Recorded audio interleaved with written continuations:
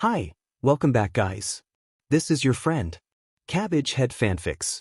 Back with amazing fanfiction. This is the series of What If Deku Saved a Cursed Fox? Now before starting, please give this video a like and subscribe to the channel if you want more videos like this. Now let's get into the fanfic. I cannot simply say, you can become a hero even without power. Midoriya Izuku morosely walked away from the building All Might had dropped him off on, the hero's words repeating in his head. Every now and then, the cruel suicide dare of his former friend turned bully Bakugo Katsuki joined with them. What was he supposed to do now? Did he have any purpose at all? All Might had suggested that he try out for the police, but to be honest, the way that the hero phrased his suggestion made it sound like a consolation prize at best, outright admitting that people didn't respect them. From what Izuku could tell, police nowadays simply cleaned up after heroes, and the idea didn't really appeal to Izuku at all. Without realizing it, Izuku was walking towards some explosions that he had heard from the top of the building earlier. Perhaps had he kept walking, following the crowd of people drawn by the chaos, he would have come across Bakugo struggling with the sludge villain that had attacked Izuku earlier, and run to save his bully, impressing the spectating All Might and changing the hero's mind. Here though, another cry got Izuku's attention. He turned his head and looked down an alleyway, where a fox was crying out. Izuku was concerned about approaching a wild animal, but he also couldn't ignore the animal's pain. He walked towards it cautiously. "Hey, it's all right, I'm not going to hurt you." The fox had gotten tangled in some kind of netting, and had gotten its neck tangled in it, which had in turn gotten tangled with other assorted junk it must have been scavenging in. Izuku took in the situation. The netting was tightening around the fox's neck, and it didn't seem as if anyone else was paying attention to the animal's distress in favor of whatever was causing the explosions.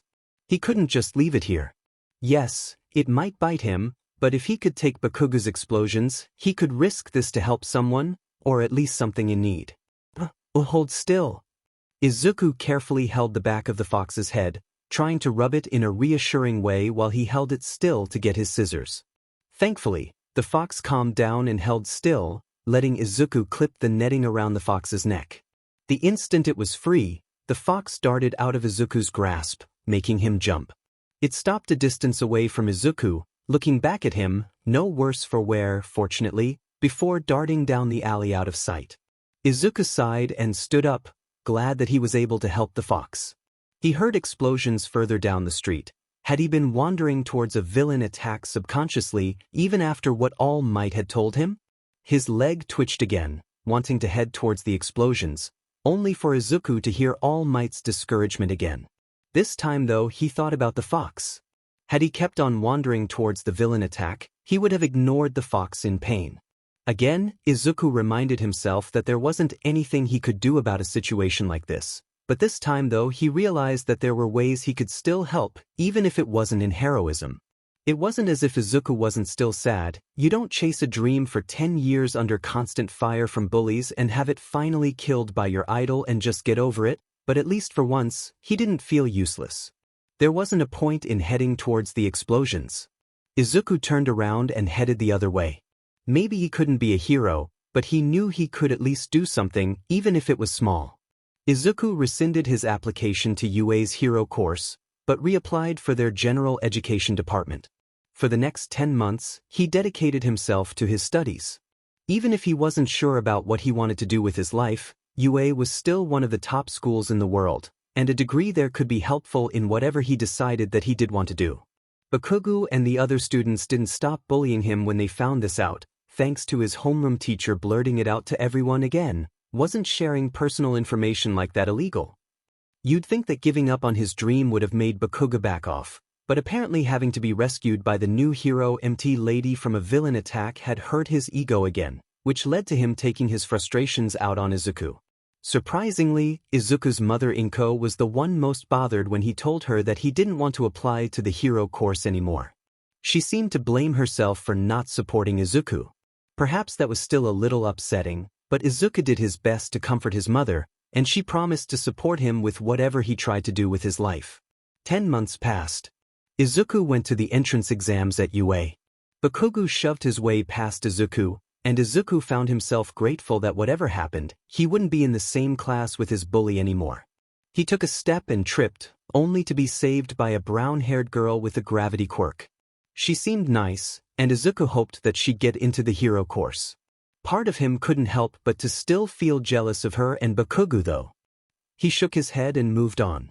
It would be better to focus on learning how to help how he could. A week later, Izuku got a letter from UA. We'd like to congratulate you and offer you a position in our general education course. He did it. He got into UA.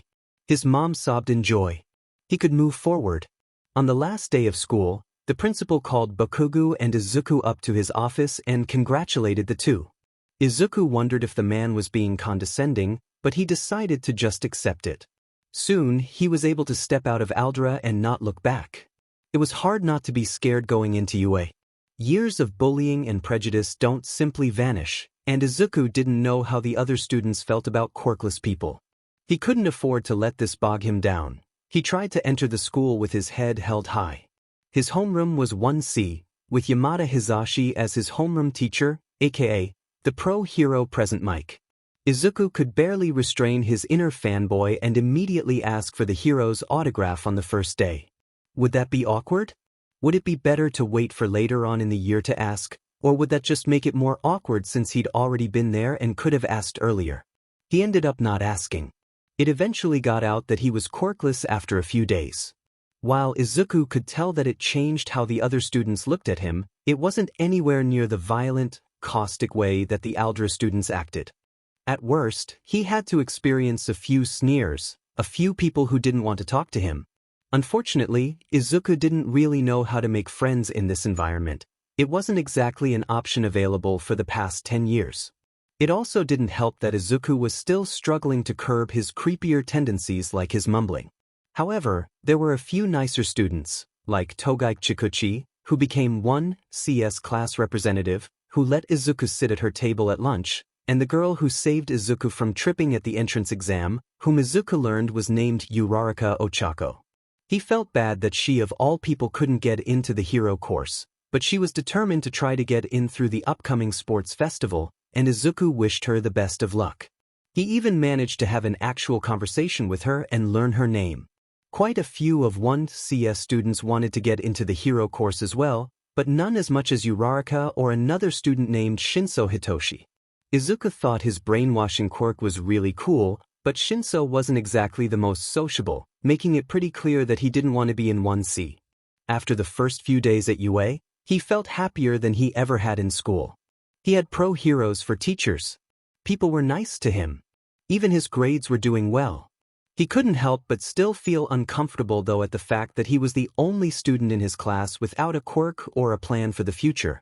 Uraraka and Shinso wanted to be heroes, Togaike wanted to be a botanist, and others wanted to be doctors, teachers, or scientists. What was he supposed to do with his life though to show that he wasn't worthless? The press had hounded the students trying to get into UA about having All Might as a teacher, but as a Gen Ed student, Izuku had only seen him appear to give a brief greeting to UA at the orientation. Considering what their last conversation was like, Izuku had mixed feelings about the hero. He still admired All Might as the hero who had saved countless lives and ushered in an era of peace, but having his dream rejected, even if Izuku had himself given up on it, hurt. However, seeing the hero without his smile as he walked up to the podium for the memorial service of Azuitsuyu and Mongoose Habuko, Izuku felt nothing but pity for All Might. I was supposed to be there for young Azui and young Mongoose. However, I failed in my duty as a hero and as their teacher, and because of my absence, these two, who should have had bright futures inspiring others, have died because of my negligence. I cannot apologize for this enough to their family, their friends, and to this school, but I promise as the symbol of peace to bring those responsible to justice. All Might bowed to the students and staff seated in front of him. It pained Izuku though that the two girls' families were too distraught to properly register the hero's words. The remaining members of Class 1A, who had been caught up in the attack at the USJ, were likewise shaken, particularly the four remaining girls of the class, who despite only knowing Mongoose and Azui for less than a week, were weeping at the loss of their friends. Izuku remembered what All Might had said to him about the dangers of heroism. However, these were teenagers, kids his age. They shouldn't have had to have dealt with dangers like this yet. Izuku wished that there was something he could do. After the memorial had ended, Izuku happened to notice Sir Night Eye, All Might's former sidekick, talking to the hero along with a muscular blonde upperclassman. It wasn't Izuku's business though, and he left before All Might could notice him. Hey, was that kid at the sports festival? Izuku blinked, not sure if the man on the train was talking about him. I mean, that's a UA uniform, but I don't know if I recognize him. Maybe he was with one of the non-hero courses. Izuku tried to focus on the article he was reading on his phone. Several of his classmates had mentioned that they were worried about something like this. People dismissing their class in favor of the hero courses, especially one. Quite a few were still angry at Present Mike for how he had seemingly dismissed them when introducing the Gen Ed courses. Well, at least he didn't have to deal with that insane explosion kid. Izuku blinked again. Were they talking about Bakugo? I know, right? What the heck was Yue thinking, having a narcissist like that give the student pledge, let alone put him on the winner's podium? Yeah, I don't care what they said, he was going too far against that gravity girl. You'd think that they'd have known him well enough to not make him represent the entire school. They are supposed to be training heroes, right? That kid acted more like one of the villains attacking the USJ instead of one of the students. Well, that was uncomfortable. It wasn't like Izuku could refute their arguments though. It certainly made an interesting contrast with how people talked about Bakugo in Aldra, acting as if he was the ideal hero with his quirk and personality. Izuku put it out of his mind afterwards and headed to his homeroom. There, Yamada had Uraraka and Shinso stand in front of the class. Alright listeners, I've got some good news for ya. He put his hands on Uraraka and Shinso's shoulders, making Uraraka's blush even more prominent. These two made such a huge hit at the sports festival that they've been given permission to transfer to the hero course. The class applauded and cheered for the two, making even the stoic Shinso seem embarrassed. Way to go, you two! Togaik cheered. You totally rocked. I'll be right behind you next year. Uraraka and Shinso bowed to the class, Uraraka seeming a bit overwhelmed. Izuku couldn't blame her for crying a bit. Thank you guys. You've been such great friends. Let's be sure to stay in touch. That made Izuku smile. Uraraka was one of the people closest to what he could consider to be a friend. While he was fairly certain that she would be far busier than what she thought, likely too busy to hang out with the Gen Ed students, he hoped that she would spare him a kind word every now and then. Izuku was grateful for the good news, considering what he had read that morning.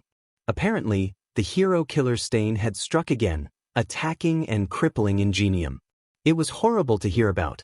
Ingenium was such a great hero and ran an incredible agency in Hosu. Come to think of it, Izuku thought that one of the 1A students was related to the hero. He hoped that he was doing alright. Mulling over this had led to Izuku writing out some analysis on some of Ingenium's most recently hired sidekicks, trying to imagine what the best strategy for dealing with Stain would be based off of his attack patterns and theories Izuku had about his quirk. He happened to be writing on the opposite page of some notes that he had on Present Mic when the real hero suddenly appeared in front of his desk. Hey little listener, how's it hanging? Izuku jumped, nearly slamming his notebook shut in instinct. Oh, sorry Midoriya, didn't mean to scare ya. Yamada held his hands up in a gesture of peace. It's alright, Yamada-sensei. Did you need something? Well, I was just wondering how you were doing, kid. Uraraka was one of the people you hung out with the most. You alright with her gone? Izuku smiled, a touch sad, but sincere. I'm fine. I'm really happy for Uraraka and Shinso. Yamada flashed Izuku a smile, relaxing a bit. That's good to hear, Midoriya. His gaze went down to Izuku's notebook, where he happened to notice some of the analysis and drawing Izuku had on Present Mic, albeit upside down. Hey, what've you got here? Who's this handsome devil? Izuku chuckled some, which was helpful as his teacher seeing Izuku's analysis on him was beyond embarrassing. I sometimes like to write about heroes and their quirks. I'm sorry if it's a little creepy. Yamada stared at the book for a moment. Mind if I take a look? Your analysis, mind if I take a look? I could autograph it, he suggested. Izuku's inner fanboy finally overcame his awkwardness, and he handed Yamada his book. His teacher started reading through the analysis, snorting once, and making Izuku horrified as he realized he had included a note in there earlier suggesting that Yamada's hairstyle might help make him more aerodynamic. As Yamada read further though, his expressions changed from joking to contemplative. "Using my quirk to create lift, huh?" he asked, looking at Izuku over his glasses. "I never thought about that. I'll have to talk to Powerloader to see if he can upgrade my costume to act as a flight suit. This is pretty interesting stuff, Midoriya." Izuku blushed, embarrassed and proud. No one had asked to look at his analysis before, let alone compliment it. He was pretty sure that Yamada was just saying this to make him feel better, thinking that he might be lonely without Uraraka, but it was still a nice sentiment to hear. Yamada looked further into the notebook, his brow furrowed. When he looked up, for a brief moment, he looked uneasy. "Say, Midoriya, do you have any idea of what you want to do with your life?" Izuku deflated at the question. "No, not really. I mean, I wanted to be a hero growing up, but I don't have a quirk. I started writing analysis like that to try to compensate, but last year, I met a hero who told me that I should try to keep my dreams realistic." Izuku was looking down at his desk as he spoke. If he had looked up though, he might have noticed the look of shock and offense on his teacher's face. Yamada chewed his lip for a moment before asking a question. "Would you mind if I showed this to someone?" Izuku went through the rest of his day not thinking much about his encounter with Yamada beyond the pleasure of getting his analysis autographed. However, as his homeroom was letting out for the day, Yamada stopped him again. "Say, listener, would you be interested at all in an internship?" For a week after the sports festival had concluded, most students would go on internships. This was primarily for the purpose of hero students, getting the chance to work with pro heroes and gain experience in the field or in running an agency. Support course and management students had their own internships, working with companies and learning how to handle their future trades. General education was slightly different though. Being a catch-all for high school education, there wasn't an easy way to arrange for internships for students with so many different possible interests, if said students even wanted to do an internship at all. Indeed, most of Izuku's classmates chose to simply take the internship week off. To be honest, Izuku had planned to do the same, albeit using that time to look up potential careers, and perhaps even see if he could visit the businesses of interest. However, the offer that Yamada had provided for him was one that he could never pass up. Am I a mouse, a dog, a bear? Who cares? What matters is, I'm the principal that you're doing your internship with. Izuku stood, flabbergasted at his fortunes. He was standing in the office of Principal Nizu, arguably one of the smartest beings on the planet, and he had offered Izuku an internship as a means of expanding his analysis abilities. "Thank you, sir." Izuku squeaked, bowing respectfully. "I promise I will do my best." "I'm sure you will." The white, rodent-like principal chuckled and gestured to the chair in front of his desk. Once Izuku had taken his seat, Nizu leaned forward, a slightly manic glint in his eyes. "Now then, I was quite impressed with the analysis Present Mike showed me. Let's see what we can do to cultivate this talent of yours." Izuku still couldn't believe that someone like Nizu saw something in him, but for the next few days, he probably had more fun than he had ever had in his life. Nizu had Izuku go over footage of the various performances in the sports festivals and find ways to improve the various students' quirks, or to imagine different scenarios that their quirks or equipment could be applied to. Rather than tell him off for rambling, Nizu encouraged it, catching on to random details in Izuku's analysis and simply talking about it for hours. Besides that, Nizu had Izuku take higher lessons in computer science, teaching him how to better access, compile, and analyze information. He started to teach Izuku how to read the behaviors of different people and apply that to his analysis, how to read heroes and villains and analyze it in the same way that he analyzed their quirks and equipment. A lot of time though was spent simply talking about random subjects or playing chess. Izuku still lost, but he could feel himself improve. Nizu praised his skills, and it was simply fun to do. At some points, Izuku wondered if Nizu was doing this as much because he found it fun as he did to teach Izuku. The last time Izuku felt this way was when he helped that fox after All Might crushed his dream, but here, that feeling was magnified. Nizu was actually encouraging him in his talents and interests, showing him different ways that his mind could be used. For once in his life, Izuku didn't care that he didn't have a quirk. He was finding a way to help people all on his own. There was something very wrong with having 2 memorials in the span of the same month. Ida's memorial somehow felt grimmer though to Izuku, considering the whispering of his classmates, speaking in a manner that they wouldn't have dared for Mongoose and Azui. What the heck was he thinking? Stain crippled his brother, and he thought he could take him on? He just went to Hosu to try to commit murder himself. You can't say that he wasn't asking for it. It had been revealed the day after the Hosu attack that Ida Tenya, the younger brother of Ingenium, had abandoned his mentor during the attack to track down Stain, who inevitably killed him along with several heroes before being savagely burned by Endeavor. Izuku would have thought that Ida's death wouldn't have affected UA as badly as the USJ attack, considering how he had acted of his own initiative and outside the supervision of the teachers, but the conversations and media that Izuku had been hearing painted a different story. Ingenium's attack had been well known, and UA had been criticized harshly for allowing Ida to intern in Hosu in the first place, considering how obvious his plans were. Despite Yamada's attempts to maintain his usual exuberance in class, Izuku could notice the bags under his eyes when he came close, along with the other teachers in the school. Izuku hoped that this would be the worst thing to happen this year, if only to give everyone a break. About a week after Hosu, Yamada told Izuku that Nizu wanted to see him again if he was available. He wants to see me? But the internships are over, aren't they? Yamada grinned. It was a nice expression for Izuku to see on his teacher's face after the past few weeks. What can I say, listener? You managed to impress the principal. I don't know whether I should be proud or terrified, but good on you anyway. Izuku would have understood if Nizu had decided to cancel their analysis sessions considering the stress that the school was being put under. The crowd of reporters had been joined by a small, but vocal crowd of protesters shouting about how unsafe and negligent UA had become, but he was certainly grateful for them. Strangely, as Izuku got to know Nizu better, he began to wonder if the principal saw these sessions as a way to relax as much as Izuku did. He always seemed cheerful whenever the two could meet, and took whatever time he could to do so unless something came up. As the end of the semester started to approach, Nizu gave Izuku an assignment.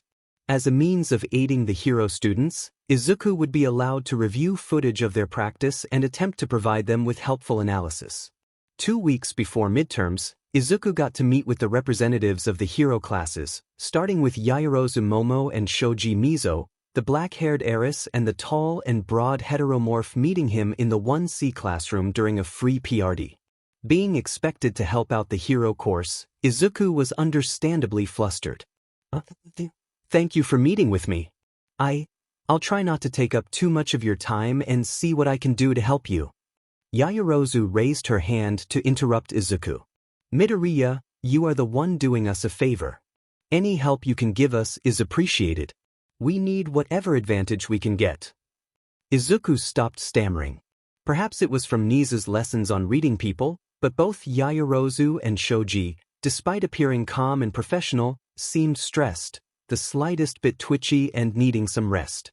With what their class had been through, it made sense, and Izuku resolved to do whatever he could for them. He cleared his throat and brought out the notebook he had been writing in to analyze the hero students, opening it to Yaoyorozu's page. Alright, Yaoyorozu, your quirk, creation, allows you to create any non-living structure. I'm assuming as long as your body has enough fuel to form it, correct? It might be one of the most versatile and powerful quirks I've ever seen. Yaoyorozu smiled at the praise and nodded. However, I noticed from your fight against Tokoyami in the sports festival that your main weakness is that you need time to prepare your creations, which can be difficult if you are caught off guard. Yaoyorozu's head drooped, the weight of the defeat still weighing on her. Was Izuku being too insensitive? He had unfortunately heard some of his classmates criticizing the heiress after her bout in the festival, criticisms which had only gotten worse after her internship with Iwabami. I'm sorry if I'm being too critical. No, you're correct. Yaoyorozu lifted her head back up, getting a hold of herself. Please go on. I need to hear this. Izuku swallowed. trying to think of a way to better frame his analysis. If Yaoyorozu was dealing with confidence issues, then he would need to try to help her with them as well. Well, I was thinking that maybe you could start carrying more equipment pre-made for you. That way, you wouldn't need to worry about taking the time in the field when an emergency comes up. He handed Yaoyorozu a copy of his analysis on her, and pointed to a list of suggestions. I understand if you don't want to overload yourself, but if you carried just a few small items meant to handle general situations, it could help keep you from overthinking intense scenarios. Maybe carry around a flashlight, a Swiss Army knife, and a simple weapon like a baton or a collapsible bow staff. Or perhaps combine those items further. Have a flashlight that's big and sturdy enough to act as a club and bright enough to blind your opponents. Maybe consider talking to the support department about other equipment that could serve for other all-purpose scenarios. Yaoyorozu's eyes lit up. The flashlight would have been helpful against Tokoyami. These are some good ideas, Midoriya, thank you. Izuku grinned, happy that he was able to help, and turned to Shoji, 1, as vice representative. Now Shoji, your quirk Dupli Arms gives you excellent sensory capabilities and makes you almost unbeatable in close quarters. I mean, most people are only ever prepared to fight against someone with 2 arms and 2 legs, so even experienced martial artists could have a hard time fighting you. Shoji rubbed the back of his head. Was he not used to this kind of praise? Izuku tried to rein it in a bit and coughed. Sorry, it's just a cool quirk. His head and went on. Considering this, I think that your most challenging opponents would try to fight you from a distance, so you might want to consider improving your capacity for long-ranged combat. What do you mean? I can already use my arms for long range. Shoji asked. He stretched out one of his arms, showing how by continuously duplicating it, he could reach a stapler on the other side of the room, a demonstration that Izuku knew about, but was still fascinated by. True, Izuku agreed once he had snapped himself out of his reverie, but there are limits to this technique, such as if you were fighting against an opponent that would be risky for you to touch, or if it takes too long for you to reach them. Shoji retracted his arm and nodded. I suppose that makes sense. What did you have in mind? Are you suggesting that I learn how to use guns? That could be a good idea for you in the long term, but considering how little time you have before your finals, that might not be immediately practical. Izuku flipped his notebook to a page not devoted to the hero students, showing pictures of equipment created by Hatsumi for the sports festival. I was thinking that you might want to talk to Hatsumi from the sports festival. Her net guns seem like they could be simple enough for you to use, and I'm certain that the support department has a lot of other equipment you could try out. Perhaps throwable weapons like gas bombs, or even simple ranged weapons like slingshots. Both Shoji and Yaoyorozu's sweat dropped at the picture, perhaps remembering how the manic Hatsumi used Ida to advertise her equipment, making Izuku wonder if his suggestion to talk to her was insensitive. Wouldn't this be a bit much though? Do you really think I need this much equipment? Why not though? Since your quirk allows you grow multiple arms and eyes at the same time, you could use multiple pieces of equipment all at once. Izuku pointed out. This way, you could cover yourself from all angles even if your target is far away or if villains are trying to flank you. Shoji blinked, realizing the logic in Izuku's suggestion. That's actually a pretty good point. I hadn't considered that possibility before. Izuku went over a few other ideas that he had for the two before handing them copies of the analysis he had done on their classmates, agreeing for them to contact him if anyone needed more explanation. He'd rather avoid going into their class for fear of encountering Bakugo if possible. Later, he'd meet with 1BS representatives, Kendo Itsuka and Shota Nairenjiki. Izuku still had his own final exams to handle, but he wasn't too concerned. Even with Nizu's sessions, he had quickly found himself at the top of the class, and was even asked by some of his classmates to help with tutoring.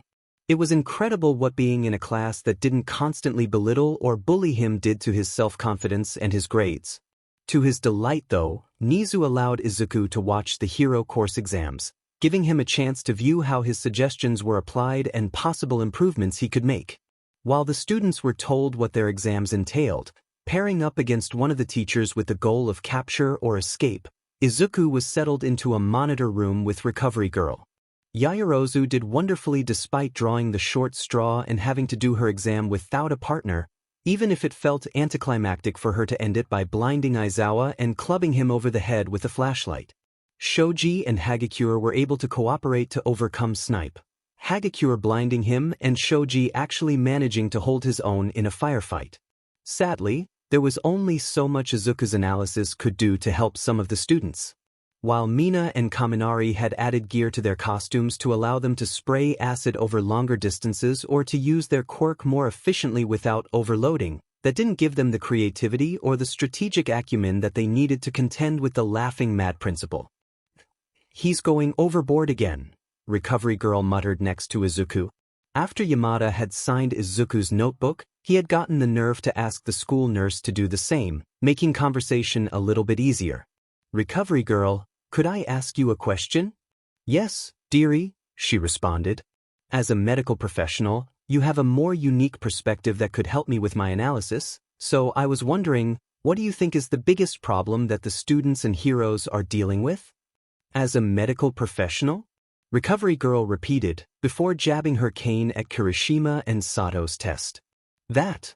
Izuku saw the two struggling against Cementos, trying to smash their way past his concrete barriers, only for the hero to easily recreate them. He sighed, remembering that he had added warnings in their respective analysis to avoid getting into battles of attrition. "I know what you wrote in your analysis, so those two should know better, but they have the same problem that so many other heroes have nowadays. They run to face disasters headfirst without thinking about how they could get hurt, thinking that their quirks make them invincible, or that their foolish actions make them noble." Recovery Girl ranted, turning to Bakugo and Todoroki's test against All Might. "Even when it's clear that there are smarter ways to handle problems, everyone just tries to bulldoze through it with their quirks without heed to the dangers to themselves or the people around them." Izuku grimaced, seeing Bakugo screaming and attempting to blast All Might, while Todoroki attempted to bury the hero in ice, both to no effect, or worse, causing harm to each other. Though Izuku knew that the teachers were supposed to focus on giving the students a chance to work with the time that they had, it seemed that All Might realized that the two students he was assigned to were going to hurt each other if they kept going, and knock them out by slamming their heads together. Recovery Girl sighed, grumbling before hobbling out of the room towards the med bay. "Blasted knuckleheads." Izuku looked at All Might, who was frowning in disappointment towards the two powerhouses. Again, he thought about what All Might had said to him. In a way, this exam put the hero's words in a new light. With how Recovery Girl described it, modern heroism really did require a powerful quirk, but as she pointed out, was that really a smart way of doing things? On the last day of the semester, Izuku was eating his lunch with some of the other members of 1C when he was approached by Uraraka and Shinso. "Hey Midoriya, were you really the one to write that analysis of us?" the bubbly girl asked. Izuku stammered, caught off guard by the statement and the fact that all of his classmates were now staring at him. "Yeah. Well, it was really helpful." Uraraka bowed in gratitude. "I never realized Ginger could help me with my motion sickness. This is going to make using my quirks so much easier. I couldn't have passed the test without you." "Yeah," Shinso agreed. "The EMP grenades you got me to talk to the support department for were a huge help against Power Loader." "Oh, you're welcome." Izuku answered back, still a little flustered, made worse when Yaoyorozu and Shoji added their own thanks, followed by several other members of 1A and 1B. When they had finally finished, he felt like he was going to pass out from the rush of blood to his head, only to be tapped on the shoulder by one of his classmates from 1C, Kagaya Teo, a tan, blonde-haired boy with the quirk, Sunshine. "You doing all right, Midoriya?" I'm all right, Kagaya," Izuku answered, managing to get himself under control. "I'm just glad that I was able to help them." "What was that about anyway?" Togaik asked. "Oh, Principal Nizu had me do some analysis on the hero students to help them with their exams." Izuku explained, only to realize that this got even more attention from the rest of the table. "What is it?" "Analysis? Like what you write about in those notebooks of yours?" Togai clarified. "Yes." Izuku replied, feeling awkward again. "Do you think you could do that for any of us?" Kagaya asked. "I'm trying to get into the hero course myself, but there's not much I can really do with my quirk right now. Maybe it was the confidence Nizu had been imbuing into him or the change in how people saw his analysis compared to Aldera, but Izuku's awkwardness immediately vanished as he started to break down Sunshine. Well, if you're interested, I was wondering if your quirk could power certain kinds of support equipment. Eventually, the whole table got involved in the conversation, though it went from quirks, to favorite heroes, to sciences or sports that the Gen Ed students were interested in, but still encouraging Izuku to share his take on the subjects. By the end, several of the students invited Izuku to hang out over summer break. What surprised Izuku the most out of all of this was that while his classmates seemed interested in how Izuku could help them improve their quirks, they were also just interested in him as a person, and seemed to appreciate his company. He had even been called a friend by some of them. Izuku's first semester at UA ended with him amazed at what had happened to him. He had made friends, and even students outside of his class seemed to like and respect him. The teachers were helpful and encouraging. He actually enjoyed being at school, and through Nizu, Izuku felt as if he was finally finding his purpose, something in himself to be proud of. When Inko asked Izuku later how his semester had gone and how his exams went, she cried a flood for how proud she was of her son, and was relieved at how happy he had become. The next day Izuku was invited to hang out at the newly cleaned Dagoba beach by Togaike and the other 1C students. Later that night, Izuku got everyone's attention during a barbecue, seeing an article on his phone about All Might stopping a villain attack on I Island. What was notable here though was that All Might did not defeat the villain alone, having been joined up with the winner of the third-year sports festival, Togata Mirio. Izuku was most interested in how Togata's quirk had apparently evolved over the past year, somehow incorporating increased strength that allowed him to fight on par with All Might, though his mumbling was distracted and later forgotten by a few of his female classmates fantasizing over getting Togata's phone number once the term started up again. Further into the break, Izuku woke up late at night to the sound of his mother's frightened voice talking over the phone. "Mitsuki, it's going to be all right. The heroes will find him."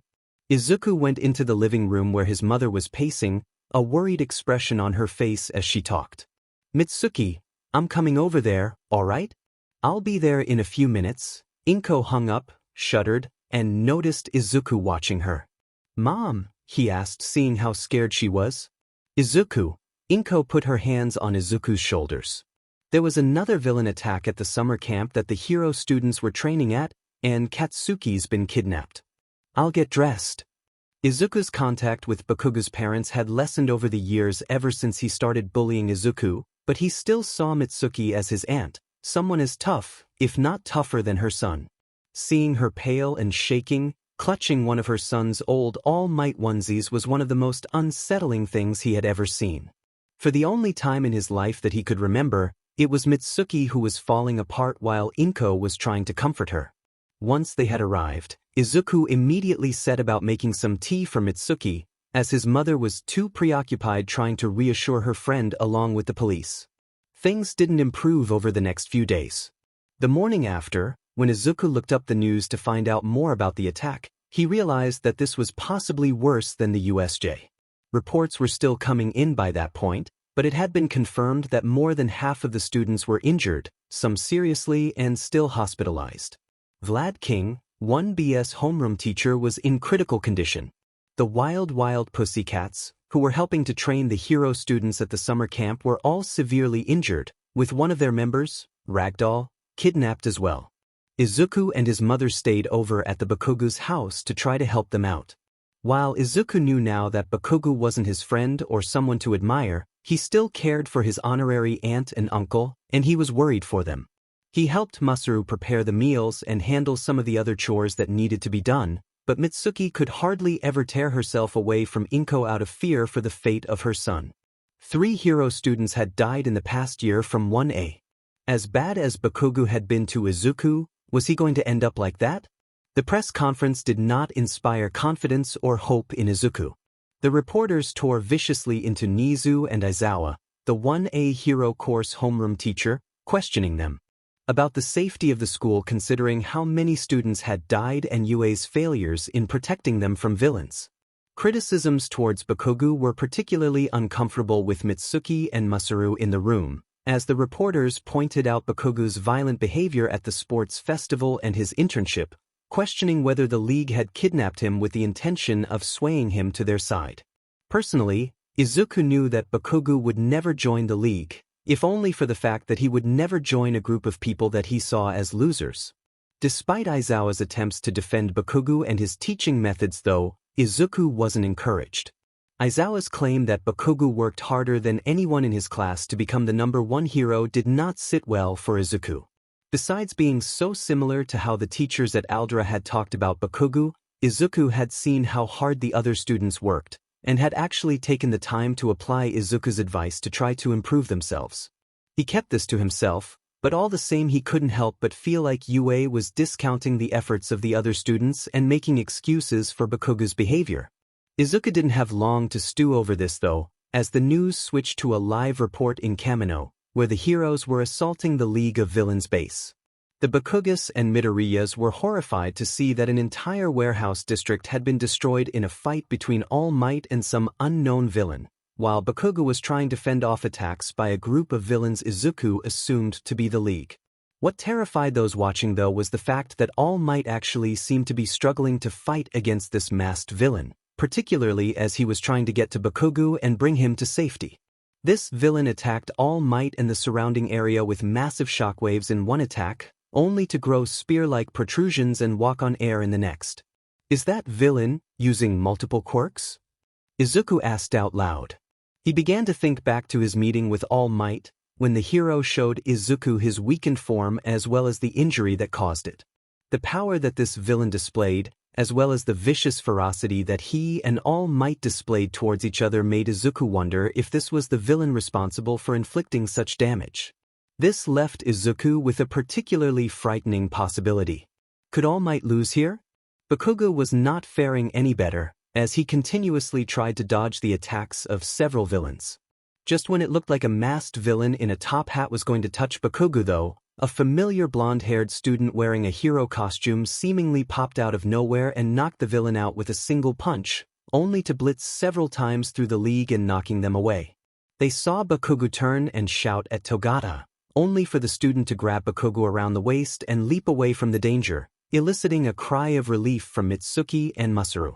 With Bakugo out of harm's way, All Might was able to unleash his full power on the mysterious villain. In a fight that would be remembered for decades later, All Might defeated the villain in a massive blow that created a tornado.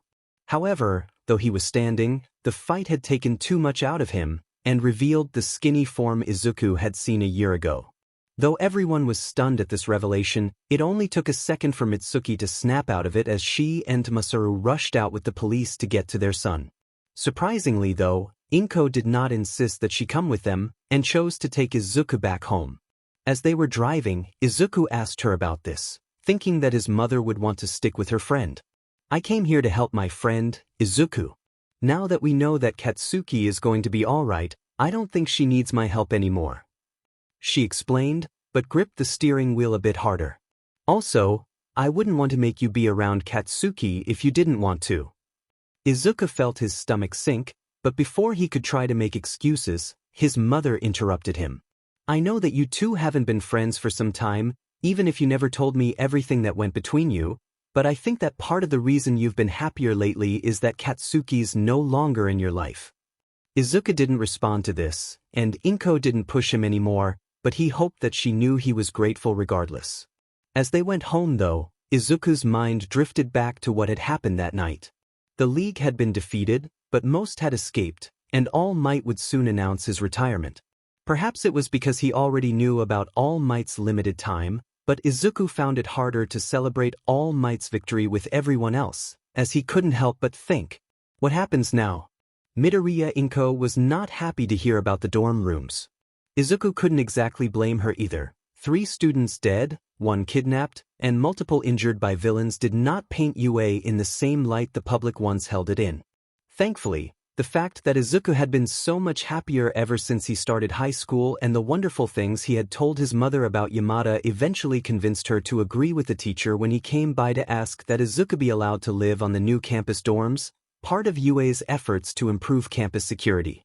The 1C students attempted to make the most of their situation once they had all arrived, hosting a video game tournament and trying to keep spirits up. However, there was a clear undercurrent of nerves and resentment among many of the students. Grumbling Izuku had heard towards 1A ever since Bakugu's pledge at the sports festival had grown more noticeable, and Togaike along with some of the more responsibly minded students were more stringent on following security measures and curfews, the unsaid reason being a fear that they would eventually be caught up in one of 1A's villain attacks. A few of their classmates hadn't even shown up, their parents deciding to pull them from UA altogether. Much to Izuku's relief, Nizu called him to the principal's office to continue their sessions before the semester could truly begin. Izuku could use the distraction, and the more time he spent with Nizu, the more he suspected that the principal could too. While he maintained his constantly cheery demeanor, Izuku noticed the principal's tics become more pronounced, namely the growing smell of tobacco coming from the chimera. Thankfully, Nizu seemed to enjoy their sessions as much as Izuku did, whether they were talking about quirks, playing chess, or sampling random cheeses. Izuku ended up developing a taste for Gouda. Nizu confided in Izuku that the first-year hero students were going to be taking their provisional license exams soon, earlier than what would be normal for them. As such, Nizu had Izuku analyzing the hero students in their resumed training camp at school, as well as meet with some of the students one-on-one. I failed my friends at the summer camp. I allowed my darker emotions to overwhelm me, and as such lost control of Dark Shadow.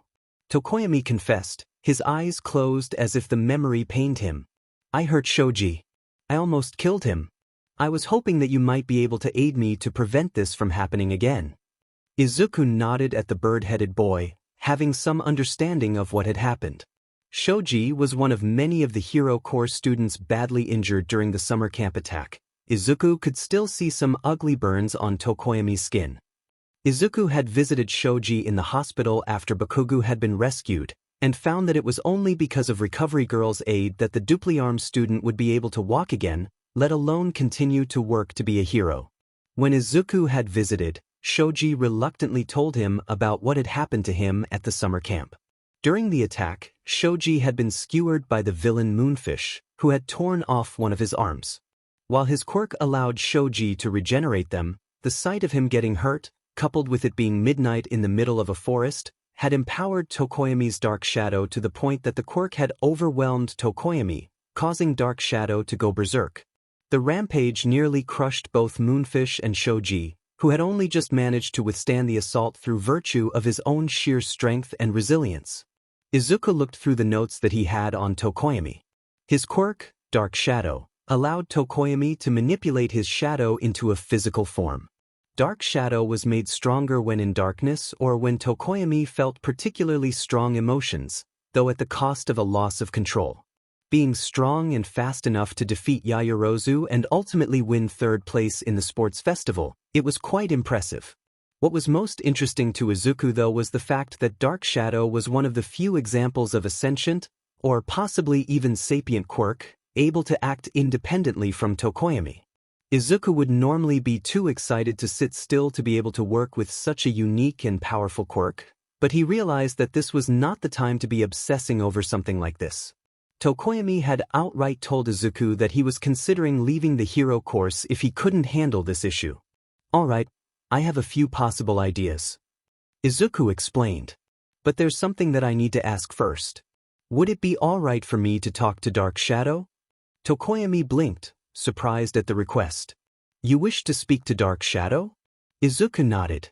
Tokoyami hesitated, seeming reluctant, but eventually acquiesced, and allowed Dark Shadow to form.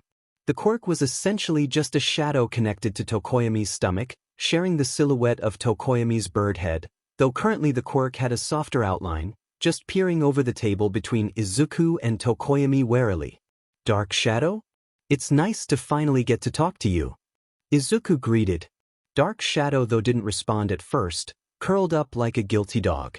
It was very different from the bombastic and energetic form Izuku usually saw the quirk in. Hey! The quirk eventually said. How would you like for me to refer to you? Are you male or female, or do you not identify as a specific gender? I'm a boy like Fumi. Dark Shadow answered. Izuku wrote a small note in his analysis. Okay, Dark Shadow, first question, do you want to be a hero like Tokoyami does? Dark Shadow perked up just a bit. Yeah, I think heroes are cool and I want to be like them. Thank you. Izuku nodded. Talking to Dark Shadow in this state felt a lot like speaking to a frightened child, understandable considering what the two had been through. Tokoyami, you said that you want help better controlling Dark Shadow. Normally, I could give you some suggestions, but the problem is that Dark Shadow is his own, sapient being. I don't know if you should, or really can, think of him as something to outright control. Tokoyami frowned and bowed his head, giving Dark Shadow a guilty look, which the quirk shared. Izuku went on, it's also impractical for you personally to view Dark Shadow this way. Izuku gestured towards the quirk. He draws power from your emotions after all, and it's probably not healthy to repress them. If you're going to be a hero, you're going to be dealing with extreme situations after all. What would you suggest as an alternative then? Tokoyami asked. Well, Izuku flipped to another page. I've noticed that Dark Shadow sometimes comes out of his own volition, but you otherwise have the ability to repress him. Yes, Tokoyami answered, noting a disgruntled look from Dark Shadow. In contrast, you explained that Dark Shadow controls you when you are overwhelmed. Yes. Tokoyami again replied, with Dark Shadow this time looking guilty. Dark Shadow, when this happens, do you mean to control Tokoyami? Izuku asked the quirk. No. Dark Shadow cried out. I didn't want to go berserk at the summer camp. I just wanted to stop that creepy teeth guy. Dark Shadow seemed to curl in on himself. I didn't want to hurt Shoji, he's nice to us. He's Fumi's best friend. Tokoyami closed his eyes and frowned in shame, but also patted Dark Shadow's head. Do you? Izuku hesitated, realizing that he was going to be stepping on some toes here. Do you ever feel upset if Tokoyami isn't letting you out? Tokoyami looked at Dark Shadow, who was avoiding Tokoyami's gaze and frowning. Shadow, he spoke, this time the one seeming guilty. I admit that I dislike it when you do things that embarrass me, and I'm scared by what we did at the camp. Tokoyami looked away, ashamed, but I'm sorry for how I've been treating you lately. Perhaps I should be more considerate. Well, I have a few ideas to help you with this. Izuku suggested. I know that there might be limits on what you can do with the limits on public quirk use, but maybe you could let Dark Shadow have a bit more autonomy when he wants to come out. Even if you two have different personalities, it could improve your relationship. Tokoyami looked at Izuku quizzically. I agree that I should probably change how I perceive and treat Dark Shadow, but how would this prevent an accident from happening again? We'd need to test this, but I have a theory that if you allow Dark Shadow more control when you are calm, it could translate to Dark Shadow not overwhelming you when he is in control. Izuku explained. Tokoyami and Dark Shadow looked at each other, impressed. You speak of this almost as if a yin-yang relationship, that I cannot force my own will on Dark Shadow, but need to balance his with his own. Tokoyami mused. I cannot treat Dark Shadow as some demon that I must chain, or he could see me as no better when his power overwhelms me. He turned to Dark Shadow and bowed his head. I will endeavor to be a better host to you, Dark Shadow. Ah, Fumi, Dark Shadow cackled. Stop being so dramatic. You're my bro. I want to be a hero with you, we can't let this keep us down. Izuku nodded in affirmation. That's the idea. I believe that you too, perhaps more than anyone else in your class, need to focus on your mental and emotional health to become the best heroes possible, considering how much of your power and stability is predicated on your relationship. Maybe you two could also talk to Hound Dog, or learn meditation.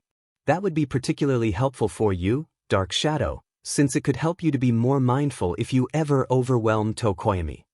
By the end of their session, Tokoyami and Dark Shadow left Izuku far more encouraged, allowing him to breathe a sigh of relief. For some reason, Ashido Mina and Kaminari Denki asked to see Izuku at the same time. When they sat at the table in front of Izuku, both did not look their best. Like Yaoyorozu and Shoji, the two had noticeable bags under their eyes. They sat tensed, as if ready to jump and run at a moment's notice. It was a far cry from the usually excitable demeanor that the blonde Kaminari and the pink-skinned Ashido usually exhibited. Ashido in particular seemed close to tears. Are you too? Before Izuku could get another word out, Ashido ran around the table and threw her arms around him, sobbing into his shoulder. Ashido? Izuku sputtered, flustered and alarmed at Ashido's sudden move. Not wanting to bother the poor girl when she was clearly in distress, Izuku didn't try to stop her. Kaminari looked barely able to keep it together for his part. You saved our lives, Ashido eventually mumbled into Izuku's shirt. Excuse me? He asked. She's right, man. Kaminari choked out, his eyes red from lack of sleep or stress. We'd have died at the summer camp if it wasn't for you. Izuku blinked, confused, waiting until the two were calm enough to explain. Eventually Ashido let go of him and sat back down, a bit calmer. Do you want to talk about it? Izuku asked. Kaminari and Ashido looked at each other. Kaminari sighed. Okay, so, you know how Ashido and I failed the final exam? Izuku nodded. I can't say I blame you for that. I don't think that there were many ways you, or really anyone in your class could have handled someone like Nizu. Kaminari shrugged. Yeah, well, we did. Everyone who failed the final had to take remedial classes during the camp, including Bakugo. Kaminari grimaced, either from the memory of the lessons themselves, or from being around a disgruntled Bakugo constantly irritated that he was expected to take those lessons in the first place. On the night of the attack, there was this test of courage thing. Ashido spoke up. We missed out on it because of the lessons. That was when the villains attacked. She winced, hugging herself. When we found out what was happening, Vlad King had us all stay in the cabin. We were supposed to be safe. Ashido shivered, her voice wavering. All of a sudden though, one of the villains, Muscular, showed up and tore the cabin apart. Izuku gasped. Muscular had been one of the villains apprehended after the summer camp attack, but the media hadn't been given a report of exactly how a villain so violent and dangerous had been apprehended. Vlad King told us to run and hide. Ashido scowled, shaking either from nerves or anger, but Bakugo ran at Muscular and got in the way. Bakugo fought Muscular? Izuku asked. He knew from his aunt and uncle that Bakugo had been hurt as a result of the attack, but he didn't have specific details. More like Bakugo jumped at him, and Muscular backhanded Bakugo through a tree. Kaminari grumbled, making Izuku wince. Vlad King tried to protect us, but Muscular just Ashido groaned and whimpered. There was blood everywhere and Muscular bent his arms out of their sockets. She grimaced and shook her head.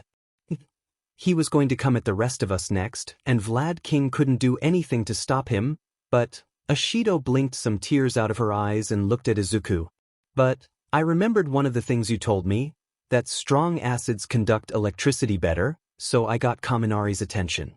I threw some of the strongest acid I could at Muscular and made a trail towards Kaminari. It hurt Muscular, but it just made him angry. He would have killed us, but then Kaminari stuck a metal pipe into the acid and used his quirk. Hee. Kaminari laughed nervously, rubbing the back of his head.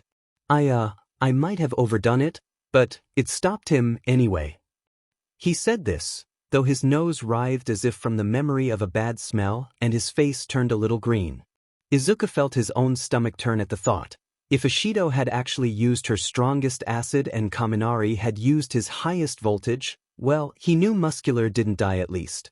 But Ashido curled up into herself again. When we tried to look for Bakugo, he was gone. One of the other villains got to him while we were distracted. We couldn't go after him with Vlad-sensei like that, and we just hid in the woods until the police came. Izuku frowned in sympathy. It hurt him to see the normally goofy students so shaken up. So, Kaminari shrugged. Yeah, you really saved us, man. We wanted to thank you for that. Izuku smiled. I'm really glad to hear that you too. I'm glad you got out safely. That's the other reason why we wanted to talk to you. Ashido rubbed her eyes on her sleeve and smiled at Izuku. We want to know if there's any more advice you could give us. Izuku grinned.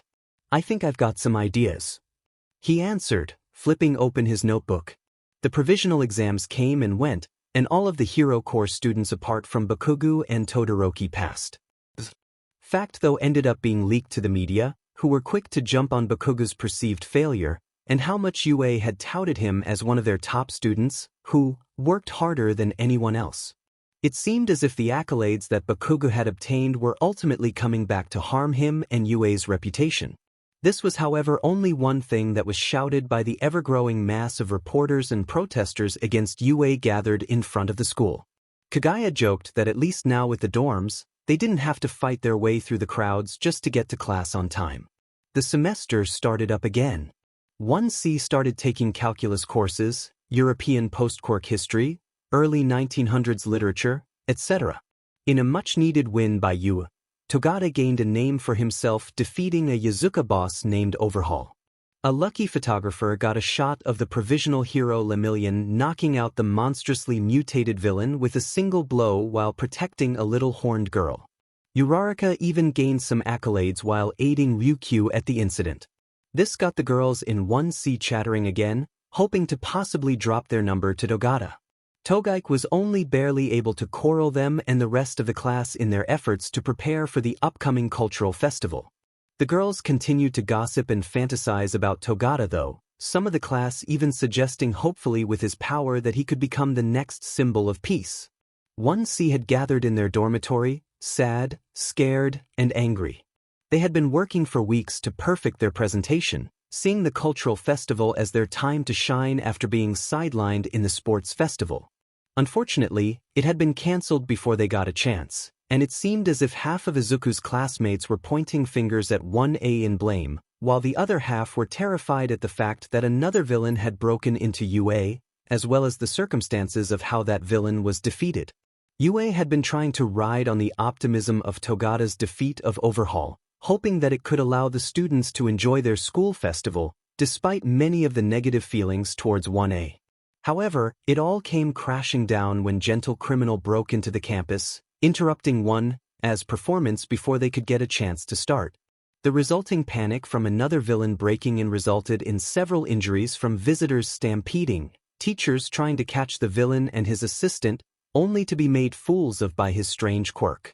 In the end though, what made the festival worse was how Gentle was eventually caught, as Togata's quirk somehow mutated into releasing massive black whips. The whips caught the two criminals, albeit nearly crushing them and requiring that they be sent to the hospital before going to jail, but Togata seemed unable to control this evolution to his quirk as his whips tore through the area, including several of the other class's stands. Aguemato Tsutsaka, a boy with a black pompadour and a large chin, was one of the loudest critics. "I can't believe it. Brought another villain here. Aguemato, that's not fair." Izuku tried to protect the reputation of his friends from the hero course, but was shouted down. "Oh, come on, Midoriya," Aguemato argued. "This is the third time the school's been attacked, and it's always centered on them. They talked themselves up at the sports festival, but except for that bit with the Yakuza, where Uraraka was one of the people who actually did anything, they've failed every single time." "I got to admit, Midoriya," Togaik added from her seat, scooping ice cream out of a tub, "I know that you said that Yayorozu and Shoji are nice people, but it's hard for us to believe that when they keep associating with that Bakugo jerke." There wasn't much of an argument Izuku could make, particularly not with morale this low. He had to admit he was upset too. As no one seemed to be able to lift their spirits, Izuku passed the time doing some research on Gentle Criminal, real name Tobita Danjuro. He was a former hero student who ended up being expelled after failing his provisional license exam too many times and accidentally injuring a hero and civilian in an act of vigilantism. From what Izuku had been able to tell from the villain's speech before everything broke into pandemonium, he wanted to make his mark in history through his crimes, but had prior to this point been satisfied with petty acts of vandalism. His actions were selfish and had led to people getting hurt, but in a twisted way, Izuku felt he could understand Tobita, thinking that he might have ended up like the villain had he not found pleasure in his new life. It was strange though, Gentle Criminal had such a powerful quirk and was skilled enough to evade many of UA's teachers. Despite the criticism towards UA, which Izuku knew was going to grow from this, Izuku knew that his teachers were powerful and skilled heroes. If he had that kind of power and skill though, how had Gentle Criminal failed in his efforts to become a hero? Were there others like him, people chasing the dream of heroism, only to fail and pushed into a life of obscurity or villainy. Endeavor's ascension as the replacement for All Might as the #1 hero wasn't met with the support that the fiery hero would have likely hoped for. The man was a legitimately talented hero, one who had solved more cases than All Might even, but he didn't have the same presence, the ability to make people feel safe simply because he was there. Some were wary of Endeavor gaining the title after what he had done to Stain, but most weren't too upset considering all of the heroes that Stain had previously killed, and it was easy to justify Endeavor's actions. That being said, Hosu certainly hadn't improved the hero's image. It had been on the minds of the public though how the new #1 hero was going to contend with the lingering threat of the League of Villains. The group had been spotted at the 8 Precepts raid, but had otherwise remained out of sight since Kamino. Eventually though, the League threw down a challenge to Endeavor in a big way. Izuku and the rest of 1C were glued to their dorm room's television, scarcely able to breathe at the fight that they were witnessing. The news had announced minutes ago that Endeavor was locked in combat with a Nomu, one of the monsters the League had been known for using, identified as Hood, just barely managing to hold his ground. With the aid of the #2 hero Hawks, Endeavor had blasted Hood into the air and released his ultimate move, Prominence Burn, before crashing to the ground with the Nomu's corpse. The smoke from the attack cleared, revealing Endeavor in a crater. I see Endeavor, he's not getting up. But I think I see his chest moving, the reporter on the scene announced. Blood was pouring down Endeavor's face from the battering Hood had given him earlier. The normally stoic, implacable hero was reduced to a broken mess. In the midst of the wreckage of the battle, a tall, burnt man in a black trench coat walked up to the hero. Wait, someone is approaching Endeavor, oh god. I think that's Dabi from the League of Villains. Izuku's class all held their breath, realizing that Endeavor couldn't fight back. He had no support, and was at the mercy of a villain. From their view, the country could see Endeavor snarl at Dabi, who simply laughed at the downed hero before kicking him in the head. Dabi vanished in a mass of black sludge the next moment. 1C, along with the rest of the country, was silent. Endeavor had technically won, but it was a Pyrrhic victory at best, one that had reduced Endeavor to a state of powerlessness, while the League had shown that if they wanted to kill him, they could have. The veneer of peace was quickly evaporating across Japan. It was starting to hit everyone that without All Might, they were not safe from villains anymore. Hero patrols were increased, but the rate of crime was rising, as villains were becoming emboldened by the hero's recent show of weakness. People didn't go out alone. Inko was scared for her son, but from behind the walls of UA and under the continuous protection of heroes, Izuku felt more frightened for her, encouraging her to sleep over at the Bakuga's house more often, if only so that she wasn't at home alone. The hero students were on edge, not helped by how it seemed that anyone who had their provisional license was being sent out into work studies now. Something about this didn't feel right to Izuku. This felt too early to be sending hero students out with less than a year of training under their belts. He was scared for them. Most of 1A and 1B treated Izuku as if he was part of the family. Izuku did the only thing he could and stepped up his efforts to aid the students with his analysis. Trying to find ways to improve on the hero students' quirks as much as possible, Izuku found himself working much more closely with Hatsum Mei of the support department, giving her ideas from his analysis on how the quirks could be augmented. For Kaibara-san, whose quirk, Gyrate, allowed him to rotate any part of his body at high speeds, they added torsion motors to his costume that could store wound-up energy, to be later released in massive physical bursts like punches, leaps, or the slingshots also added to his costume. Kowaro Shirai's quirk, Black, allowed him to merge his body with anything dark-colored, so Izuku gave him the idea to learn to control liquids and gases, adding black smoke bombs and ink to Kowaro's arsenal, granting him more mobility. Yanagi Reiko's quirk, Poltergeist, allowed her to control nearby objects telekinetically, but generally relied on objects that she encountered in her environment, so Izuku made the suggestion of incorporating metal ball bearings, wires, and nets to her loadout so that she would always have something on hand. Uraraka's quirk allowed her to negate weight requirements, so Hatsum added drones to her arsenal that could carry and drop objects such as tungsten weights and heavy nets, giving Uraraka a possible surprise ranged option in combat. Recognizing new possible applications for Jiro Kyoka's earphone jack quirk, Hatsum augmented her speakers to allow for resonance drilling and sonic-kinetic hovering. Izuku and Hatsum collaborated with Yaoyorozu on possible armor designs that could incorporate materials normally too expensive or impractical to create through conventional means such as carbon nanotubes or diamond-tipped weapons. Yaoyorozu spent the most time working with Izuku out of anyone, as they began to theorize possible ways her quirk could be used to mimic the quirks of others, creating hydraulically powered limbs for enhanced strength, small jets for enhanced speed, or otherwise mimicking the biological compounds the other students could create, such as Bakugu's nitroglycerin sweat or Sirohanta's tape. Despite the feelings of foreboding, the rest of the semester passed uneventfully for Izuku and the rest of UA. 1C continued with their classes, learning Mendelian genetics and how it related to quirks, Cold War histories, all three of them, and pre-quirk science fiction, at which point Izuku became a fan of Asimov's works, which in turn led to some fun debates with Nizu. As the weather turned cold, there were ongoing campus-wide snowball fights, meaning any time a student left their dorm they'd usually come back soaking wet later.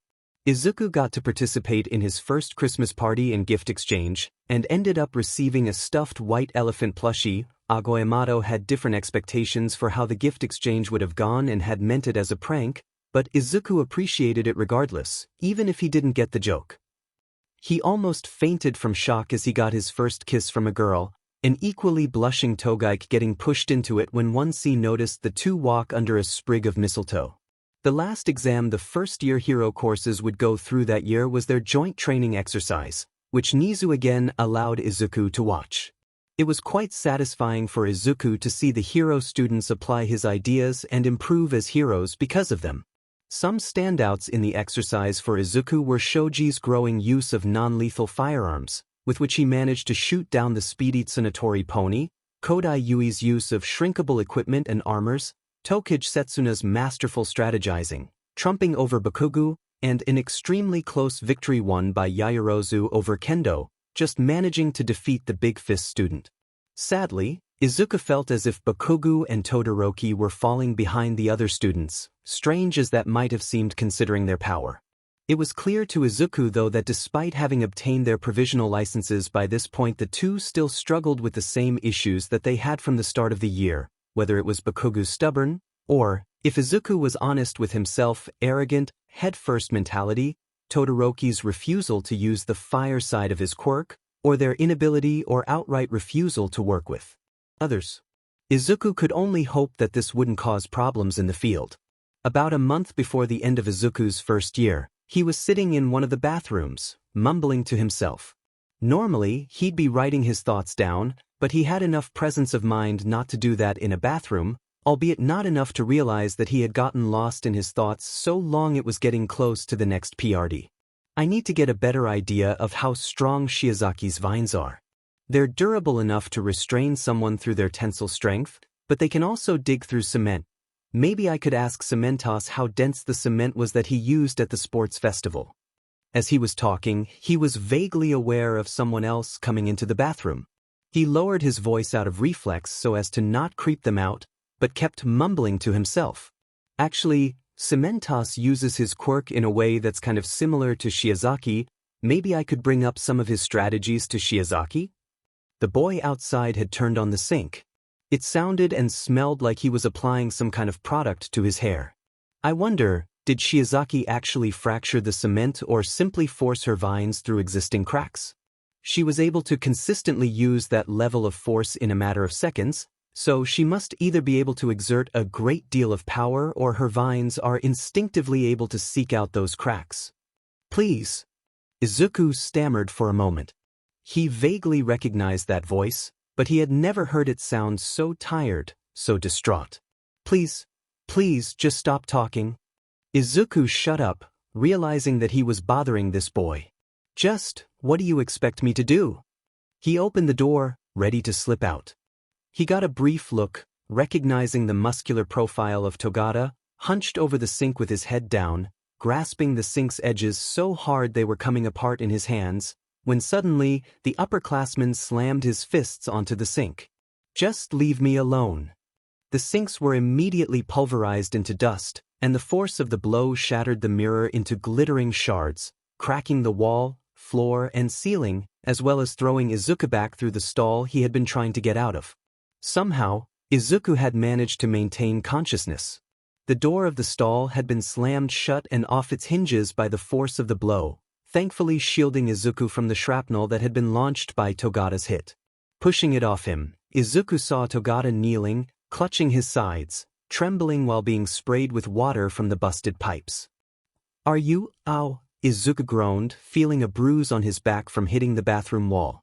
Hearing Izuku's voice, Togata's head snapped up, as he realized someone was within range of his hit. His face was drenched from the sink. "Oh my god! Are you okay?" "I'm so sorry, I didn't mean to." Togata scrambled to his feet, about to help Izuku up, when suddenly he fell back to his knees, clenching his arm in pain. To his horror, black tendrils were starting to surround Togata's arm, poking through his skin and writhing around him. Izuku recoiled, recognizing what was happening. He remembered these black whips from the cultural festival.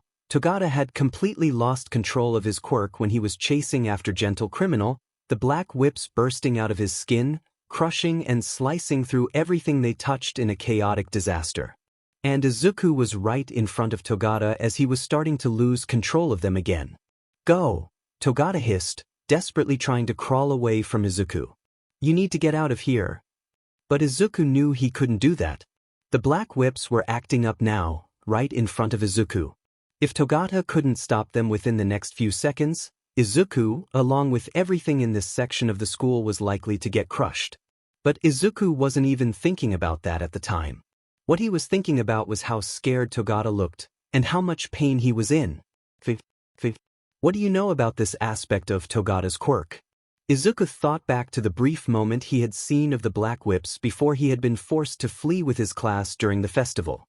"You're breaking into the school and ruining everyone's performances, so you can get attention? Do you have any idea how important this is?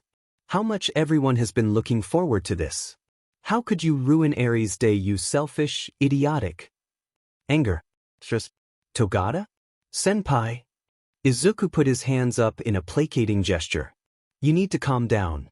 Try to take a deep breath."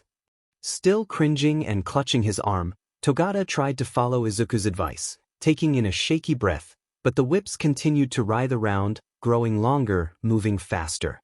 One lashed out above Izuku's head, carving a deep tear in the walls of the stall. The more the whips lashed out, the more scared Togata got. Get out, you need to get out." But Izuku couldn't get out, not without passing by Togata. He had one last chance. Izuku scooted just a step closer. "Senpai, it's going to be okay, I am here." Togata's eyes, clenched shut from pain, opened just enough to look at Izuku in the eye. "What? Why are you?" I said. Izuku scrunched his face up, and in a move he had spent his entire life perfecting, yelled out with a deep, familiarly heroic voice, "I am here." It was probably the dumbest thing Izuku had ever done. And yet, as soon as he said it, and Togata stared at Izuku in bewilderment, the black whips shriveled up and shrank back into Togata's arm. Togata stared at Izuku, who still had his all might expression up. After a couple of seconds passed, the upperclassman snorted. Izuku took a relieved breath of air as Togata laughed out loud. I can't believe that worked. What even was that?" "Well," Izuku clutched the back of his neck in nervous relief, "I don't quite know how your permeation works, but those black whips seem to respond to extreme stress or anger, so I just did what I thought would help calm you down." Togata chuckled a bit before leaning against the wall of the destroyed sinks with a sigh. The two boys sat where they were, too exhausted to get up. "Hey, what's your name, Kohai?" Togata asked. "Midoriya Izuku." Izuku replied. "Togata Mirio." Togata answered with a smile. "Though I guess you already knew that." He looked up at the ceiling, seemingly uncaring of his pants getting drenched by the spilled water from the busted sinks. Midoriya, he muttered to himself before snapping his fingers. "Oh, that's right. You're the Gen Ed student. Who's been helping my kuhais in first year? They've made a lot of improvements thanks to you." Izuku shrugged with embarrassment. They're the ones who've put in the work, I just gave them suggestions. I don't know, Togata answered with a chuckle. I kicked their butts pretty hard at the start of the term, now they've been able to put up a decent fight. You should be proud of that, Kohai. Izuku smiled awkwardly. As the two calmed down though, Izuku remembered what he was originally concerned about. Togata, are you alright? You sounded really upset earlier. Togata frowned, and then sighed. Well, I guess you know my terrible secret. Togata pointed to a yellow bottle floating along the currents of the stream pouring out of the busted pipes. I'm not a natural blonde. Izuku blinked, and Togata chuckled. Hey, I'll make sure to tell the teachers that this is all my fault, but could you do me a favor and not tell anyone about my hair? It's kind of embarrassing for me. Wait, Izuku interrupted. That's not what I meant, you sounded, well, he pointed at the destroyed sinks. What made you lose control like that? Togata grimaced, looking at the wreckage around him. Oh, stress. I guess I picked a bad time to let it out, huh? Togata chuckled, rubbing at the back of his head, revealing the torn sleeve of his blazer.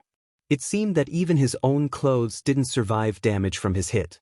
However, as Izuku looked closer, he saw crack-like scars on Togata's arm. You're hurt! Izuku shouted, pointing at Togata's arm. Waff! Togata looked at his arm and reflexively grabbed it. Yeah, just something that happens when I lose control like that. You don't need to worry. But Izuku was already getting up and tried to pull Togata upright, a hard task considering the difference in sheer bulk between the two of them. We need to get to Recovery Girl. Despite Togata's protests, he allowed Izuku to shepherd him to the nurse's office, though with Izuku's own bruises, it was more the inverse. Recovery Girl checked the two out, starting with Izuku. Thankfully, the worst Izuku had experienced was some bruising on his back, which she gave him some ice and painkillers for, advising him to avoid strenuous activity for a few days. When she was checking Togata though, she didn't seem that shocked by the cracks on Togata's arm, even if the two were quite somber about it. Izuku just assumed that this was something that Togata had already been seen for. Thinking about it, Izuku realized that him stressing out about this probably just upset Togata more. As Recovery Girl left, Izuku saw Togata staring at his arm, now covered with bandages to cover up the scarring. Midoriya, Togata suddenly spoke, getting Izuku's attention. I hope that I'm not bothering you with this at all. There was just something that I heard. Yes? What is it? Izuku asked. Is it true that you're quirkless? Suddenly anxious, Togata waved his arms around. Don't get me wrong, I'm not asking as if I think it's a bad thing, or anything like that, I was just. Izuku wasn't sure what Togata's opinion on quirkless people was like, but he didn't want it to be something that people freaked out about. He had become less self-conscious about his quirklessness, and didn't want to hide it regardless. Yes, I'm quirkless. When Izuku saw how people reacted when they found out that he was quirkless in the past, they usually reacted in one of a few ways. Some people would react with discomfort, as if Izuku had said something embarrassing. Some would look at him with pity. Some would sneer at him. There were thankfully a few who simply didn't care. However, Izuku was certain that for the briefest moment, when Togata heard him say that he was quirkless, the upperclassman looked excited, maybe even hopeful. However, Izuku blinked and Togata looked mostly indifferent. I got to tell you, Midoriya, even people with powerful quirks were scared when they saw me lose control of Black Whip, but you actually came closer to me. Togata pointed out in respect. Thinking fast like that probably saved your life and kept a lot of people that might have been nearby from getting hurt, but why didn't you run away when I told you? Why did you come closer of all things? Izuku felt embarrassed at the question, reminding him of times when he had been judged for trying to get between bullies and their victims, but the way Togata was looking at him didn't feel judging. He looked as if he was legitimately curious. Well, Izuku shrugged. It's like you pointed out, with how quickly your quirk was acting up, I probably wouldn't have had enough time to get away. I get that, it's just, Togata looked conflicted, before speaking to Izuku again. When you were there, you looked like you were more concerned for me than you were for yourself. Izuku chuckled nervously. Yeah, I guess you just looked like you needed help and I fixated on that. Togata stared at Izuku for a moment, and then looked at his hand. Midoriya, do you want to be a hero? Izuku sighed. I used to. I've always admired heroes, how they make people smile and feel safe. I wanted to do that for most of my life. But, Izuku shrugged. I'm quirkless. No one ever really encouraged me to try to become a hero, and after a certain point, I just gave it up. But what about now? Togata asked. For some reason, Izuku thought he saw a look of urgency in Togata's eyes, but he blinked, and if his senpai was stressed out over something, he had hidden it within that minuscule moment. Is there any part of you that still wants to be a hero? Izuku was quiet, looking at the foot of his bed. He thought about the past year, and he smiled. Honestly, no. Togata blinked, taken aback. You don't. Don't get me wrong, I still think heroes are great, Izuku explained, smiling brightly, but in the past year, I've found my own way of helping people, all based off of my own talent, rather than an ability that I wish that I had. I've found a way to be happy with my life, to be proud of myself. Izuku frowned, thinking about what had happened outside of his life, the villain attacks, and all of the injuries and deaths that other students had gone through. I mean, when I hear about all of the people who have gotten hurt, the students that were killed, I keep wishing that I was there, and that I could have done something to help them. Izuku's smile returned though as he thought about how grateful the hero students were to receive his help, but I have gotten to help people, even if I'm not a hero. Finally found a way to be happy with who I am, without getting a quirk or becoming a hero. Izuku looked back at Togata, but was surprised to see that the upperclassman was looking away. After a moment, Togata sighed. You're a good guy, Midoriya. I'm glad you're happy with your life, Togata eventually said, turning and smiling at Izuku.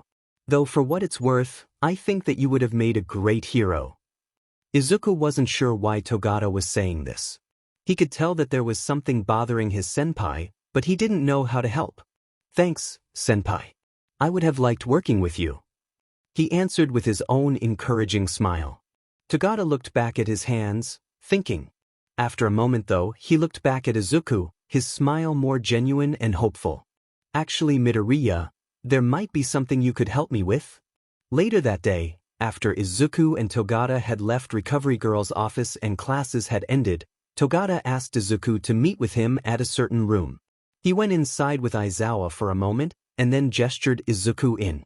Inside the room, Togata was kneeling next to a little girl with red eyes, white hair, and a horn. Izuku recognized her from the picture taken at the 8 Precepts raid. Eri, this is Midoriya Izuku. I thought that he might be able to help you with your quirk. Eri was clearly nervous, clutching Togata close to her, watching Izuku warily. Not wanting to scare her, Izuku knelt down to her level, but kept his distance. Hi Eri, it's nice to meet you. Togata told me that you've been having trouble with your quirk, and I'd like to help you with that. Eri looked down away from Izuku with her arms still wrapped tightly around Togata. I don't like my quirk, it hurts people. Izuku hummed in understanding. Togata and Aizawa had briefed him about the dangers of Eri's quirk, Rewind. The quirk allowed Eri to rewind living things back to a previous state, possibly to the point of rewinding them out of existence. I understand. Quirks can be scary, and they can be dangerous when people lose control of them. I work with a lot of students who sometimes have accidentally hurt people with their quirks.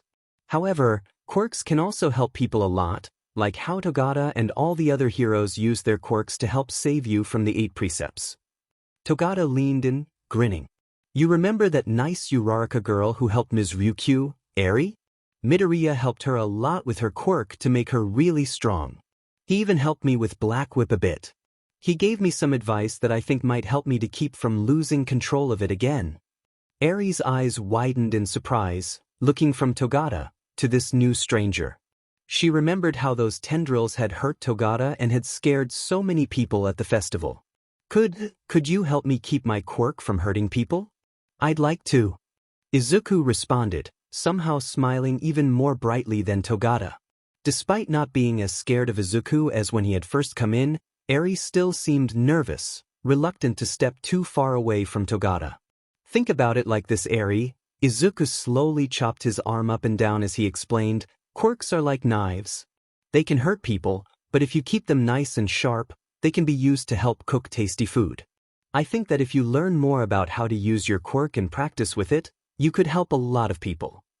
Eventually, Eri pulled away from Togata and gave a timid nod. Okay. Izuku spent the next hour talking with Eri and writing in his notebook, trying to get a better understanding of how Eri's quirk worked. He even brought in Monoma of Class 1B, whose quirk, Copy, allowed him to copy Rewind, giving them another perspective on the quirk and letting them discover that it was a power stockpiling quirk. Eri had to store energy and release it to use Rewind. Izuku thanked Eri for talking to him, and left with Togata, sighing. Peru has been through a lot, hasn't she? He noted. Overhaul did terrible things to her.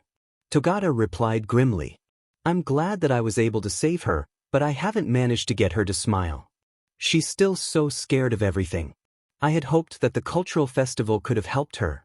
Togata frowned, eyes clenched shut in frustration. But that got ruined, and then I lost control and made everything worse. Izuku frowned and thought to himself.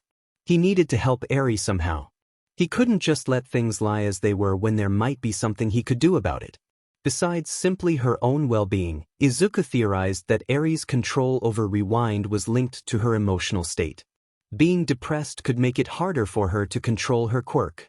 I need to call in some favors, he said, dialing a number and putting his phone to his ear. Togaike? Could I ask you to do something for me? Wait, you actually expect us to do this for one little girl? Agoyamoto repeated incredulously. You know, the way you say that makes it sound as if you think that this is a request instead of an announcement. It's going to happen. Togaike answered flatly. Look, Togaike, Midoriya. Kagaya stood up between the two and the rest of 1C to act as a mediator. I feel bad that we didn't get to do our performance for the cultural festival, but we have exams coming up. It's not like we have the time to. As Kagaya was speaking, Izuku held up a picture of Eri, immediately shutting the blonde boy up.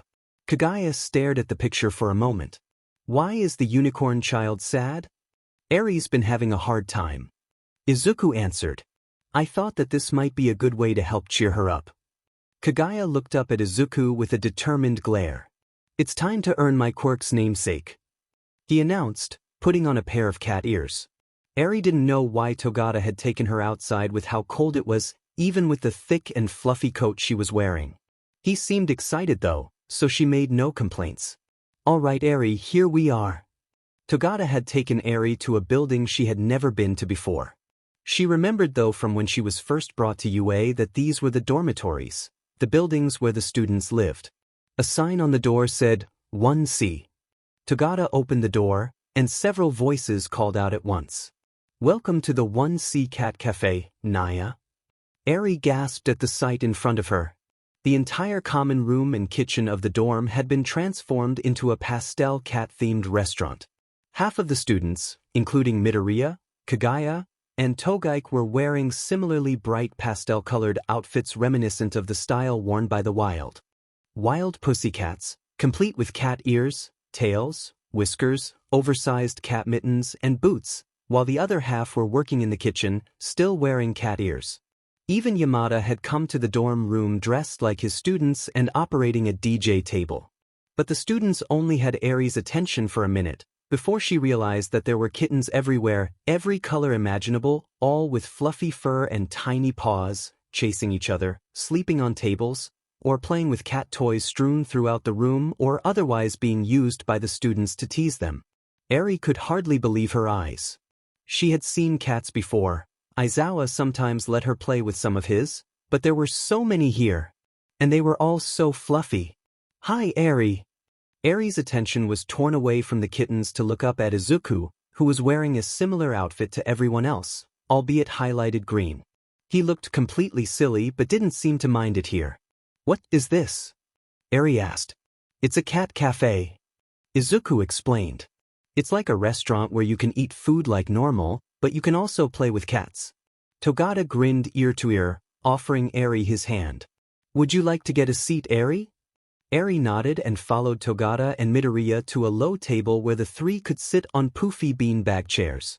The kittens frolicking around were all adorable, but she didn't want to be too far away from Togata. Thankfully, the 1C students had planned for this. A tanned boy with hair the same color as Togata's bounced towards the table as Izuku helped Eri put on her own pair of cat ears with Togata. "Hi there, Naya. I'm Kaganya. I hope you have fun here, Naya."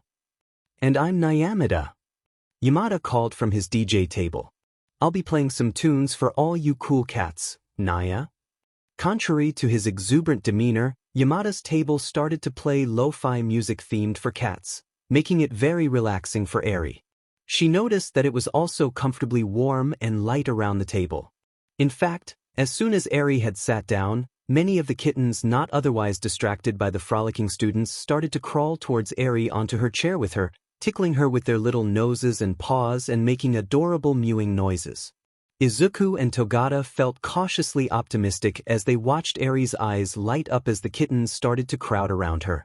This was actually due to Kagaya, who had been given the usually impossible task of literally herding cats. Thanks to his sunshine quirk though, Kagaya was able to warm up the area around Eri in a way that drew the cats, that the classmates had either brought from their homes or borrowed from an animal shelter, to her like a sunny spot through a window. Togaik walked up to the table with a notepad. "Hi there, Naya. May I take your order? We just so happen to have a special on apple-flavored treats today, Naya. We've got apple muffins, apple cookies, apple pie, apple bread, sliced apples with caramel dip." Eri's eyes lit up as Togaik went through the list of options.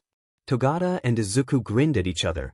Togata had told Izuku about Eri's favorite food, and 1C had essentially cleared out the nearby supermarket of all of their apples. They probably went overboard, realizing that they were going to be having leftover apple treats until they were sick of them for a while. Maybe using the picture of Eri to guilt everyone into doing this might have not been the best idea. "How about we start with 3 apple juices? Eri can take some time to play with the kittens and figure out what she wants," Togata suggested. "Sounds good, Naya." Togaik bounced towards the kitchen to get the drinks. Eri seemed much calmer and relaxed than Izuku had seen her earlier as she played and cuddled with the kittens. Both he and Togata could see the corners of her mouth start to vaguely twitch up of their own accord, but she still hadn't quite smiled yet. Eventually, Togaik brought their orders, which Kagaya took as a hint to lead the kittens away from the table so they wouldn't try to steal Eri's food. However, Izuku began to realize that Kagaya hadn't led all of the kittens away. Quite a few were coming after him, to the point that they were climbing up his pant legs. Kagaya?" he asked. Kagaya continued to wander around the dorm room until Izuku sighed. "Kaganaya? Naya?" Kagaya turned to face Izuku. "Why are so many cats interested in me?" "Not sure, Naya. Cats go where they feel like, so there must be something about you that they like, Naya." Izuku spent the next few minutes carefully plucking kittens off of his clothes.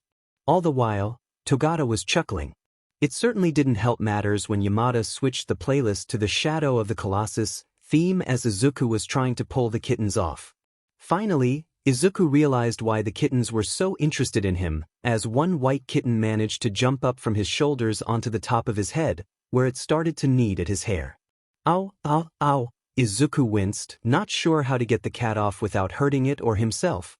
Eventually, the kitten curled up on his head and went to sleep. Several of Izuku's classmates started to giggle at his predicament, when a new voice they hadn't heard laughing spoke up. Izuku and Togata both turned to see Eri giggling at the silly sight of Izuku with a kitten on his head, a bright smile finally on her face. She even went as far as to take one of the kittens and plop it down on her head, where it also curled up. Togata chuckled with tears of joy in his eyes and followed suit.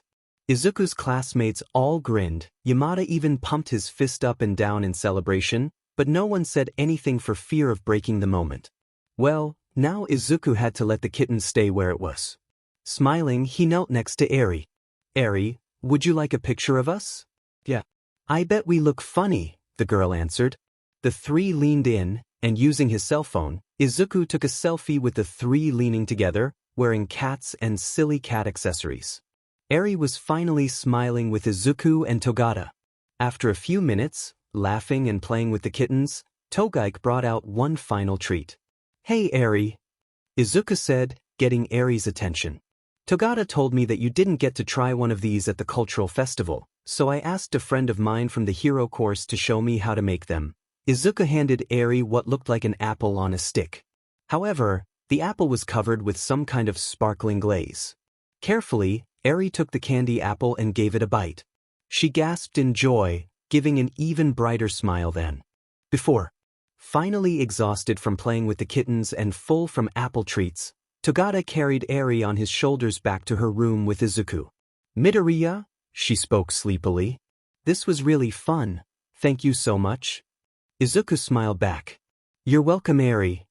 Once Eri had been settled down in her room, Togata and Izuku were able to give a sigh of delighted relief outside, ignoring the snickers of passing students as they noticed the Nico outfits they were wearing.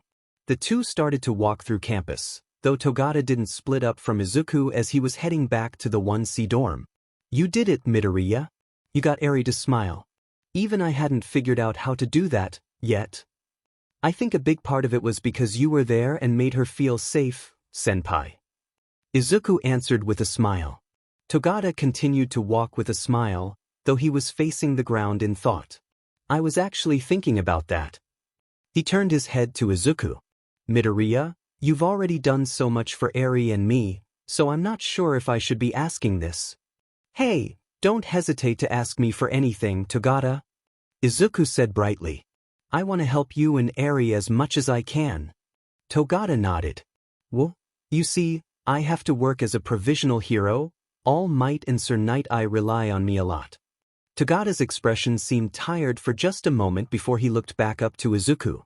"So, I was just wondering if maybe you might be willing to keep seeing Eri? I'm not always going to be around for her." "Of course I will, Togata. I'd love to meet with Eri again." Togata grinned and nodded. "Thanks, Midoriya. I want to be sure that Eri has someone there for her." 5 years later. "Are you sure you're okay with this, Josei?" Izuku asked. He was dressed in a black suit in a show of respect, his wife wearing a dress of the same color. The tall, blue-furred fox woman smiled down at him. "I might not have known anyone who died at Jaku, but I know a lot of people who lost friends there, just like you, Izuku. I want to be there for my friends, especially Sakamata and Iwata. Besides, Inko and Eri seemed excited to spend the night taking care of Inori. It would be a shame to cut their time with their granddaughter and niece short." Izuku smiled back. "All right."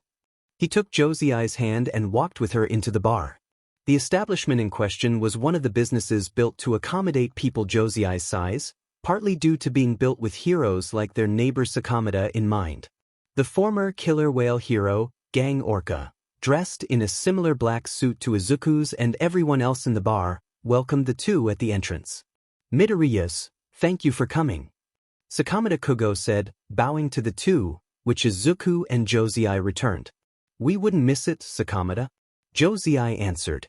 "Right?" Sakamata looked around the bar, doing a quick head count. Izuku recognized many of his co-workers and former classmates. "I think that's everyone."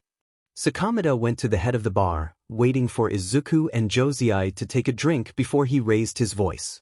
"Everyone."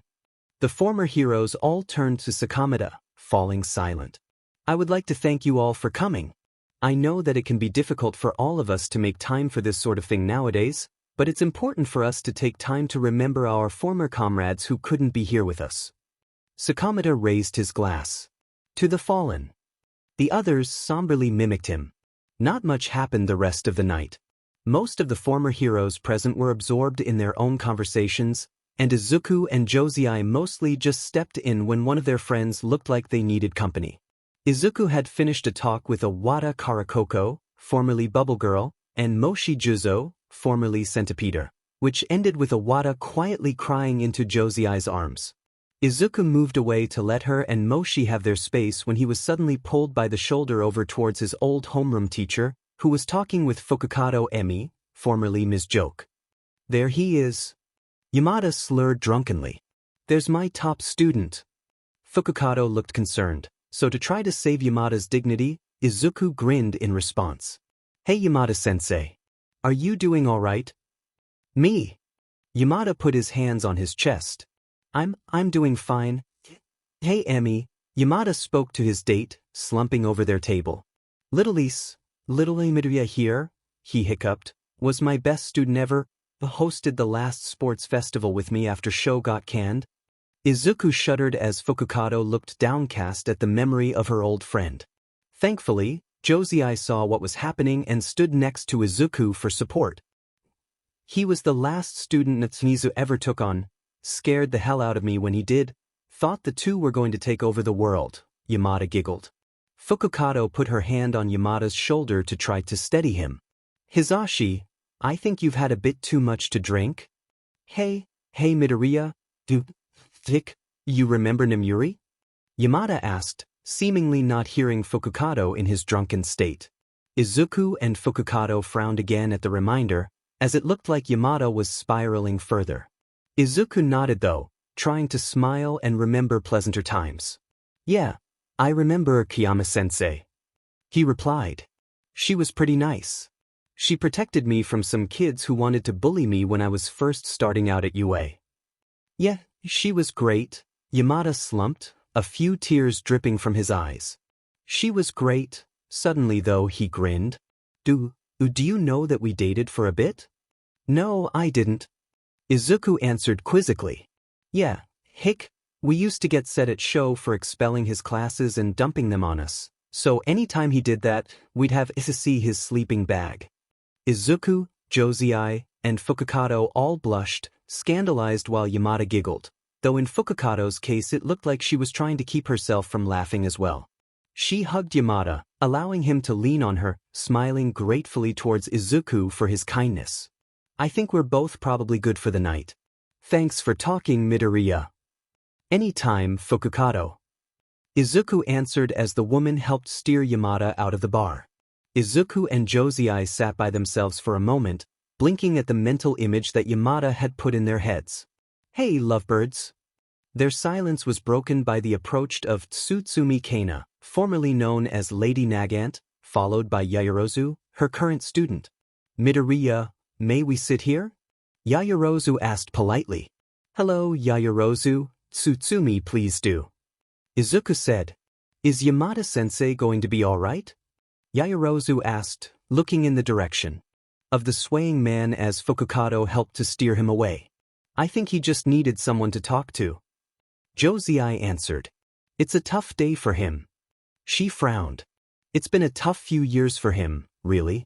He told me that he's thinking of retiring from teaching and sticking with his radio DJ work, but he wants to tough it out for a bit until things settle down. Yaoyorozu frowned. She hadn't been particularly close to Yamada, but she was still worried. You know, I sometimes worry what could happen with those two and their quirks mixing, but they seem happy enough. Tsutsumi observed. It's nice that they've still got each other. She smiled after the couple leaving the bar, but turned to Izuku and Josei. But that's not why I came over. Izuku and Josei frowned, leaning forward.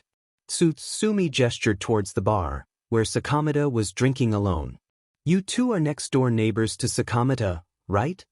Yes, Josei replied, smiling towards the man. He's the one who helped us find housing that fit my size, and he's been our best friend ever since we got married. Tsutsumi nodded and smiled. That's cute. He's a good guy. Thing is though, and maybe it's not my place to pry, but I couldn't help but notice he's been there a while. I'm pretty sure he's on his 7th scotch by this point. Izuku and Josei frowned in concern towards their friend at this. He wasn't making any noise or swaying, but when Josei smelled towards Sakamata's direction, her nose wrinkled some. Now, I hate to put a damper on your evening, Tsutsumi murmured towards Josei and Izuku, but if he does happen to have a problem walking, you're one of the few people who I think could help him home. Say no more, Josei answered, lifting her hand. We'll be sure he's okay. Izuku nodded. Sakamata's not the kind of man to get drunk, but we'll talk to him. Thanks for letting us know. Tsutsumi nodded and chatted with Yaoyorozu some more while Izuku and Josei walked over to the bar. Hey Sakamata, are you doing all right? Sakamata picked his head up from his glass, lifting it in a short greeting. Tsutsumi asked you to check on me? Izuku nodded. Sakamata had much better hearing than an average man, so it was usually useless to try to keep secrets from him. The man sighed. Just let me finish this one, and I'll be done for the night. Sakamata continued to sip from his drink, though Izuku and Josei weren't in a rush, and ordered some ginger alesh so Sakamata wouldn't feel pressured to leave before he was ready. "Is there anything you want to talk about, Sakamata?" Izuku asked. The man looked at Izuku and then down to the bar table. "Everyone here has some regret for what happened that day. Another hero taking a hit that was meant for them, running away and leaving others behind, maybe just on quitting heroics altogether." Izuku and Josei were silent, waiting for Sakamata to continue. "Did you know that I was in charge of testing the students who failed their provisional license exam, to give them a second chance?" "Yes." Izuku nodded. "My aunt mentioned you were teaching Bakugo." Sakamata groaned. "Yeah. They were all difficult, but I realized pretty quickly that kid was a waste of my time. I wanted to outright tell UA to just drop him to Gen Ed, but..." Sakamata glowered, making Izuku shiver. The man was Izuku's best friend, but he could still be intimidating when he was angry. "The HPSC wouldn't let me. By the time Jaku was approaching, they told me to pass him so he could be part of the battle."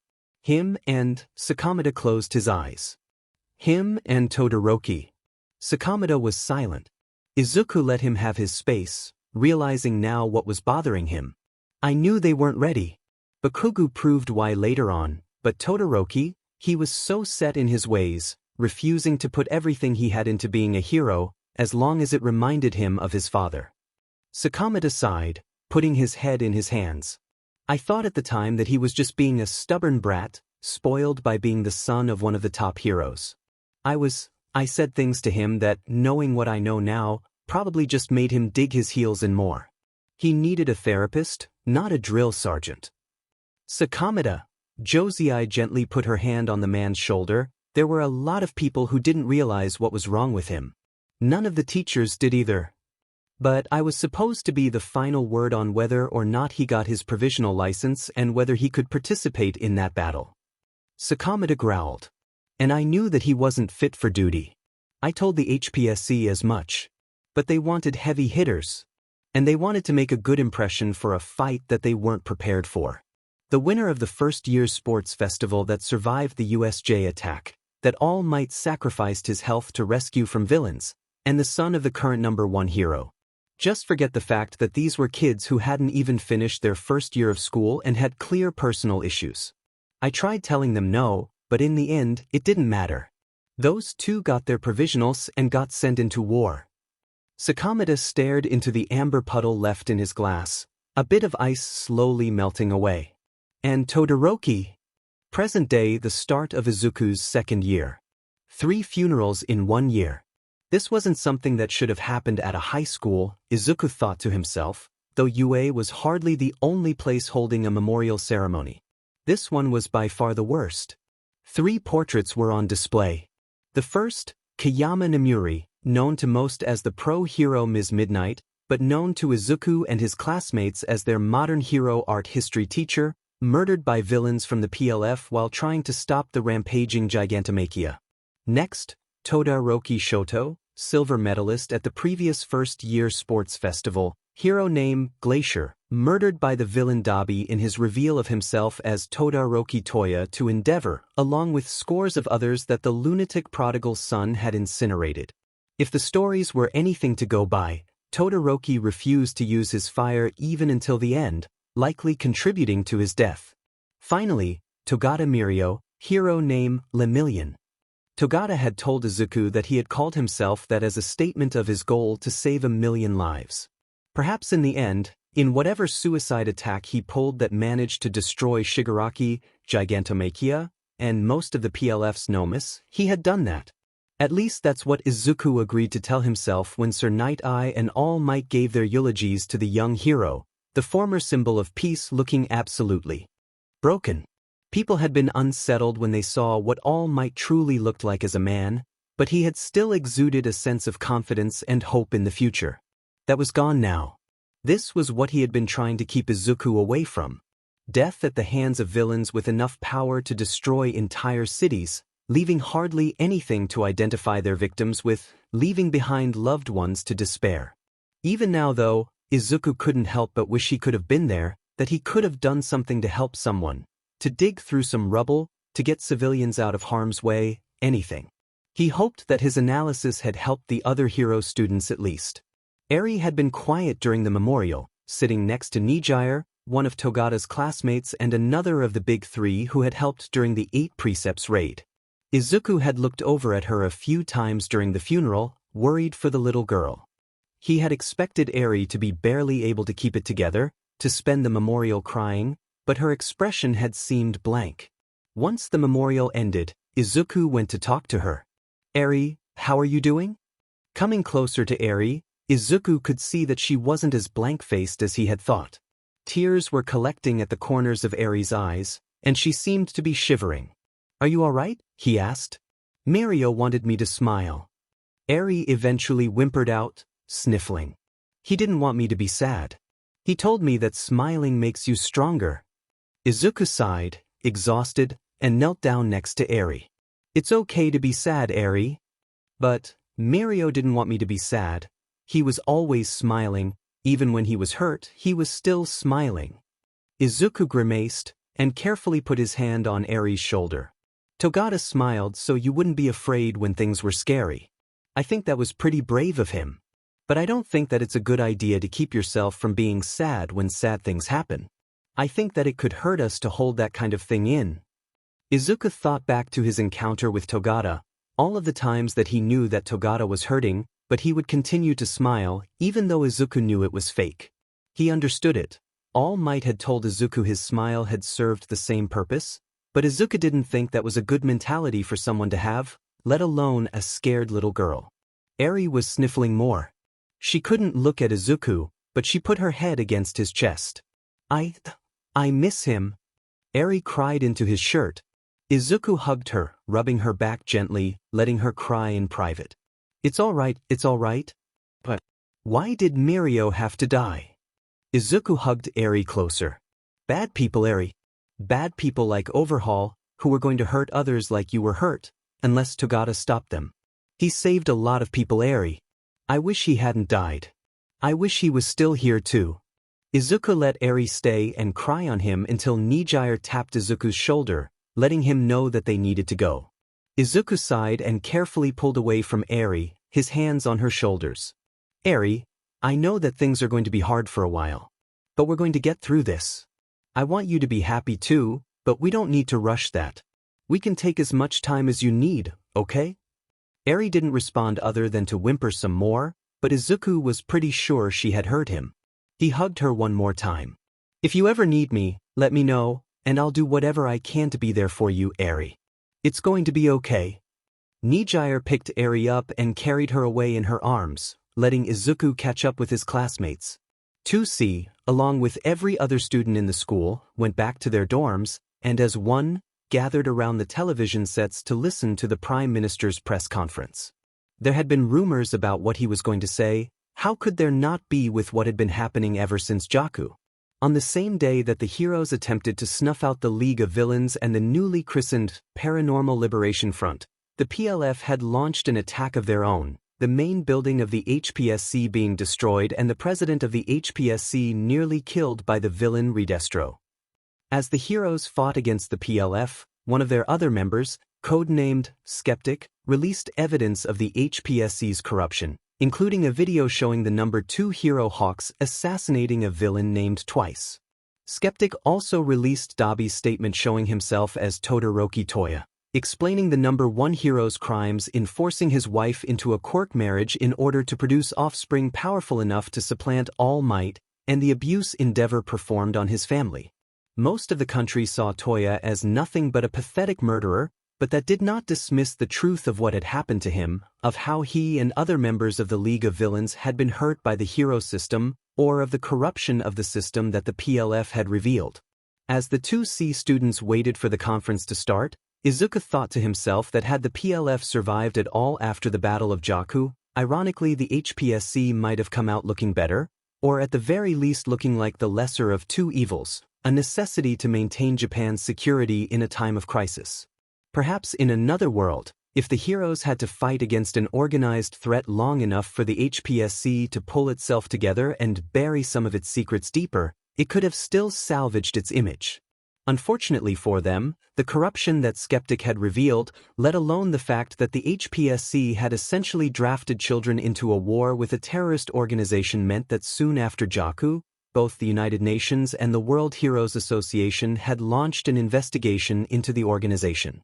The bad publicity that Jaku had brought to the heroes, coupled with how Redestro and Skeptic's attack had punched a big hole in their cybersecurity, had allowed the international investigators to unearth far more devastating secrets.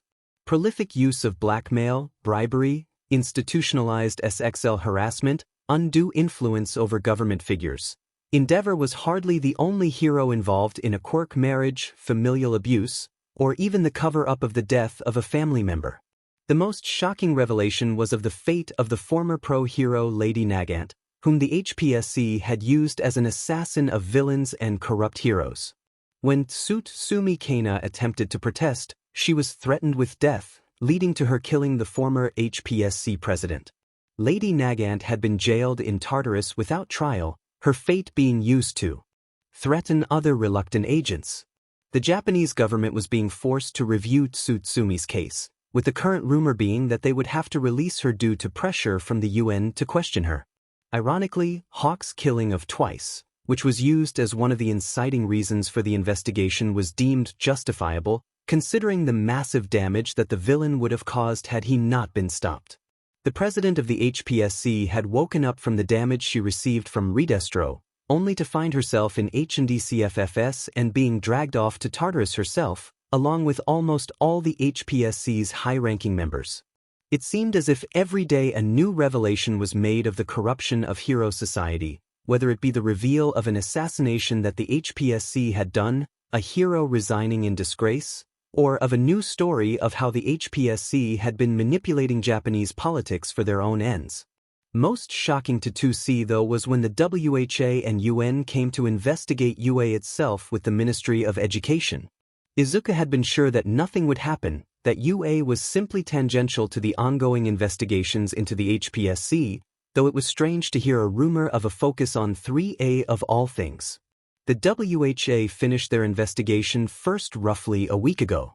The Japanese Hero Public Safety Commission has been shown to have misused its influence, covering up deficiencies in hero society to exude the veneer of justice.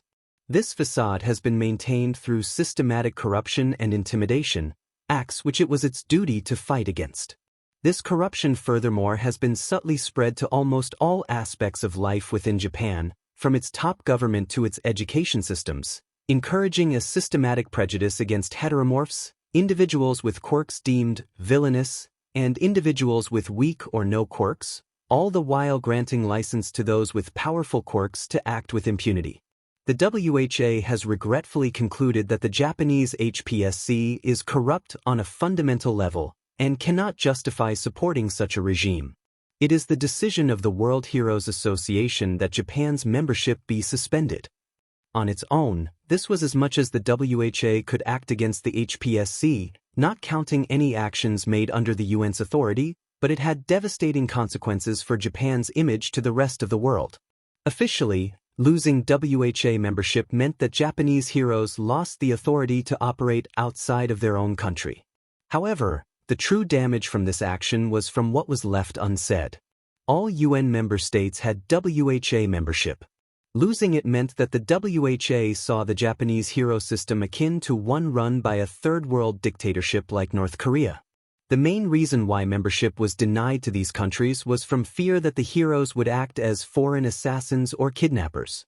Japan's reputation on the global stage was irrevocably besmirched. Izuku was horrified by this. The heroes that he had admired all his life were deemed as agents for a corrupt organization by the rest of the world, and were seen as corrupt by association. People who had helped others, who had inspired him for years, had their reputations ruined. It was a slight that Izuku and his classmates had not even begun to fully comprehend, even as the Japanese government announced that it would address these findings. The Prime Minister was never a particularly impressive man, and even now his brow visibly glistened with sweat.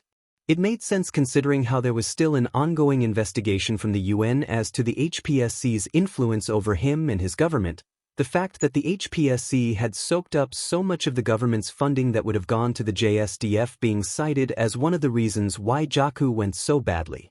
The man cleared his throat and spoke. Though the UN investigation is still ongoing, the findings it has brought to light so far have been deemed requiring immediate response. Due to the decision of the WHA to withdraw membership from Japan, and the reveal of how badly our hero system has failed to uphold justice and order, it is the decision of myself and of Parliament to dissolve the HPSC and to integrate our pro-heroes into Japan's police force and emergency services. And that was it. That was what everyone in Japan realized was the death of heroes. For some time, Izuku and the other students, though maybe it was just everyone in the country, walked around in a haze. Heroes, the basis of their society, were gone, and seen by many throughout the world as a disgrace. The dreams of many, their fantasies, their idols, their ability to live a normal life without fear, were no longer there. People would gradually realize the effect that this had on their security and their economy later on, but simply on a pure psychological level? One couldn't comprehend what that did to someone. For weeks, months, and even years afterwards, people would be working, walking, or just standing waiting for a train, when suddenly they would break down crying, feeling the loss of their safety, their stability, their dreams. But life had to go on, however hard it might be. People still had to work towards the future, to try to make something of themselves. In a bizarre way, Izuku and the other general education students had the easiest time out of everyone in UA. The hero courses were left trying to figure out what to do now that their career path was essentially non-existent, if there was anything they could do, if it was possible to integrate into emergency services like their government expected them to when they had been trained with completely different tactics. The support courses had lost their clientele, and had to figure out what to do with all of the tech and materials that they had on hand and how to apply it to whatever society was going to turn into. Maijima Higuri, formerly known as Power Loader, had to completely revamp his course to try to find some new way to reapply the work of his students. Even more so than the hero course, the management courses were left floundering. The hero students at the very least had training on how to use their quirks, even if the methods had to change. The support courses' work could be reapplied to different fields with a bit of tinkering. Management, however, was completely centered on the business of heroes themselves, marketing them to the public, creating merchandise, trying to make them popular. The course had become so specialized over the past few decades that the students had no other focus.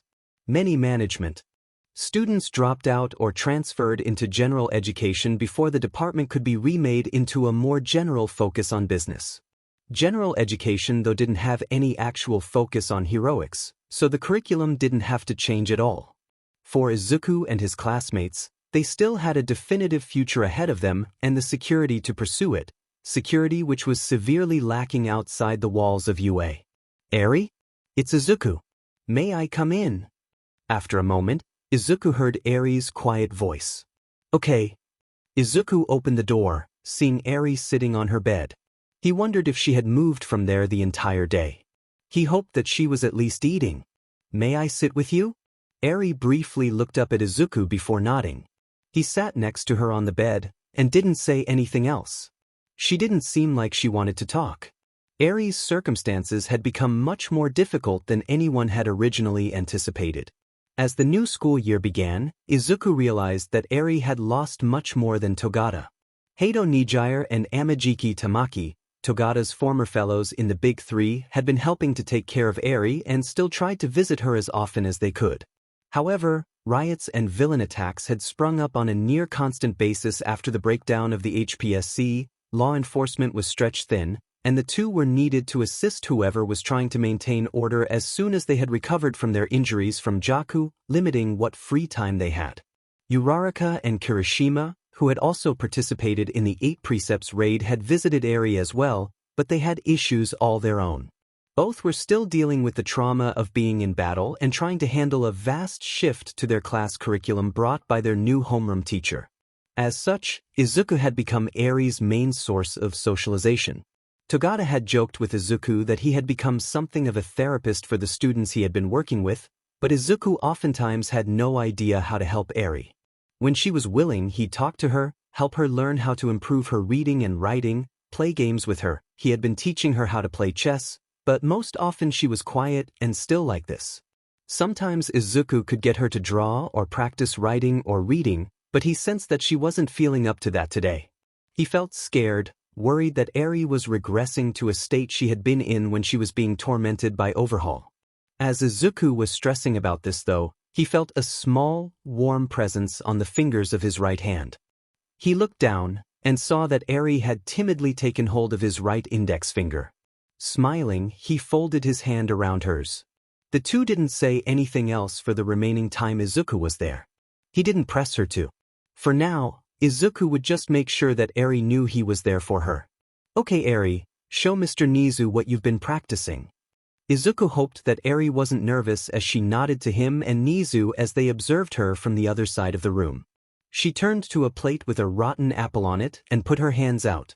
Her horns started to glow, enveloping the apple in a white light. The apple's brown spots started to turn red as the fruit was being restored to its fresh state. However, Eri began to cringe, and the energy from her horns started to fluctuate. The apple she was working with started to fade from red to green and shrink. Fortunately, this was something Izuku and Eri had planned for. Are you able to stop Eri? Eri winced, trying to get rewind under control. The apple stopped shrinking noticeably, but Eri's horn was still glowing. I can't, she admitted, still facing away from Izuku and Nizu as she was focusing on the apple in front of her. That's okay, Eri, Izuku said calmly. You know what to do. Eri nodded and pulled out a stress ball, shifting her focus away from the apple. As she glared and squeezed the ball, the apple she had been previously focusing on stopped shrinking entirely while the ball glowed. After a few seconds though, Eri's quirk stopped fluctuating and the glow subsided. How are you, Eri? Izuku asked. I'm okay. My horn isn't hurting me anymore. She answered. May I come over? Eri nodded, and Izuku walked over beside her, observing the apple. It was no longer red, but it was still in a distinguishable apple shape. Izuku pulled out a book on farming, and he and Eri looked at pictures showing the growth of a red delicious. Alright, it looks like this apple was rewound by 2 months. You're doing a lot better controlling your quirk, Eri. Eri frowned though as she looked at the apple. I made it green though. It's still a great improvement, though, Izuku pointed out, closing the book. And besides, that wasn't really the point of what we were doing here, anyway. I must agree with Midoriya, young Eri, Niza declared, applauding her efforts. Your quirk will require more time before you can use it practically, but the fact that you were able to redirect Rewind's energy away from the apple before it could be damaged too much is quite the accomplishment. Eri fiddled with the stress ball in her hands. Izuku told me that my quirk's only dangerous to things that are alive, so if I can point it to something that isn't alive, it can't hurt anyone. It's a lot easier to use now. Essentially firing your quirk into the sand, I see? Very good, Eri. Very good. Nizu responded, smiling. Eri didn't quite smile back, but she didn't shrink away either, which felt like progress to Izuku. After Izuku had finished his time with Eri and had to head back to his dorms, Niza met him outside, staring out at the setting sun. Vaguely, Izuku could still hear chanting and shouting outside the gates of UA and likely beyond. He wondered how much more Nizu could discern with his enhanced hearing. I was quite concerned for Eri's well-being when the school board had Aizawa retire. Considering how potentially dangerous her quirk can be, there was a chance that she would have had to be transferred to a state-run orphanage to contain her without the safety Aizawa's quirk provided. If the government could have spared anyone to check on her as things are right now, anyway. Izuku felt sick at the thought. He had considered this possibility when Aizawa had explained to him and Eri that he wasn't going to be able to take care of her anymore and other UA teachers would be watching over her, but it was quite something to hear it spoken out loud. Which is why it gives me great pleasure to be able to show Child Services the progress you've made with Eri. It will still take some time for her to properly use Rewind, but with the safety measures you've provided, I am relieved to know that she will be allowed to be somewhere safe and familiar to her. The Chimera looked up to Izuku. Truly, Midoriya, I am grateful to you. Taking you on as my student may have been one of the greatest decisions of my life. This news, and the sincere gratitude from his mentor touched Izuku, and he smiled back. "It's a relief to me too, sir. You've been the best teacher I've ever had." Nizu stared at Izuku for a moment before looking away and sighing, staring at the horizon again. "I'm glad you think so, Midoriya. I've made many mistakes as of late, and it is good to know that I have still managed to make a positive impact in my students' lives. The fact is though, you've done far more than just be a good student, and you have my gratitude. Is there anything I could do to repay you for this?" Izuku was going to say no, but the sound of a crash far off in the distance of Mizudafu made him pause for thought. "There might be something. Didn't you say that you needed to hire more help for Recovery Girl?" "I'm not sure about this, Izuku." Izuku clenched his phone, trying to keep his own fear out of his voice. He had meant to call when he had a free PRD, after he had time to get all of his arguments together and present a case that would hopefully convince his mother to apply for a nursing job inside UA. However, when he had read the hero post, still active even after the HPSC's fall, that morning before class started, he had rushed outside so quickly he had nearly knocked Yamada over to call his mother at her hospital immediately. "Homeroom be dmed. Principal Nizu has assured me that UA doesn't operate off of nepotism, so he's not going to give you a job just because I asked. He did tell me though that he needs to hire more nurses to help Recovery Girl, and the pay and benefits are a lot better than what you're getting now. Not to mention, Recovery Girl has had to go out and help people even more than any of the doctors at your hospital." Izuku pointed out. "If you got a job here, you'd be relieving a lot of work from her shoulders and helping out a lot of people. You'd get to live on the campus, Mom. It would be so much easier for us to spend time together," Izuku said, trying to haggle his mother out of her reluctance. "Izuku, I appreciate how highly you think of me, but UA is still the top school in the country.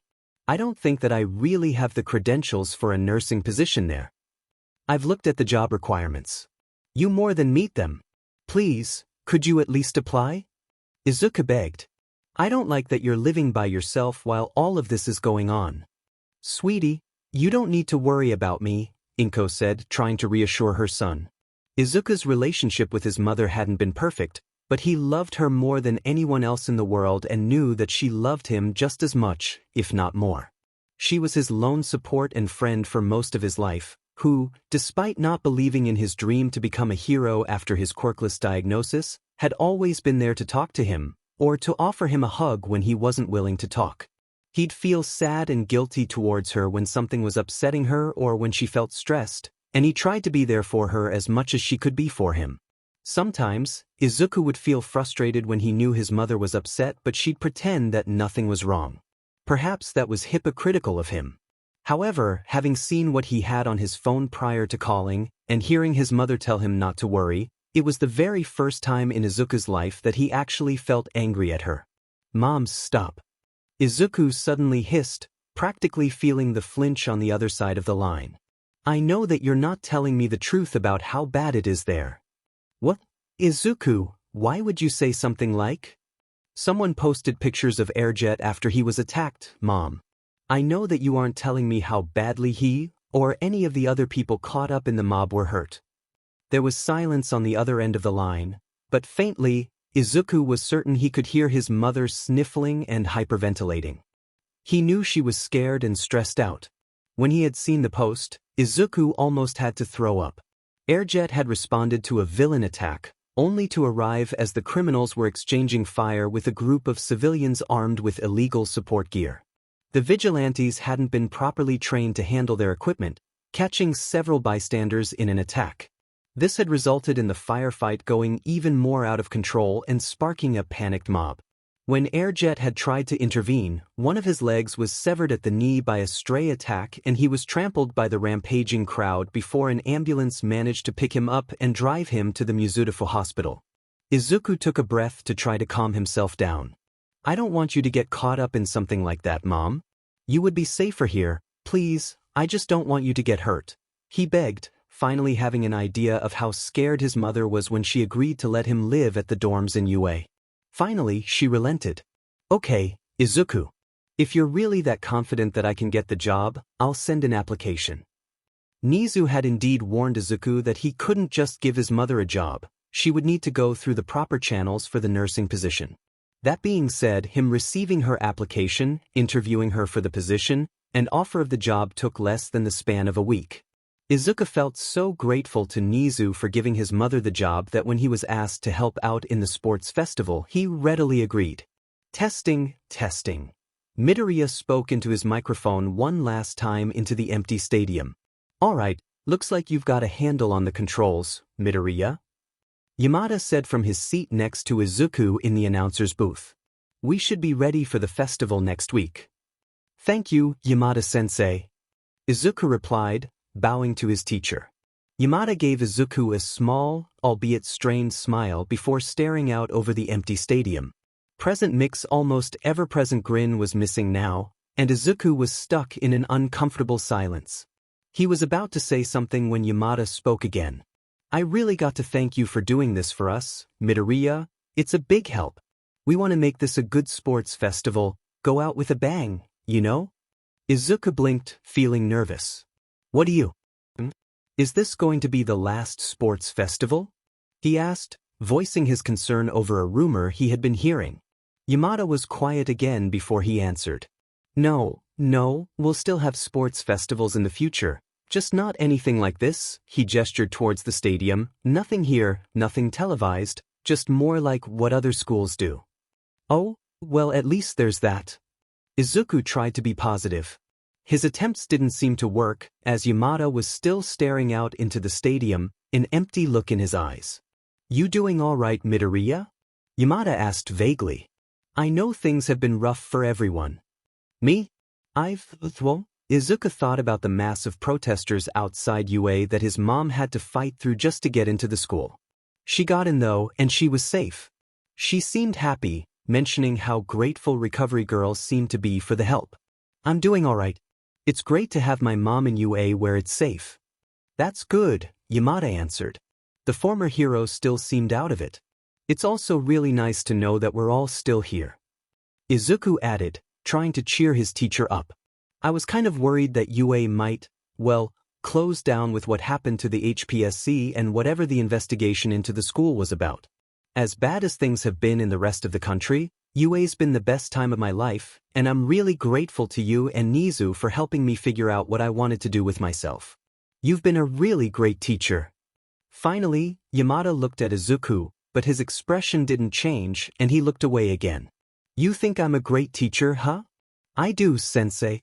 No one ever gave me a chance before you, no other teacher ever made me feel proud of myself or that I was anything other than in the way. You are a great teacher, Yamada-sensei. Yamada's expression cringed. Then why do I feel so shitty? Izuku had no idea how to answer this.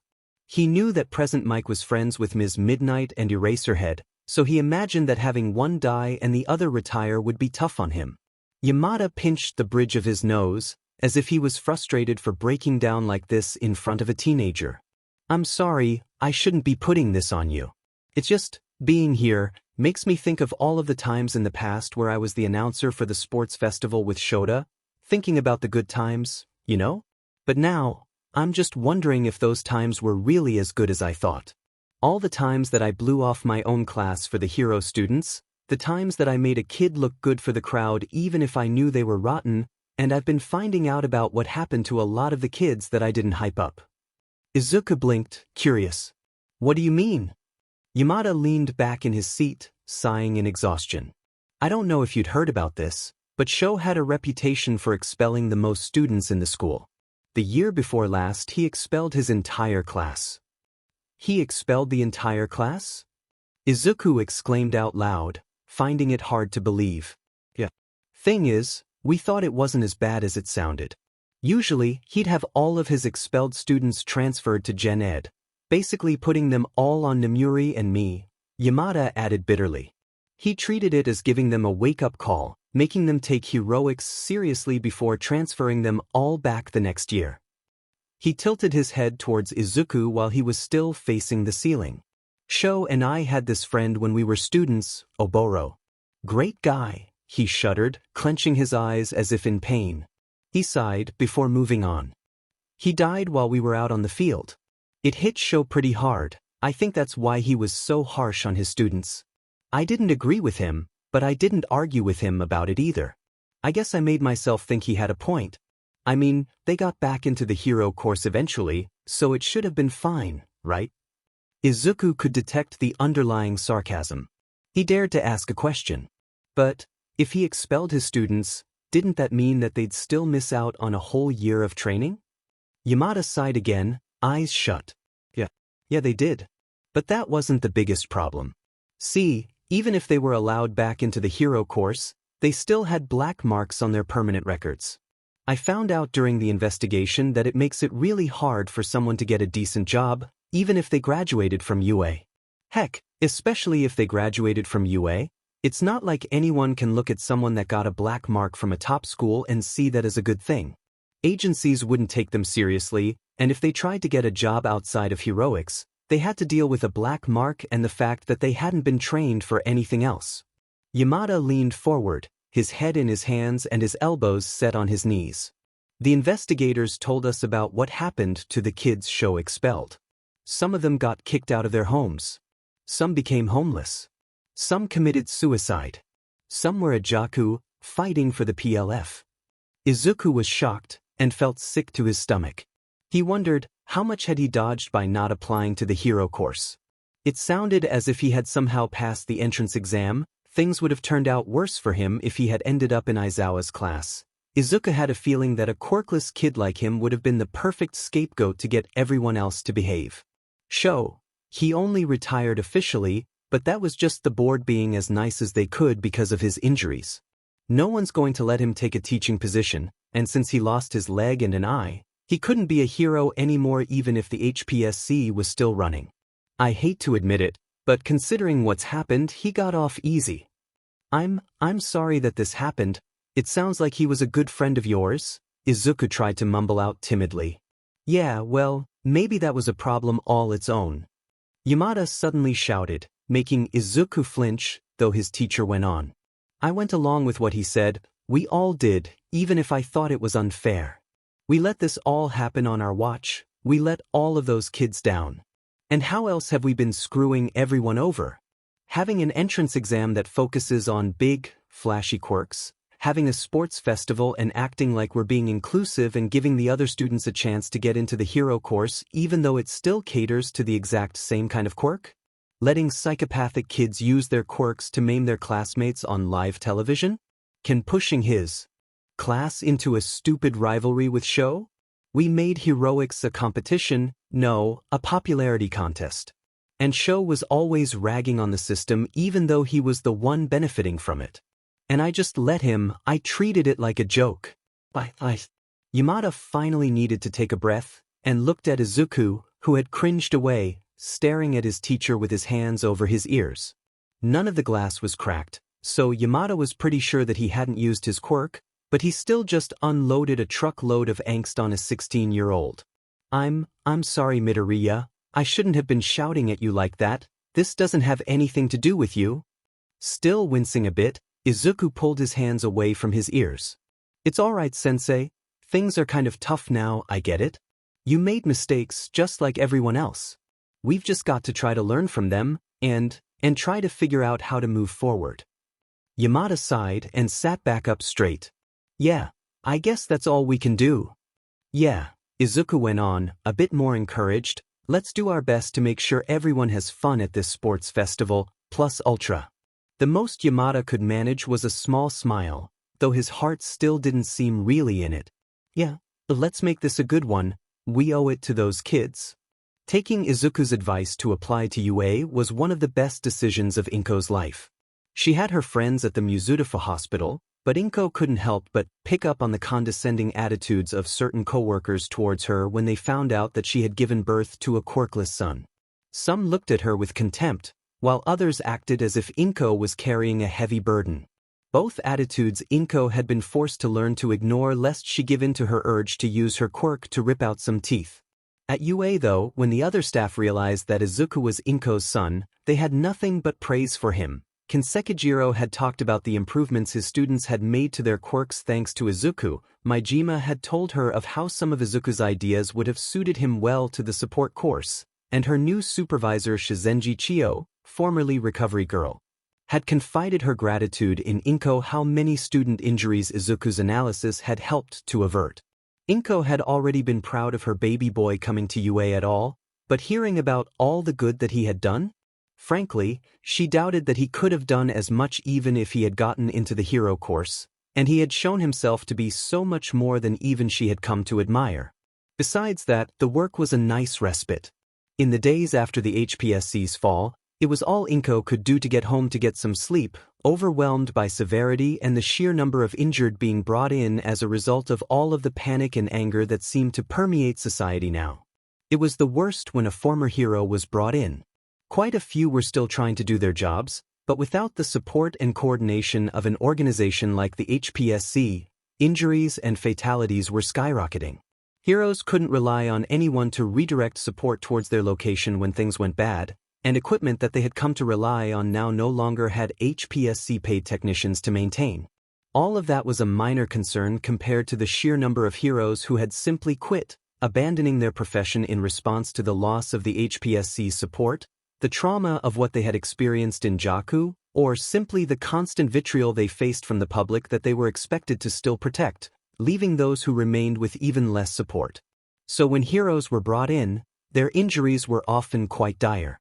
Airjet's situation was hardly unique to him, and Inko had been hiding just how sick and exhausted she had felt to Izuku many times before their phone call. In truth, Izuku had probably saved Inko's life simply by preventing her from having a nervous breakdown from the stress of the job. There was quite a bit of work to handle under Shizenji, but even with as intense as some of the students' exercises could get, it was nothing compared to what Inko had seen, and Shizenji was truly grateful for Inko's help. It was such a nice respite to have someone who took her so seriously, who saw her son as a mark of pride rather than something Inko should be embarrassed about like a few of her old co-workers. Another benefit was the more regular hours working at a school nurse's office compared to the hectic pace of a big city hospital, which often meant that Inko was called in to work late shifts. Nowadays, she had time to go home regularly, read a book, take up yoga, take a nap, or visit Izuku. It was sorely tempting for Inko to visit Izuku at every opportunity, though she restrained herself from embarrassing him too much. On the occasions that she did drop by though, Inko couldn't help herself and ended up cooking a meal for 2C, earning her the title Midoriya, which she was rather proud of.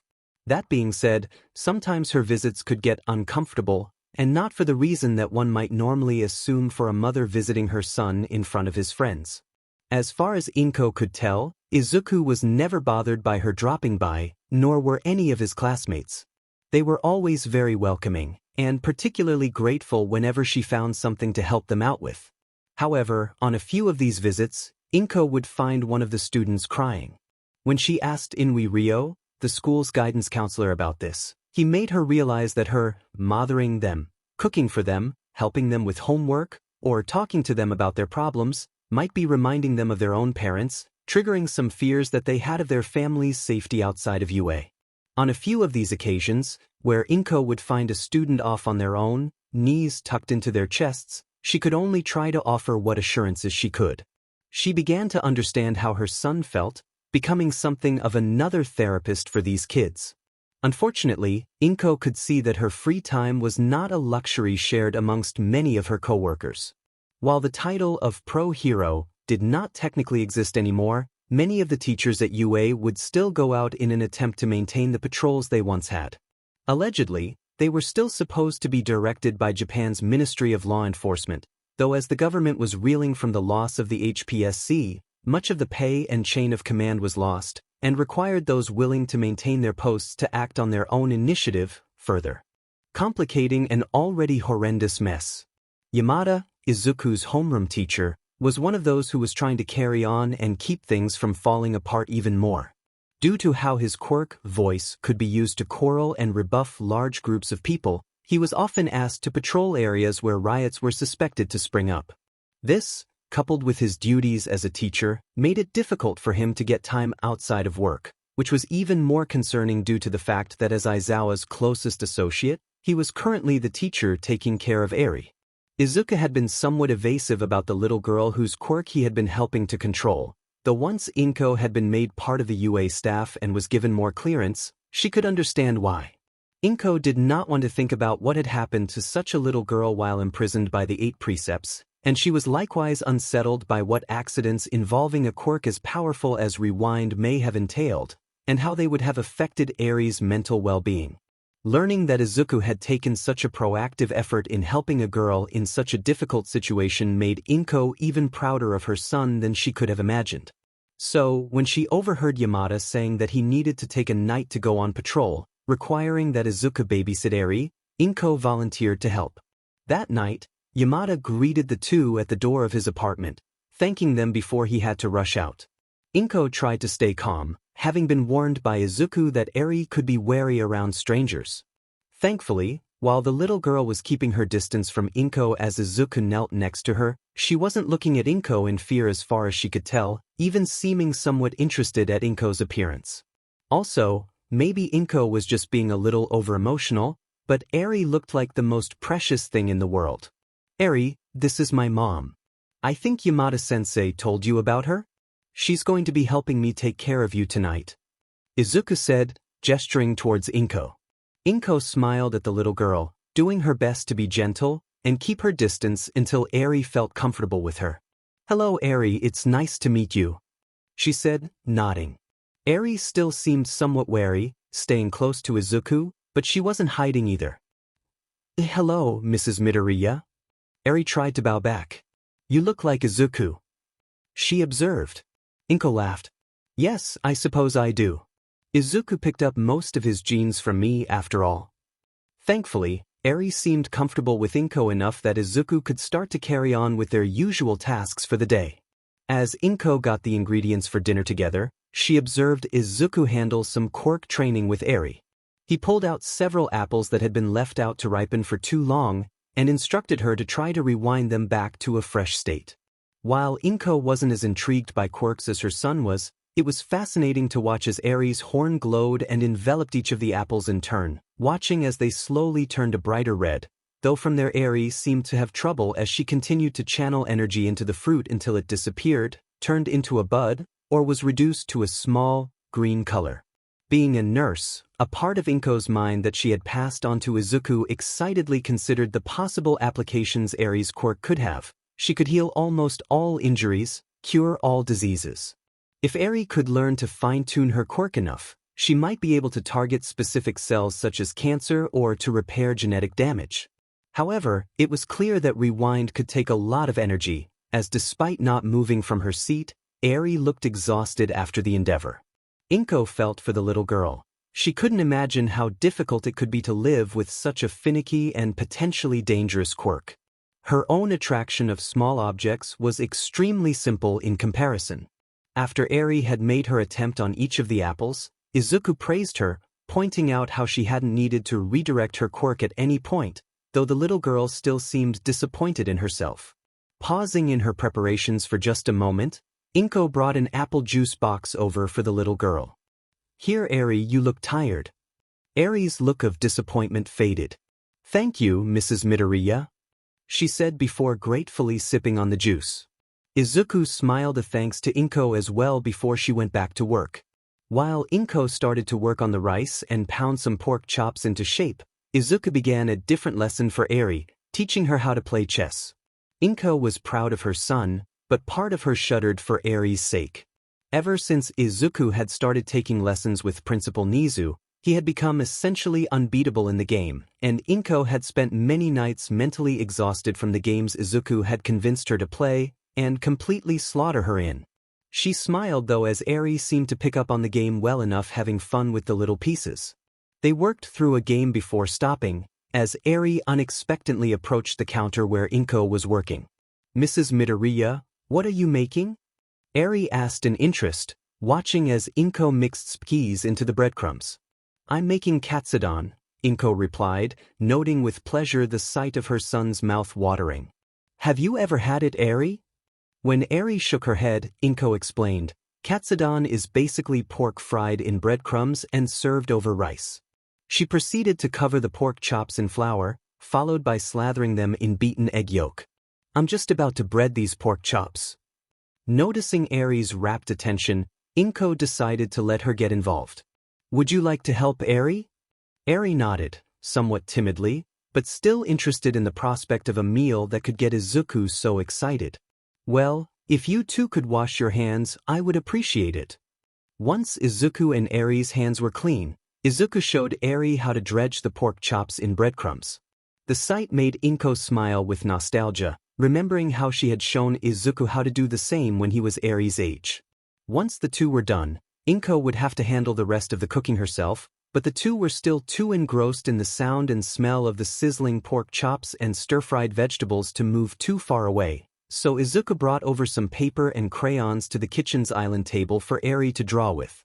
As the pork chops were starting to turn brown, Inko couldn't help but notice what Eri was drawing. Eri, is that you and Izuku with cat ears? She asked, her heart melting at the image. Nodded. I'm drawing Izuku, Mirio, and me back when they took me to their cat cafe. Oh right. Inko remarked. Izuku told me about that. That sounds like it was fun. Inko smiled as she transferred the pork chops to a plate to cool. Do you want to see the picture we took there? Eri suggested, her eyes lighting up. Inko noticed her son starting to blush, and her mom instincts told her that this was something she needed to see. Eri ran off to her room and picking up a framed photograph, displaying Eri, the deceased hero student Togata Mirio, and Izuku, wearing a Nico outfit, all of them wearing cat ears and a kitten on their heads. Oh, Izuku! Inko squealed with glee, hugging him close. Why didn't you send me a copy? She demanded. I could do that if you want, Mom. Just, Izuku's voice lowered to an embarrassed murmur, please don't show it to too many people. Inko laughed and transferred the breaded pork chops to plates of rice, announcing that their meal was ready. Itadakimasu. The three declared before digging in. Eri took a careful bite, and her eyes lit up. It's really good, Mrs. Midoriya. Inko smiled, her heart warming at the sight of Eri enjoying her meal so much. With how busy everyone who had been taking care of the little girl had been, Inko felt a brief pang in her chest. She was sure that Yamada and the other teachers would make sure Eri was fed and cared for, but Inko wondered how often Eri was able to get a good home-cooked meal like this. With their meal eaten and no one having any work left, Inko made a suggestion. Eri, how would you feel about a movie? Eri's eyes lit up, the corners of her mouth twitching. That sounds fun. What movie are we going to watch? Well, let's see what we have available. Izuku turned Yamada's television on and set the streaming service to select a random children's movie. Inko prepared some popcorn for the three of them before sitting with Eri and Izuku and seeing what they had found. Surprisingly, Izuku hadn't picked a hero movie. This looks nice, Inko said, observing the movie's title cover, featuring a mouse wearing a red coat holding a ruby alongside a goofy-looking crow. How does this sound, Eri? Would you like to watch it? Okay, Eri said after some consideration. All right then. The Secret of Nim it is. Inko exclaimed, ready to watch a relaxing kids' movie. This was a horrible mistake. What twisted mind came up with a film like this? Inko stared at the screen in horror as it seemed that every nightmare she had ever had as a single mother was condensed into the space of an hour and a half.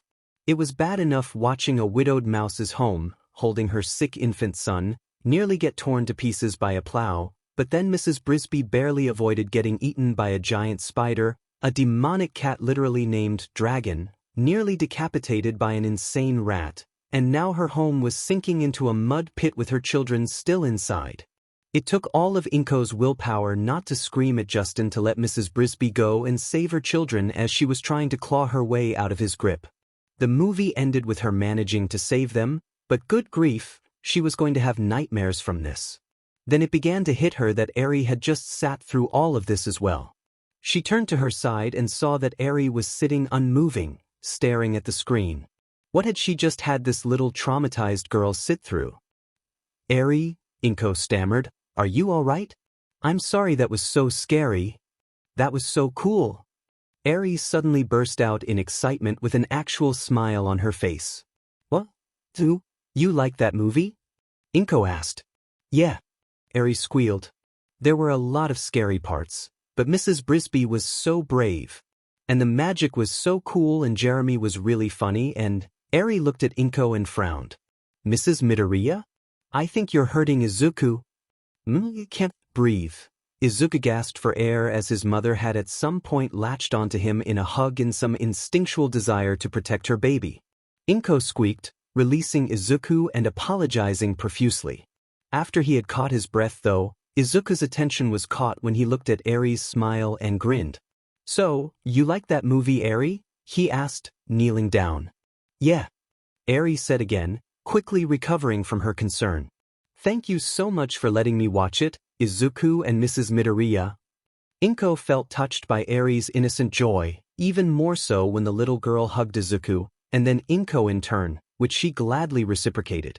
Later, after Eri had brushed her teeth and had gone to bed, Izuku suddenly enveloped Inko in his own hug. Mom, thank you so much for coming. I think you made Eri feel really good. That was the first time I've seen her smile since Togata died. Izuku's statement filled Inko with pleasure, but also concern. That little girl had been through so much. The teachers here were doing what she could for Eri, but there was only so much that they could do. At that moment, Inko resolved to do something to help Eri. The next day, Inko found Yamada in the staff room. Yamada, may I have a word with you? Inko asked her son's homeroom teacher. Sure, what is it? The former hero responded. To my understanding, you're acting as Eri's primary caregiver, but I was also told that some of the other teachers have been stepping in. What exactly is Eri's current situation as far as who is taking care of her? Does she have an official guardian? At this question, Yamada sighed in exhaustion. I wish I had an answer. Excuse me? Inko responded, confused. Yamada fixed Inko with a tired expression. It used to be that Shota, the homeroom teacher for Class A, was acting as her guardian. His quirk let him handle the possibility that Eri's quirk would go out of control. But now that he's been forced to retire and why he had to retire, it was decided that he couldn't. Right now, it's just whoever's left at UA watching over her. Usually it's me since I was the closest to Sho, Yamada grimaced. But to be honest, Eri's situation is kind of up in the air right now. The only reason Child Services hasn't taken her somewhere else is because they're swamped handling situations for kids that have it even worse. At least here, Eri has food, a roof over her head, and people, Yamada managed a small smile, your son helping her handle her quirk, but Eri doesn't have anyone really fixed in her life, if you know what I mean. Yamada sighed, facing the floor. Eri trusts me enough to stay here and eat food that I make her, but I know it's been really rough on her. She doesn't see me the same way she did for Sho, or Togata, or heck, even your son, and I can't blame her. I've been trying for the little listener, I really have, but I've also got all of these other kids to take care of, and I keep getting asked to help out by the police, so I keep having to leave her with babysitters like this. Inko looked at Yamada with sympathy. She had her suspicions that Eri's guardianship wasn't exactly stable, but it was still upsetting to have them confirmed. However, she had been thinking about something ever since she started to have these suspicions. Yamada, would it perhaps be helpful if Eri stayed over at my apartment? Yamada blinked, looking at Inko. Are you saying that you want to adopt her? Inko couldn't help but feel butterflies in her stomach at this statement, but she tried to push them down and handle the situation rationally. I understand that Eri's legal status as far as guardianship could be difficult right now, and I know that I have only known her for a day, but I can't help but think that she might benefit from having a more, and don't take this the wrong way, Yamada, Inko tried to add respectfully, but it might be helpful for her to have someone who's had more experience raising a child. Even if I would just be fostering her unofficially, it would make me a lot happier to know that Eri has someone taking care of her who has the time to be with her. Are you sure about this? Yamada asked after considering Inko for a moment. It sounds like you and the rest of the teachers have been trying to take care of Eri to the best of your ability. It makes sense that I would help as I'm able to, especially since I don't have the added responsibilities of hero work. Yamada blinked, looking away from Inko for a moment. As he thought though, it seemed as if he was relaxing more. Well, if you're up to it, let's see what Eri thinks. About a week after the sports festival, Izuku was called to a meeting in the teacher's lounge with the new Class A teacher. Midoriya Izuku? My name is Tsuragami Kenji. Though the man in front of him wasn't a hero, Izuku was certainly impressed by his stature, as well as Tsuragami's beagle quirk, which granted him a white and brown dog head, albeit with not as extensive mutations as the school's guidance counselor, Hound Dog. From what Izuku had heard, Tsuragami was once the chief of police, but was about to retire when the Battle of Jakku occurred. As the heroes were expected to integrate into the police force, he was deemed as the best possible teacher to help the former hero students to handle that shift.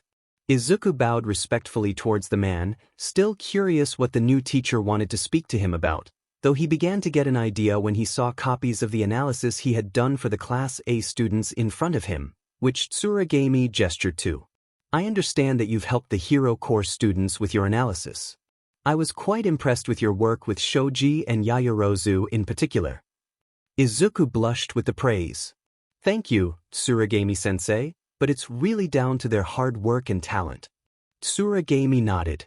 It's true that they should be praised for their work, but that's not why I wanted to talk to you. Izuku calmed down, making himself pay attention.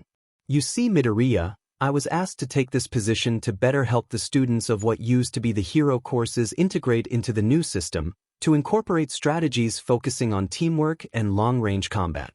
Most heroes have been trained to focus on techniques that are powerful, but oftentimes impractical and potentially hazardous to their surroundings. Izuku couldn't help but think of MT Lady's Canyon Cannon move. Or focus on close combat akin to a gladiator-style fight, techniques which look good to spectators and the press but aren't really practical. Izuku blinked in surprise.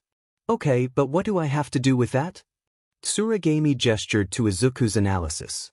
I've looked at some of the analysis you've done for the hero students, and noticed that in many regards, you've already given the students some ideas and strategies that could help them better integrate into the police program.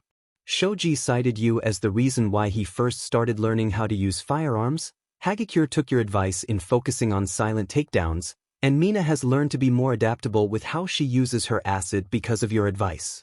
Really, most of your analysis had nothing to do with the showboating that heroism has been criticized for and is quite practical. Tsuragami folded his hands together and leaned forward. I understand that you, like everyone else, are navigating uncharted waters as it were, but your work has shown promise. I was hoping that I could ask you to use your analysis on heroes, but apply it to the strategies used police and rescue operations. Izuku was flattered that he would be trusted to this regard. It made him feel relieved that his work was still applicable, possibly even more so to what heroics was turning into. If you think that I can be of assistance, I would love to help, sensei. Tsuragami smiled and started to rifle his way through the analysis. Let's get started then. Tsuragami began to give Izuku a brief overview of the kinds of principles and strategies that the former hero students were expected to abide by. It seemed that his biggest difficulty was in personalizing training to each of the students and their quirks. Police were trained by a standardized system, previously only a few being allowed to use their quirks, and only in specific circumstances. This meant that Tsuragami wanted details as specific as possible on the limits of his students' quirks. What range could Mina launch her acid? What was the mental deterioration of Sato's sugar rush, etc., comparing them to the range of firearms or the impact resistance of body armor. Despite the different mindset that Izuku was being asked to adopt here, it was quite exciting for him to explore, particularly in applying the students into collaborative scenarios, figuring out the distance that Kaminari needed his allies to be at to safely use his shock discs, how many of the other students' Zero's tape could support when rappelling down a building, or how much energy Hagakure could refract from Aoyama's naval laser. At this point though, Tsuragami had to stop Izuku. I'm sorry, Midoriya, but Aoyama is no longer a student at UA. Izuku dropped the notebook he was reading through. What? Why? He and his family immigrated back to France. He transferred to a hero school there. Tsuragami picked out a few documents, separating them from the others. Bakugu, Kirishima, Rin, and Mineta also all dropped out. As much as Izuku had come to realize how much better off he was without Bakugu in his life, he couldn't believe that he would just quit. From what Izuku had seen of Kirishima, He was also surprised at how someone so exuberant would drop out. He couldn't understand why Rin would either. The less said about Mineta the better. Why so many though? Why now? Tsuragami gave a tired sigh. I wasn't that surprised to be honest. Rin's family wasn't happy with the revelations of what's gone on with the HPSC or this school and decided that he's better off in his home country. Tsunatori from 2B is the same, her family has moved back to the US. Besides that though, UA is having the same issues as all of the police and rescue departments are in integrating heroes. Even disregarding the backlash from all of the scandals being revealed, quite a few heroes simply retired when they realized that they weren't going to be supported by the HPSC and living as celebrities anymore. Some have become vigilantes. Even those that tried to integrate are having problems adapting to the new rules and limitations to the system. I expect more students to drop out before the end of the semester. It's like I told you, Midoriya, a lot of heroes have been trained to handle issues in a way that isn't compatible with police work. We can't just sweep the expenses of a fight that wrecks a city block under the carpet anymore. Izuku looked at the files. Aoyama seemed to revel in the glamour of heroism. With that gone, Izuku could understand how he would lose interest. Izuku remembered Mineta talking about how he wanted to become a hero to attract girls, and would likely have quit for similar reasons. Bakugo, knowing Bakugo the way Izuku did, it was probably the loss of the ranking system that sealed the deal for his former bully. Bakugo had always seen heroism in the way that Endeavor had, as a competition to prove himself the best. Without the competition, Izuku guessed that Bakugo would have chafed at the standardized, regimented form that heroism was taking. Considering what Tsuragami said, most likely Bakugo was either going to join the former heroes that were attempting to protest the changes in the system, or he was going to become a vigilante. As for Kirishima, it might not have been fair for Izuku to judge the boy like this, but regardless of his far more positive attitude, following after someone like Bakugo unfortunately threw his own character into question. Yaoyorozu had in confidence shared a frustrating argument she had with Kirishima in the wake of Bakugo's kidnapping. She had managed to attach a tracker to one of the Nomu used in the summer camp attack and had given a receiver to the heroes. Kirishima had overheard this and wanted to use a second receiver to try to track down Bakugo himself. Yaoyorozu had refused on the grounds of the idea being stupid, dangerous, and illegal, and none of their classmates thought that it was a good idea either. A rift had formed between Kirishima and the rest of the class since then. Izuku could recognize that Kirishima wasn't like the sycophants that followed Bakugo around in Aldra, but he also felt that he was clinging to an image of Bakugo that simply wasn't true, one that was going to seriously hurt him. If Izuku was right and Bakugo was acting as a vigilante now, he didn't like to think about how that was going to turn out. This wasn't how things were supposed to go. Katsuki had finally shaken off that shitty middle school and started UA. Deku still thought he was better than he actually was, and Katsuki made sure to remind him of his place before the year went out, but it wasn't like it mattered anyway. Deku was stuck with a bunch of other extras who had failed the hero course exams. Even if he was at UA, he was going to be a stepping stone for the rest of his life. Heck, a stepping stone would have been something you could see. Deku wasn't even going to be that. So who gave a shit?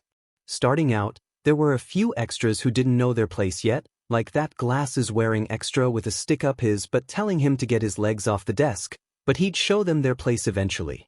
The hobo they had for a homeroom teacher even looked like he had the right mindset, skipping the useless orientation ceremony and moving straight onto getting rid of the most useless extras in their quirk apprehension exam, telling them whoever got last would get expelled. Bakugo could just set the pecking order from the start. He got third place. He was behind some half-and-half ice BSTRD and a ponytail girl with a creation quirk. That wasn't how things were supposed to go. He was supposed to be number one. Beyond anyone else. It wouldn't stay like this. He'd crush those two and show everyone who the real number one was. Young man, I told you very clearly not to fire these, and your response made it clear that you heard and understood my instructions. You need to understand how dangerous it can be to fire a weapon like this indoors. You're lucky that Recovery Girl believes that your 3 classmates will be able to make a recovery. I am afraid that I will be having a word with your homeroom teacher and will be forced to confiscate those gauntlets. All Might said as he took Katsuki's gauntlets from him. This wasn't how things were supposed to go. He had been dominating that scaled Chinese extra until he decided to run like a coward and take potshots. This was the perfect time for Katsuki to show his secret weapon, gauntlets filled with his explosive sweat. When he fired it, not only had scale extra gone down, but Katsuki had torn a hole through the entire building, making it collapse on tail extra. It was awesome. He had won and shown everyone that he was number one. But that wasn't how All Might saw it. He had rushed into the testing area, and before Katsuki could even blink, he and the 3 extras were outside before the building had collapsed. Why the hell was it his fault that the building was that weak? Why should he be worried about the extras in the exercise? If they were too weak to handle this, they shouldn't have been in UA in the first place. But the way All Might was looking at him, disappointed yet still smiling like he was scolding a child, for the first time in his life, Katsuki was speechless. You have power and you have good instincts, but you need to understand, young Bakugo, if you do not learn to control your temper, you cannot be a hero. He was not just told that. Not by All Might. He was the next number one. It was worse when Katsuki saw Half and Half finish his match in a single move, freezing over the entire building. Katsuki hadn't had that kind of power before. He was stronger, he meant it. He'd prove it. And then, when All Might asked who the MVP of the match was, Ponytail spoke up. For some reason though, she said it was glasses. When Rin realized that Bakugo was stronger than him, he made the right decision in baiting Bakugo into following him away from the objective. Bakugo, for his part, should have realized what Rin was doing though. The only reason Ojiro didn't get to the objective was because Bakugo pulled a reckless move that destroyed his own base. Katsuki gnashed his teeth. Ponytail was critiquing him? In front of All Might and all of the other extras? Where the f did she get off thinking she was better than him? He won. He beat Scales and Tail all on his own. He'd show them. He'd put them all in their place. Everyone, I have some good news. Ponytail was making an announcement to the class during their study PRD. Her and the octopus extra were holding a stack of folders. Principal Nizu had us meet with a student from the general education course who analyzed footage of us in our training and at the sports festival, and he's given us some advice on how to improve our quirks that I believe would be very helpful. Ponytail and Octopus proceeded to pass out folders to Katsuki and the extras. Up at the front row, he could see Raccoon Eyes and the new extra from Gen Ed, Pink Cheeks looking interested at their folders. Katsuki didn't bother looking at the one Octopus handed him at first.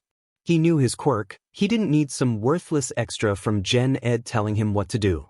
Take up swimming to get used to operating in zero gravity and take ginger to counteract motion sickness. Pink Cheeks read out loud. Wait a minute. This handwriting looks familiar. You said that a student from Gen Ed wrote this? She asked Ponytail, who nodded. Yes, actually. I forgot that Midoriya is from the same class you were in. Deku? He wouldn't. Katsuki flipped open his folder. He recognized the handwriting. That BSRD. Deku still thought he was worth something? Trying to ruin his origin story? Thinking that Katsuki needed his help? He couldn't be a hero, so he was trying to use his creepy stalker notebooks to pretend he was on the same level? Katsuki was going to have to remind him of his place. He stomped out of the classroom, not noticing the class representative watching him with a frown. Katsuki found his way to the 1C classroom. For a moment, he wondered if he should just wait until Deku left to beat some sense back into him, or if it would be worth it to go in now and drag him out. He was stopped though by Ponytail stepping in front of him. Excuse me, Bakugo, but what are you doing here? We should be back in our classroom for study PRD. Get the F out of my way, Ponytail. Bakugo growled in response. I need to remind that quirkless Deku of his place. Ponytail though stood her ground, glaring back at him. I fail to see why Midoriya providing advice would in any way justify you attacking him, let alone calling him such a demeaning name. He's a quirkless waste of space. Katsuki spat. Those shitty stalker notebooks are just his way to pretend that he could be a hero. Despite hearing what Katsuki said, Ponytail's glare became sharper and more contemptuous. It shouldn't surprise me that you're a bigot on top of everything else. Midoriya being quirkless in no way diminishes his value as a person, and it does not prevent his analysis from being insightful and helpful. He's already given Shoji and I some very practical advice, and I look forward to seeing how the rest of the class will improve. Katsuki could barely believe it. Ponytail knew Deku was quirkless and still thought he was worth listening to? Figured an extra like her would see something in common with Deku. That waste of space shouldn't be at UA at all. I would have ignored him if he had just stayed in his lane with the other extras, but I'm not letting him get ideas above his station, to let him think he's better than me. I don't care why you or any of the other extras think he's got anything worth listening to, I'm putting a stop to this right now. But Ponytail stepped in front of Katsuki. You've disgraced our class enough with how you've treated everyone, but I'm drawing the line here. I am not going to let you hurt anyone, especially not someone who is doing so much for us. Katsuki popped a few explosions in his hands. Last warning, Ponytail. Get the F out of my way. Go back to the classroom, Bakugo. Ponytail answered. Katsuki gritted his teeth, glad to finally have an excuse to show this stuck-up extra her place, and swung his hand forward to create an explosion big enough to blast Ponytail into the 1C room. Before Katsuki could blast Ponytail though, there was a loud hiss that sounded like a fire extinguisher and he was enveloped in a cloud of white foam from Ponytail's open palm. You beach! Bakugo tried to blast at her with his quirk, only for it to sputter and fail. One of the things that Midoriya recommended to me was to analyze potential opponents before getting into conflict. Ponytail explained with a frown on her face. To consider what items or chemicals I could produce that could neutralize other quirks. It wasn't that difficult to think of something to counteract your explosive sweat. Perhaps if I had asked Midoriya for help before the sports festival, I would have done better. Katsuki was too shocked by the temporary loss of his quirk to think properly at first, but as Ponytail continued to talk, praising Deku, his rage caught up to him and he swung his fist into her face.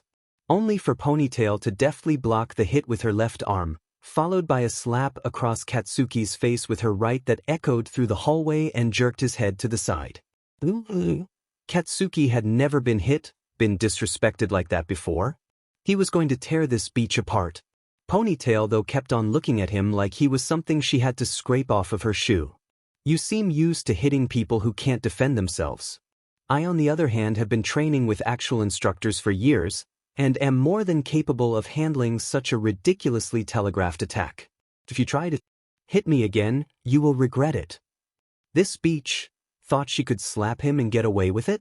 Bakugo was about to drive his fist through her gut when they heard a clapping noise. My, what impressive technique, Ms. Yaoyorozu. Nizu, the principal of UA, was sitting on a bench across from them as if he had been there the whole time. The Chimera jumped off of his seat and walked over to the two, still keeping his creepy smile up. That being said, I cannot condone fighting in the hallways. However, as you both lashed out with your quirks and your fists once, I would prefer to leave this as a warning. Ponytail stared at Nizu for a moment before bowing. I apologize, Principal Nizu. I did not anticipate this devolving into a fight. Quite understandable. I just happened to notice your confrontation from my office. Nizu turned his gaze towards Katsuki. I don't know what grievance you have against my personal student, Mr. Bakugo. Personal student? Personal student? Nizu took on Deku as a personal student. This freak of nature really was insane if he thought that the quirkless Deku was worth being the student of one of the smartest beings on the planet. But I should make it clear that I will not tolerate bullying in my school. If anything were to happen to Mr. Midoriya, either here or outside of UA, I can promise whoever was responsible that their position would become tenuous. Katsuki wasn't afraid of anything. Not any of the extras in his class and not villains. But something about Nizu's shiny black eyes and his smile made Katsuki's instincts scream at him. Now, you are under no obligation to use Midoriya's analysis if you choose not to. However, he wrote that analysis for your class as part of an assignment from me to help you all improve. I believe that I can let the results of this speak for themselves, as to whether taking his advice or ignoring it will affect your progress. Teeth. Katsuki looked away, ignoring the Chimera's smug smile. Wonderful. Now that we've cleared that up, you two should run along while there's still time in your study PRD. Nizu said, shooing the two away. Ponytail was at the classroom by the time Katsuki had caught up with her, but before she opened the door to go in, she stopped, speaking to Bakugo over her shoulder. "Oh, and by the way, Bakugo? Nothing Midoriya said to me in any way indicates that he thinks he is better than anyone else, let alone you." Ponytail fixed Katsuki with a contemptuous glare. "But he is certainly far more of a hero than you are." Remedial lessons. He was expected to take remedial lessons? He was not some rookie who needed to review the basics. He was the best. He won the sports festival. He would have won even if Half and Half had given him the fight he deserved and fought with his fire. He would have beaten All Might if he hadn't been stuck with Half and Half. Shitty hair, big lips, flat face, raccoon eyes, dunce face, and Half were all taking remedial lessons. Katsuki could hear them talking. "We really should have paid closer attention to what Midoriya wrote," Kirishima, Big Lips said. "How can he expect us to run away though?" Shitty hair gripped back. A man faces his problems head on. Hearing Deku's name again made Katsuki want to blast apart the table. It was worse when he saw the other extras in his class crowding around Deku's table, acting as if he was the reason why they passed. Katsuki was about to run across the cafeteria and finally wipe that dopey grin off of Deku's face when he saw Ponytail glaring at him. Stuck-up Beach thought she was hot sheet just because she took Hobo-sensei on her own. He would have blasted her too, but noticed a security camera watching over Deku's table. Katsuki could sweat he saw the rat's eyes peering out at him from there. This wasn't how things were supposed to go. Why the hell is he like this? It's like buying a scratched game cartridge now. Katsuki's head was pounding. He felt his hands restrained. But he could recognize that scratchy voice. That would be because of our esteemed colleague Muscular. The young man here tried to attack him, but was swatted away. I'm not sure if Muscular realized he was the one we were supposed to kidnap. He looks like hammered sheet. We need to take him to a doctor. Meh, he's just got a few splinters, he'll walk it off. Yes, when I got to him, he was lodged in a tree. If I didn't compress him, I doubt that I would have been able to pull him out. What the hell were those voices talking about? The last thing he remembered was when he was about to explode that shitty muscle villain, and then nothing. Where the hell is Muscular now anyway? I ought to dust him for this. Two of the young man's classmates pulled off quite the magic trick it seems. One sprayed Muscular with acid, and the other electrocuted him. Based off of how Muscular was screaming and smelled, I don't think that he'll be able to perform anymore. Acid and electricity, raccoon eyes and dunce face? They beat the villain that knocked Katsuki out? The two dumbest extras in the class? No, they couldn't have, if Katsuki hadn't, but how? Those notebooks, they got the idea from him? Deku couldn't have beaten that villain. Not when Katsuki couldn't. He was stronger than them. He was smarter than them. He was not weak. This wasn't how things were supposed to go. How could he fail the provisional license exam? Even Raccoon Eyes and Dunce Face passed this time. He was supposed to be number one. How could he fail? While the extras all went on internships with heroes, Katsuki was stuck with Half and Half taking remedial courses again, along with two extras from the Extra Hero School Shiketsu. These lessons were being taught by Gang Orca, who for some reason thought it would be a good idea for them to waste time with a bunch of kids. According to Gang Orca, they were supposed to earn their hearts, or some garbage like that. It was ridiculous, but Katsuki knew how to deal with little brats like this. You just had to show them who was boss. He flashed his quirk, making explosions big enough to blow up cars, but the brats didn't even care, and just flashed their own useless quirks in response. One of them, though, spoke up. "Hey, I remember you now," he said, pointing at Katsuki. He scoffed. At least one of these brats knew to recognize the future number one. "You're that villain that the League wanted to join them." Katsuki felt a chill pass through him. He stared at the little sheet, laughing at him. He could hear his heartbeat in his ears. Small explosions crackled in his hands. He was no villain. He was not some weak piece of garbage. The kids that were laughing suddenly looked scared, stepping away from him. It was too late though. This little sheet had dug his grave, now he was going to lie in it. He swung his arm back, readying an explosion. only for Katsuki to feel a sudden, crushing weight around his arm. Gang Orca was standing behind him, gripping his arm hard enough that Katsuki could hear his bones crack. The killer whale hero's eyes were narrowed onto Katsuki in a barely restrained fury. If you even think about doing that again, you can forget about getting your provisional license. I will arrest you on the spot as a villain. The hero growled before throwing Katsuki away from the kids. Every day passed by the same. Katsuki and the extras in the lessons were given some ridiculous task that had nothing to do with real heroics. They were lectured, made to clean up garbage, volunteer at homeless shelters. It was a complete waste. What made it all worse, though, was when for no reason, Gang Orca passed the Shiketsu extras, but not Katsuki or Half and Half. According to Gang Orca, Katsuki and Half and Half were still not ready, that they couldn't earn anyone's hearts, and were stunting themselves. This wasn't how things were supposed to go. Katsuki was supposed to be the #1 hero, to blast through all of the competition without a sweat, to always win and come out on top of everyone. He wasn't supposed to be stuck being given lessons about being nice. Around the end of winter, some extras in suits came and talked to Gang Orca during one of the lessons. Later, he took Katsuki and Half aside. "I'm done teaching you too. I don't have enough time to help you deal with whatever your problems are." Before Katsuki could scream back at the hero, to let loose all the vitriol that had been building up with every second he had to deal with Gang Orca, he spoke again in a lower voice. "There's going to be a battle soon. This isn't going to be like anything you've seen. The heroes there are going to need to be people that can be relied on, that heroes and civilians can trust will help them, and not let their personal issues or their pursuit of glory get in the way. That's the thing about heroes. It's not just your life that you are putting on the line. If you fail, the person next to you and the people behind you are going to get hurt. I'm telling you both this because I know that you aren't ready. You two still think that this is all about you. If you go out with that attitude, people are going to get hurt. For the sake of yourselves, and the people who would be relying on you if you go out there, find a different path. Because I can promise you, there's nothing but pain ahead of you with how you're acting now." He left without another word. The two extras in suits came up to Katsuki and Half, handing them their provisional licenses.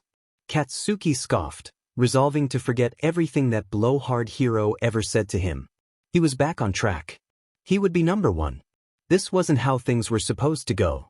Katsuki's chance had been right there. That Hanzi F was screaming like an idiot after he had just taken down Ryukyu and Endeavor. Weird Eyes was struggling against him as some giant villain and a bunch of Nomu showed up, his body looking like it was tearing itself apart. Katsuki finally had a chance to take him down, to pay him back for ever suggesting that he was a villain, to show everyone definitively who was #1. But before Katsuki could reach the villain, Weird Eyes started to spark with blue light, his skin literally evaporating away. He grabbed Katsuki with one of his black whips along with all of the downed heroes and several of the villains and threw them away. Best Genus caught them and held Katsuki as he was screaming to let him take the BSRD down. In the distance, he saw a brief flash, followed by a shout to the heavens. "Puo a Weiryer!" There was an explosion of blue light that enveloped the giant, the Nomus, and everything still back at the hospital, and suddenly it was gone. But none of that matched what he was listening to now. "It is the decision of myself and of Parliament to dissolve the HPSC and to integrate our pro-heroes into Japan's police force and emergency services. No more HPSC. No heroes. No ranking system. This couldn't be happening. It had been Katsuki's dream, his destiny to become a hero, and now the world was taking that away from him? No, that couldn't be right. People wouldn't let things die like that." Katsuki started the new year, desperate to hear what they were going to do now, to hear that people would stop whining and things would go back to the way they were supposed to go, with Katsuki on top. Hobo-sensei didn't show up to class though. Instead, it was some dog-headed extra. "Attention 2A, my name is Tsuragami Kenji. Your homeroom teacher, Aizawa, has unfortunately been forced to retire due to injuries he sustained at Jaku. I will be taking over as your new homeroom teacher." At the very least, Doghead looked like a teacher. But he wasn't any hero Katsuki recognized. "You may have noticed that I am not a hero. I was police chief and had intended to retire and pass my position on by the end of last year, but with the dissolution of the hero system, I was asked to take this position to better help students in your course integrate into the police and emergency response forces. Police? They actually expected them to do that? To become one of the weak, faceless cleanup crews for heroes? Katsuki was no extra. The dog-headed extra leaned over the podium. There is something that you all need to understand if you choose to remain in this class. You are not going to become heroes. This is no longer the hero course, but has been tentatively renamed Advanced Emergency Services. While the duties you would be expected to fulfill are similar as part of the police, there are many differences that you need to take into consideration. Your training is going to be changed to cut out attributes or strategies deemed superfluous or dangerous. You can't expect to get rich from this kind of job. There are no advertisements. We are not working to have our faces seen on television. We are public servants. We are not seeking to compete against each other. I can't guarantee you what this new system is going to be turned into. That is something that the government is going to have to figure out over the next couple of years, but for now, the most we can understand about what you would be expected to become is essentially a special forces branch of the police that have been trained to use your quirks. Over time, it wouldn't surprise me if the line between you and the rest of the emergency response force is blurred even further. Simply put, you are being asked to perform the same duties you would have had the HPSC not been dissolved, but without the fame and fortune. Several of the students paled at this announcement. Katsuki grit his teeth harder with everything that dog had said. He had set out from Aldra to become the richest and most famous hero in the world, and now that was gone? I wish I could paint this in a different way, but that is the fact of the matter. I have been asked to keep as many of you as possible in this field so as to reinvigorate our nation's security with the fall of the hero system. However, I refuse to send out anyone who isn't prepared to make this kind of sacrifice. I am not interested in drafting children into a conflict that is our fault in the first place. The former police chief brought out a stack of papers. These are transfer papers to the other courses of UA. If you decide that this course isn't for you, there is absolutely no shame in transferring to something that would make you feel happier and safer. If you have doubts about whether this is the right path for you, I would encourage you to talk to me as soon as possible. Every passing word hit Katsuki harder than the last. They were actually serious about this. They expected heroes to just fade away, and for Katsuki to just become an extra, a nameless face in a cookie-cutter uniform, living a pathetic life watching crosswalks. Katsuki stomped out of the classroom, not bothering to pick up a transfer sheet. If this was as far as UA had fallen, there was no point to Katsuki being here anymore. Hell, coming here in the first place had been a mistake. He thought that this was where heroes were trained, where people who actually mattered solidified their names for everyone to know. But they were crumbling into something weak and pathetic that Katsuki wasn't going to be a part of. Katsuki wasn't going to do that. He wasn't going to become some extra that no one would remember. He wasn't going to sink to the same level as Deku. If the HPSC was gone, fine. Katsuki would go out and be a hero all on his own. He packed up his belongings in his room, only to meet Shitty Hair outside. What is it, Shitty Hair? Hey Baku bro, are you actually leaving? I'm not going to stick around to become some no-name extra. If the HPSC's gone, I'll go and become a hero all on my own. For some reason, Shitty Hair grinned. That's manly. You're right, we shouldn't give up. Give me a second, I'll be right behind you. Katsuki scoffed at actually waiting for anyone, though Shitty Hair was still following behind him after he had finished packing. Once Katsuki had brought his stuff home, his parents blew a fuse when they realized he had dropped out, having him sit down in their living room so they could whine at him. How could you just walk away from this, brat? You know how hard it is to get into UA, and you're just throwing it all away? The hag shouted, frantic. Masaru tried to step in.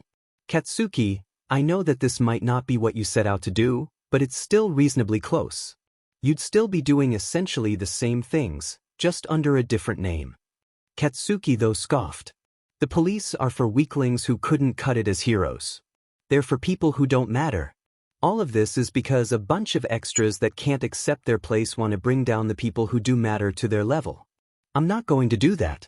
People are brain dead if they think that the police can cut it against actual villains. I'm going to go out and show them why they should be begging me to be a hero. When he said this though, it just made the hag angrier. Are you kidding me? You're planning to go vigilante? Katsuki, you could go to jail for this. Who gives a shit? Katsuki answered. Plenty of heroes have been going vigilante. Haven't you heard what Mirko is doing? All Might's campaigning to bring heroes back too. All Might hasn't given up and neither will I. By the end of this, I'll be on the right side of history. Masaru tried to step in again, his fear obvious even as he tried to keep his voice even. Katsuki, going out like this is a bad idea? There's no support or regulation for heroes anymore.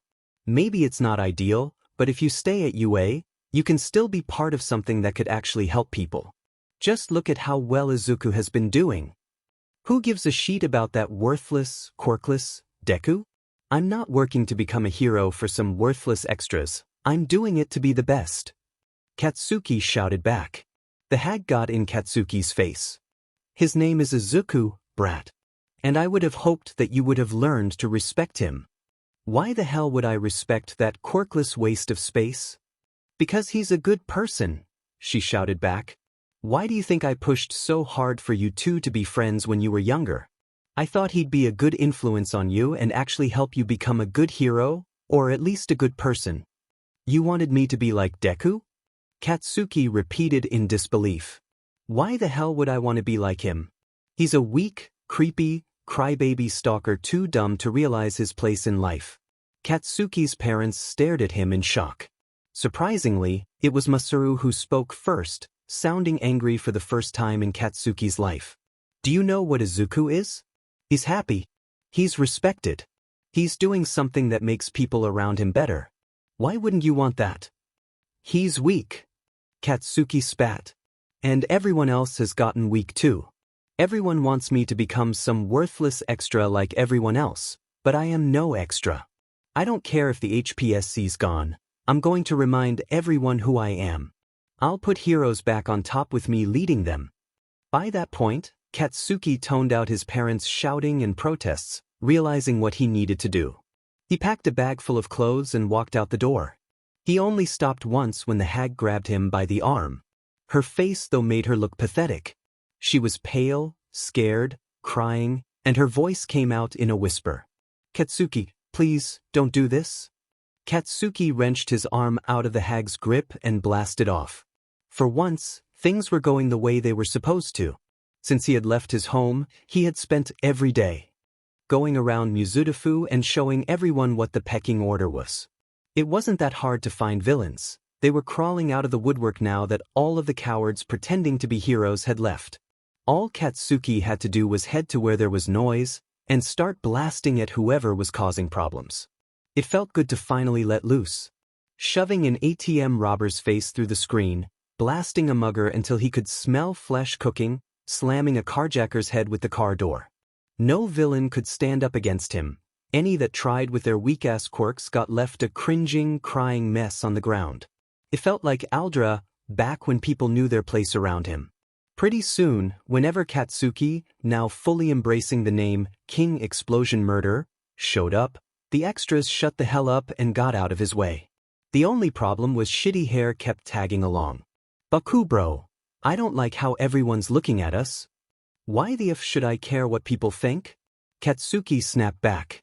It's just, heroes are supposed to make people feel safe bro. They shouldn't be scared of us. God, this extra stammered worse than Deku sometimes. He was goddamn pathetic. Katsuki would have left his sorry but behind if it weren't for the fact that his family's house had been a decent place to crash until Shitty Hair's parents kicked him out. They had given him the same song and dance the hag gave Katsuki, just with more crying. Heroes are supposed to beat villains. Who gives a f about people feeling safe? If they're scared, that just means they've done something to feel guilty. Baku bro. Thief. Katsuki grinned as he blasted towards the sound of someone crying out. Some scrawny extra was running, holding something to his chest. Excellent. Another notch under his belt. These were all small fry extras, but soon he'd make a name for himself. He'd show everyone just how strong he was, and they'd beg him to be their number one. The extra looked over his shoulder, seeing Katsuki blast after him. He dropped what he was carrying and sprinted with the look of a deer getting chased by a wolf, but he had no chance. He was just another stepping stone. Die! Katsuki blasted the thief through a brick wall.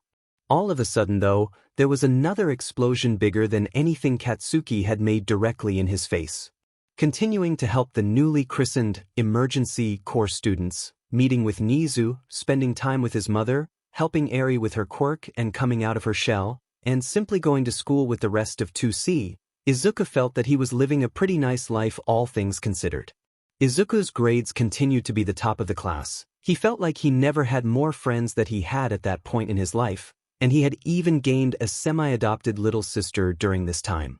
Eri was somewhat skittish when she was asked if she wanted to live with Izuku and his mom, but quickly warmed up to the idea. She was still quiet and reserved, but as time went on, her smiles became something that they would see once every few weeks to more of a daily occurrence. Despite the fears of the teachers, particularly Yamada, that Eri would feel as if they were abandoning her, Eri became much more open and cheerful around them, much to their relief, becoming something of a welcome ray of sunshine in their lives. She hadn't quite gotten the hang of using rewind, but as she had grown to use it more regularly, she no longer lost control of it, not even needing to use her stress ball for weeks. Eri also quickly became attached to Inko, and the feeling was certainly reciprocal, as Izuku's mother was always happy to spend time with Eri, to help her with her homeschool studies, show her how to cook, to play games, read, or watch movies together with Izuku. Unfortunately, Eri had grown to be a fan of Don Bluth's movies, which had similar dark themes and overtones to The Secret of Nim, much to Inko's consternation, and the detriment of Izuku's ribs, as he continued to be his mother's own. Unfortunate stress ball in these viewings. With all the good things that had been happening in his life, Izuku could almost forget about what was happening outside the UA walls. Circumstances were not good in the rest of the country. As Tsuragami had pointed out to Izuku, integrating heroes into the emergency services was difficult. Many heroes weren't interested. Some who tried couldn't meet the standards. As a result, Japan's law enforcement was not only absent of its main source of funding and support, but also massively lacking in manpower. This, coming at a time when Japan was dealing with one of its worst depressions in centuries. It was something that they should have anticipated. The Japanese economy was essentially built around the hero system: support, entertainment, fashion, merchandising. The loss of the system meant the loss of all of these industries and the jobs that they provided. This wasn't even bringing up the effect of the forced closure of Detnerat, one of the country's biggest support equipment manufacturers, along with multiple subsidiaries of the company, which had been revealed to be a major branch of the MLA under Redestro's control after the Battle of Jakku. With both the country's emergency services and its economy in shambles, it wasn't hard to see the appeal in the pro-hero movement, led by All Might and Sir Night Eye, who had been lobbying for a repeal of the government's dissolution of the hero system, arguing that the act was insulting to the memory of Lemillion and of the heroes that had died in Jakku. Though the movement was at first unpopular with all of the scandals unveiled by the UN and WHA, it had been gaining traction as the country felt the pain of the loss of their main means of law enforcement and the core of their economy, the movement's numbers bolstered by the many pro-heroes who had lost their jobs from the measure. For a short time, Izuku wondered if things were going to be brought back to how they were before Jakku, only for the movement to be kneecapped just a week after Izuku had spoken to Tsuragami. Bakugo had indeed resorted to vigilantism, with Kirishima leaving the emergency course in support of his friend. For a few days, the two roamed the streets, picking fights with random thugs and shoplifters. Looking back, Izuku wondered if Kirishima ever realized how badly Bakugo was hurting people, if he had misgivings about leaving behind men and women so broken that several lost the ability to walk or see by the time that the police got to them. If he did, though, it was far too late. It was a shoplifter, actually a man who used to work for one of the hero advertisement agencies that had gotten shut down with the fall of the system. Unable to find work, he was one of many who had resorted to petty theft to feed himself. Bakugo probably didn't know that, though. All he heard was someone shouting, "Thief!" and blasted after the man. Even when the man had dropped the ramen he had stolen, Bakugo continued to chase after him, unleashing a blast that tore through a brick wall and hit a propane tank. The resulting explosion killed the shoplifter along with 14 bystanders. When the police arrived on the scene, they confronted the wounded Bakugo and Kirishima. The horrified Kirishima surrendered, but Bakugo became enraged at being treated as a villain. In the resulting fight, the police were forced to shoot Bakugo through the shoulders after he had added a police officer to the casualties. A reporter snapped a picture of Bakugo and Kirishima being dragged into cars, Kirishima looking shell-shocked while Bakugo was literally foaming at the mouth as he fought against the officers, the headline reading, "You can't do this, I'm a hero." Any hope that All Might or the other former heroes had of reinstating the system died with that image. To the world, Bakugo would forever be seen as the prime example of why the Japanese hero system didn't work, a focus on a flashy, combative quirk at the expense of people's well-being, so drunk on his arrogance and self-importance that he was incapable of seeing how anything he could do was wrong, an obvious narcissist and psychopath that the top hero school in the world had seen fit to build up as the example of what a hero should be. Yue's reputation was destroyed. It wasn't as if Bakugo's behavior had been subtle. The critics of the school and the hero system had plenty of evidence to point to indicating a pattern of violence and arrogance that the school had never addressed, and no record of any kind of real punishment or reprimand. Instead, Yue had rewarded Bakugo for his abhorrent attitude, having him give the student pledge, gave him the gold medal at the sports festival, and had defended him after his kidnapping. The result? A lunatic that snapped and murdered over a dozen people the minute he didn't get what he wanted. The news about Bakugo, and what it meant for the future of heroes and Yue, was the main topic of gossip in 2C that morning, many of the students speaking with grim satisfaction of being proven right about their beliefs of Bakugo and what his ultimate fate was. Yamada walked in, even more drained than he had looked at the beginning of the year. Izuku couldn't imagine how Yue's reputation was going to hold up from what had happened. "Alright listeners, I've got a bit of an announcement to make." The class tensed up, thinking that this must have to do with the Bakugo scandal. "We're getting a new student today, or rather, an old student." He turned to the door and called out, "You can come on in." To the class's surprise, Uraraka Ochako came in, dressed back in the Gen Ed uniform. "Hey, everyone," Uraraka said, trying to smile. As the class erupted, some crying out welcomes, a few whispering to each other, Izuku was able to get a closer look at Uraraka. She had gained quite a bit of muscle over the past year, something that Izuku had observed from watching the hero students train. Seeing her here though made Izuku realize that she also seemed thinner, and her eyes had faint bags under them that she seemed to be trying to cover with makeup. Regardless of the fact that he had already been in communication with Uraraka, Izuku made sure to welcome her warmly as she returned to her old seat. As the week wore on though, Izuku could tell that Uraraka was having a hard time settling back into Class 2C. It was hard to ignore the whispered criticisms so many of their classmates made towards her for abandoning the emergency course. Being one of the few students who had managed to maintain a relationship with Uraraka after she had first transferred, Izuku invited her to his table for lunch. She seemed to hold it together, especially after Togai kicked Ayamoto out of their table when he made one too many comments. For a bit, Uraraka was able to relax, talking to her old friends. She even encouraged Kagaya when he admitted that he was going to be trying to transfer to the emergency course. "Oh, that reminds me," Kagaya realized. "Midoriya, you mentioned that you had some new notes you wanted to show me?" "Oh yeah," Izuku said excitedly. He had been working on some concept ideas for how Kagaya could potentially use his sunshine to create thermals to create lift, which he could then harness with a flight suit to fly. As he handed the notebook over to Kagaya though, he felt a sting on his thumb. "Ouch!" Izuku recoiled. "Midoriya? What's wrong?" Kagaya asked. Izuku sighed, noticing a thin drop of blood forming on his thumb. "It's just a paper cut, nothing to worry abo."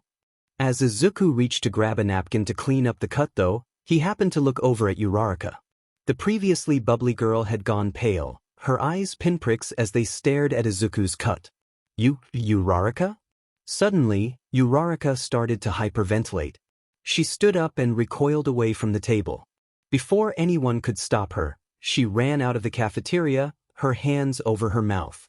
Izuku was worried for his friend and tried to follow after her to make sure she was alright, eventually finding her in an empty classroom, vomiting into a garbage can. "Uraraka?" he asked, tentatively approaching her. The next instant, he recoiled back as Uraraka grabbed a chair and swung it like a club. "Don't touch me," she screamed, her eyes wide and panicked. Izuku backed away, his hands up in an attempt at a placating measure. I'm sorry. I was just worried about you." Uraraka froze in place, the chair over her head, staring at Izuku. "It's okay, Uraraka. You're safe," he spoke as calmly as possible. Uraraka shook, dropping the chair with a loud bang, and collapsed to her knees, sobbing. Izuku knelt closer. He wasn't sure if their relationship was close enough that Uraraka would want him here, but he also didn't want to leave her alone. The moment that he did though, Uraraka threw herself onto Izuku, wrapping her arms around him and sobbing into his shoulders, clinging to him like a life raft. Flustered, but wanting to help his friend, Izuku carefully hugged her back, not speaking and letting her cry. Eventually, her sobbing dried into hiccups and she pulled away. "Are you all right?" Izuku asked. "Was it the blood?" Uraraka trembled, hugging her knees to her chest. "Yes, I don't want to see blood, not anymore." Izuku sat next to Uraraka, staying close in case she needed to hug him again. "They're right," she whimpered. "What do you mean?" "Our classmates, the other students," Uraraka said into her knees. "I wanted to become a hero for money." "Well," Izuku began, a little caught off guard, but wanting to do something to help his friend and keep her from feeling down on herself, a lot of people became heroes for money. They still helped people. People become teachers and doctors for money too. It's not okay for anyone to criticize them for that. Izuku's comment seemed to calm Uraraka down some, and she managed to look up at him with her tear-stained eyes. I just wanted to give my parents a nice life, you know," she hiccuped. "My family doesn't have a lot of money, and Mom and Dad were always working so hard. I thought if I got popular enough, I could give them a vacation." Izuku smiled. "I think that's a really good motivation. I hope I can do something like that for my mom someday. But I quit, since you can't really make that kind of money in emergency services anymore, and since they made it so you can use your quirk in public now, I figured I could use my quirk to help Mom and Dad with their construction business." Izuku nodded his head, realizing what Uraraka was talking about. The measure had been taken by the government for multiple reasons.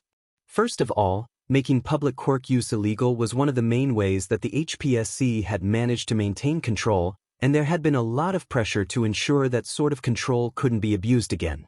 Secondly, as heroes, being the only people who could legally use their quirks in public technically didn't exist, there wasn't really a way to police quirk use anymore, especially not with all of the other problems that the emergency services had to deal with at the time.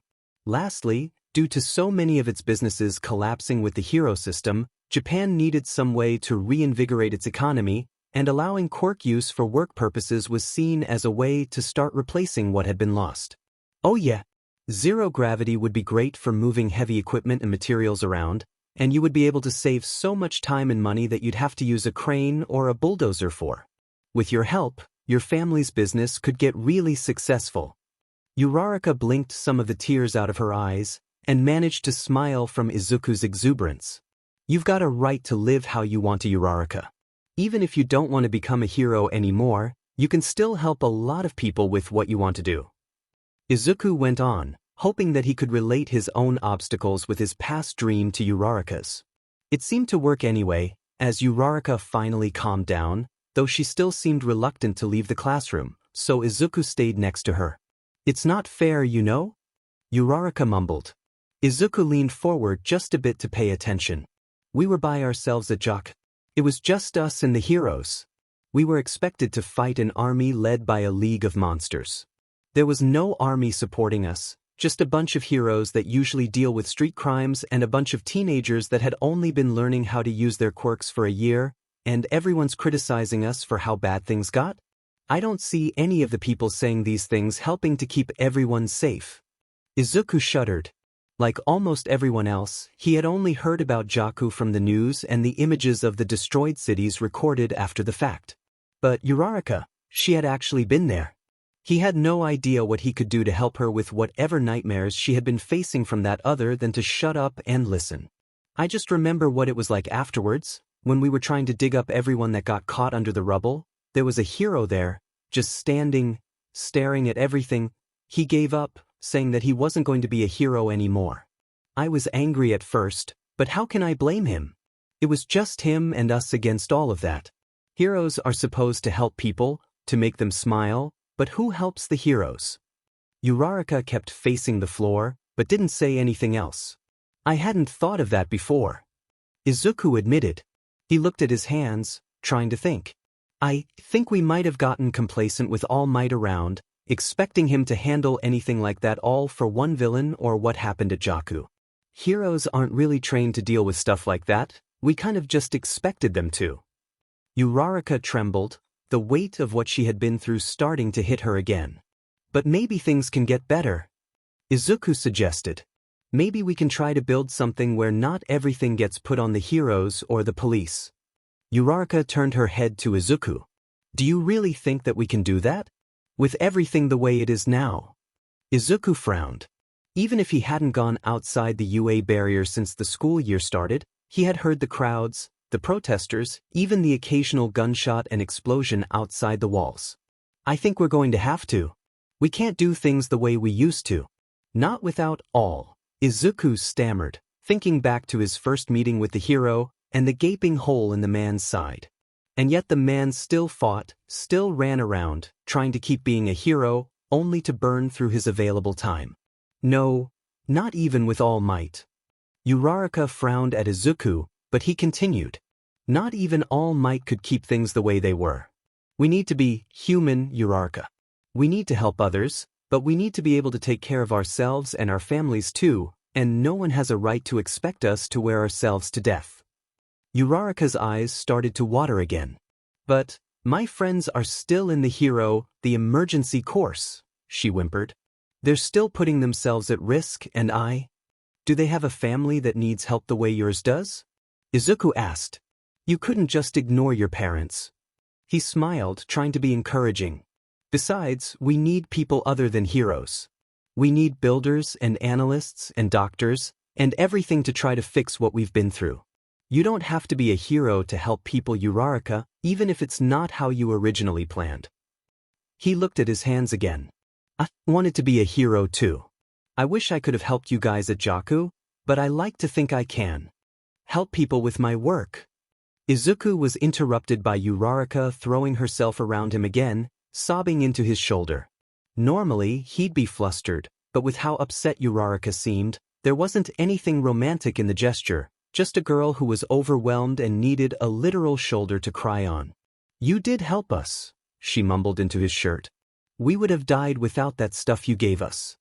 Gingerly, Izuku hugged her back until she was able to calm down again. He just hoped his friends were going to be okay. You take a swan dive off a roof. Izuku was uncomfortable with this particular bit of graffiti, though perhaps that was why he had chosen this section to clean. He couldn't help but wonder how many other people Bakugo had said this to for someone to spray paint it on his family's house. The irony of the situation was not lost on Izuku, this time being the one to help the Bakugas clean off graffiti on their home instead of the inverse.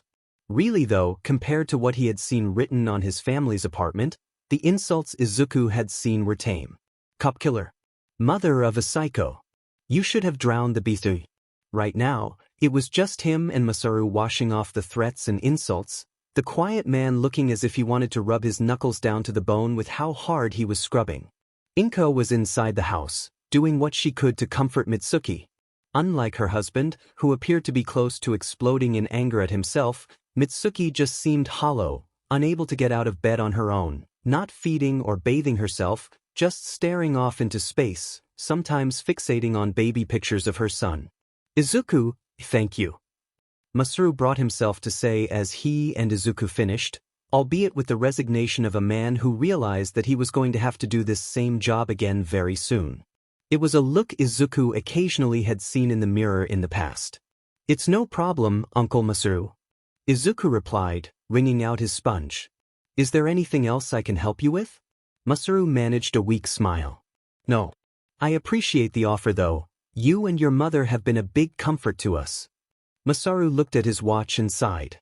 You two should probably be going now though if you want to get back to UA in time for curfew.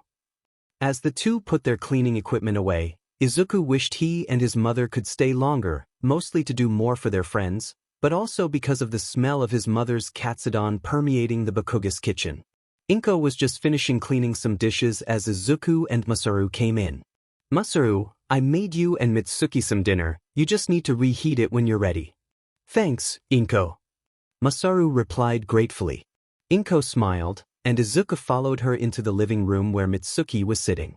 He recalled Mitsuki's panic when Katsuki had been kidnapped last year, but wasn't sure if this was worse or better. Mitsuki was sitting in a chair stiffly, not responding to anything going on around her. Inko knelt next to her friend and gave her a hug. Mitsuki, I made you some katsudon, please make sure to eat it all, okay? Please take care of yourself. She spoke in a quiet voice, Mitsuki's head resting on her shoulder. Izuku went up and hugged Mitsuki in turn. This isn't your fault, Aunt Mitsuki. You're strong, you're going to get through this. He wished he had something better to say, that things were going to be okay, but that felt like naive optimism. Mitsuki had lost her son. He was stuck in prison for the rest of his life, destroying several other lives in the process. He felt some tears on his shoulder as he pulled away, hoping and praying that his honorary aunt was going to get better. Izuku and his mother were silent as they walked through the train station, passing by several posters advertising new jobs in the police and army. Vandals had defaced many of them with crude pictures or phrases, the least offensive saying things like, losers, or weaklings. Izuku shook his head, trying to ignore them as he and his mother got on the train. As the two moved away from the Bakugas, Izuku couldn't help but to ask, do you think that they're going to be alright? Inko fiddled with her thumbs. I hope so. It seemed his mother couldn't give any more reassurances than what Izuku could give to himself. If anything, she seemed even more worried than Izuku.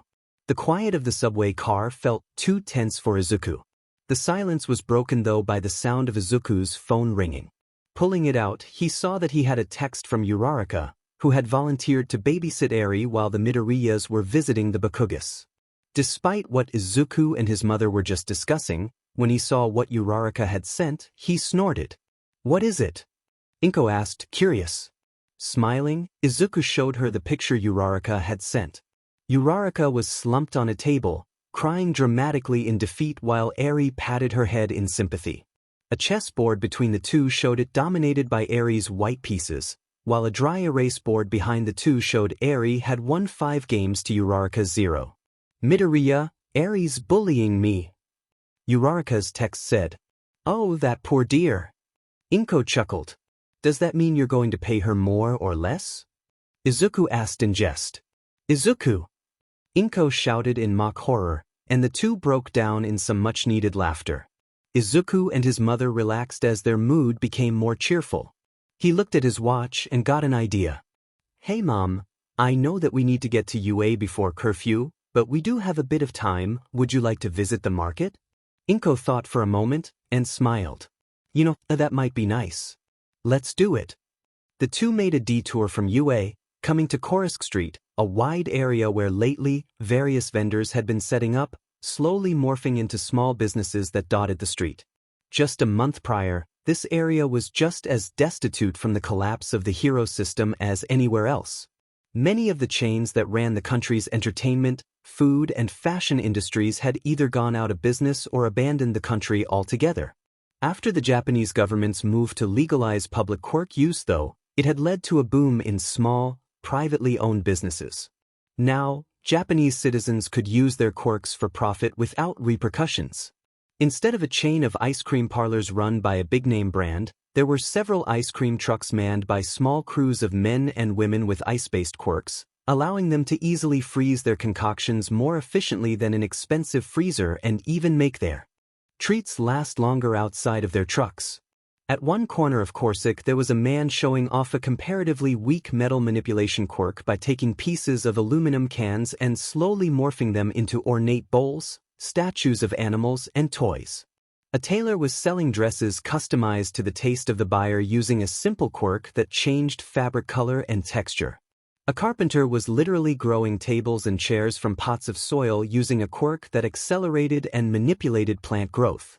One area of the market was cleared for construction work, where Izuku and Inko could see the remnants of what was once the biggest building on the street being remodeled, on top of which a large billboard with the now infamous big-nosed face of Yatsubashi Rikiya, former CEO of Detnerat, was being painted over. There was certainly a bizarre irony to the situation. Izuku thought to himself as he and his mother enjoyed the sight while eating ice cream. Yatsubashi was technically getting what he wanted, with people being allowed to use their quirks more freely, the lifting of restrictions on quirk use being the main goal of the MLA, but because he had been so willing to commit acts of terrorism, he would never get to enjoy it himself. If anything, the violent actions and ideology of the MLA were being used as the primary justification for those against the lifting of the ban against public quirk use. Yatsubashi being seen in a similar light as Bakugo in that regards. Loud, cheerful music was being played all along Korisk Street, just managing to drown out chanting and yelling coming from further down the way. Reaching the end of the street, Izuku and Inko saw the only booth that had no line, a police recruiter. Judging by the fixed, tired expression on the recruiter's face and the full, untouched stack of pamphlets next to him, it looked as if he had not seen any business all day. It was sadly a familiar sight for Izuku. After the fall of the hero system, the government had been pushing for more recruitment for the country's police force. The only problem was that no one was interested. It was an unfortunate echo of what All Might had told Izuku a year ago. People didn't respect the police. While the heroes had lost their popularity, being seen as decadent agents of a corrupt oligarchy, they had still shaped the public's perception of law enforcement for decades, the images of fame, fortune, and excitement. Police, firemen, and even the JSDF were seen as grunts, essentially the busboys and janitors of emergency services. It wasn't hard to see why the police were struggling to build up their numbers. Why would the public have an interest in joining law enforcement when all of the wealth and glamour had been taken out of it for them? The fact was that the police lacked the funding, the manpower, and the public support to properly maintain law and order in the country. For months, holding an open-air market like this would have been impossible. This had led to the Prime Minister taking a measure that was likely to get him removed from office in the next election. Both ends of the streets were guarded by a group of soldiers. However, these soldiers were not part of the JSDF, or even Japanese at all, but instead wore bright blue UN helmets. With the main body of the country's security dissolved, unable to prop up the police enough, and continuous anarchy across the nation, Japan's government had been forced to request UN aid to help police the country. In some ways the decision had helped a great deal, the UN managing to provide the needed manpower Japan required to protect its infrastructure as they attempted to rebuild, but it was an extremely bitter pill to swallow. Having foreign troops patrol the streets of the country felt far too reminiscent of the US occupation following Japan's defeat in World War II. Requiring outside help simply to police their own country, especially in the wake of the scandals of the WHA renouncing Japan's membership and the reveal of so much corruption, was another serious blow to the country's pride. Hence, while the soldiers' presence was what had allowed Korisk Street to become so prosperous, they were also the reason for the massive crowd of protesters chanting and screaming outside the market, the music only just managing to drown out their yelling enough to allow shoppers to do their business in peace. Many were straining the limits of the barriers that the soldiers had put up, screaming and threatening the soldiers by flashing their quirks and waving signs. No occupation. Get out of our country. Arrest the traitors. These were some of the kinder phrases on the signs that the protesters were swinging around and chanting. Some of the signs denounced the Prime Minister and specific members of the Diet as traitors, a few even carrying effigies of the government figures hung from lampposts or in front of firing squads. A few others were protesting the legalization of public quirk use, waving signs emblazoned with "Protect Our Jobs," reflecting a sentiment of some of the detractors of quirk legalization, who feared the possibility of people being shut out of certain professions by individuals with quirks specific for the positions, or being forced into certain professions by virtue of their quirks. Most just seemed to be protesting the government in general, as they had been ever since Jaku. As things were, the protests were loud and threatening, but Izuku and Inko didn't want to take the risk that they could get violent, and did their best to slip away unnoticed. You know, Inko muttered as they were away from the market and the crowds, I can understand how people would be angry at the Prime Minister, but the man is simply doing the best he can with a bad situation. Izuku nodded. He had made an effort to be friendly towards the soldiers, smiling at them when he could. He even got to know a few that were guarding Yue. Beyond just being polite, it seemed like basic gratitude was warranted towards people putting their lives at risk for a country that wasn't even their own. The streets away from Korrisk weren't as crowded, but there were more people out and about than there had been in the months prior. For as many grievances people had against the presence of foreign soldiers, they at least made people feel safe enough to leave their houses. However, as they walked, the two heard a faint cry in the distance. Help! Someone please! Izuku and Inko froze in place. Izuku focused on where the sound was coming from, and perhaps 2 blocks ahead of them, he saw a very tall woman running out from the alley. She turned around, pleading to anyone who could hear her. Please! Someone, please help me! Without thinking, Izuku ran after the woman, despite his mother's cry of alarm. Izuku, wait! Get the police or the soldiers! Izuku called over his shoulder. As Izuku got closer, he saw that the woman was a heteromorph, giving her the appearance of a large, blue-colored fox with blonde hair. The woman frantically turned to anyone who was present, but all the passerby either ignored her or backed away, seemingly frightened by her appearance. There she is! Another voice cried out while Izuku was still a block away, as 3 men equipped with knives and what seemed like black market support gear burst out of the same alleyway that the woman had fled from. No! Please, I haven't done anything. The woman cried out, fleeing down another alleyway before Izuku could reach her. The men yelled and chased after the woman, uncaring of her pleas. Izuku ran down the same alleyway, shouting after the men to stop, though they either ignored him or didn't hear him in their adrenaline-fueled state. For a moment, Izuku lost sight of the men, only to hear a cry in pain down another alley, which he shot down, seeing the woman cowering against a wall with a wound on her arm, cornered by the 3 men, who were pointing their weapons at her. You're just trying to make us drop our guard. Take this, freak. One of the men, equipped with some kind of cannon, began to charge it, pointing at the woman, who was continuing to cry and plead for her life. Right before the device could fire though, Izuku ran into the man from behind, knocking his shot off course into the sky. Oh, what the? Izuku, pumped full of adrenaline and realizing that these 3 men were armed to the teeth and ready to kill, stood in front of the downed woman with his arms spread wide. Leave her alone. Hey, back off. One of the men shouted, brandishing a large knife. We were just getting this villain before she could get us. This woman isn't a villain. Izuku shouted back. All she's trying to do is get away from you. How else are we supposed to deal with someone who looks like that? The 3rd man growled, pointing at the woman. Just look at her. She's clearly a villain. This woman hasn't done anything. If anything, you're the ones acting like villains. Now get out of here, I've already called the police. Izuku yelled, trying to make his voice as loud as possible and saying the first thing that he could think of that would get these men to leave. However, it seemed that they were too set in their bigotry and pointed their weapons at Izuku. If you're going to get in our way, you're just as bad as she is.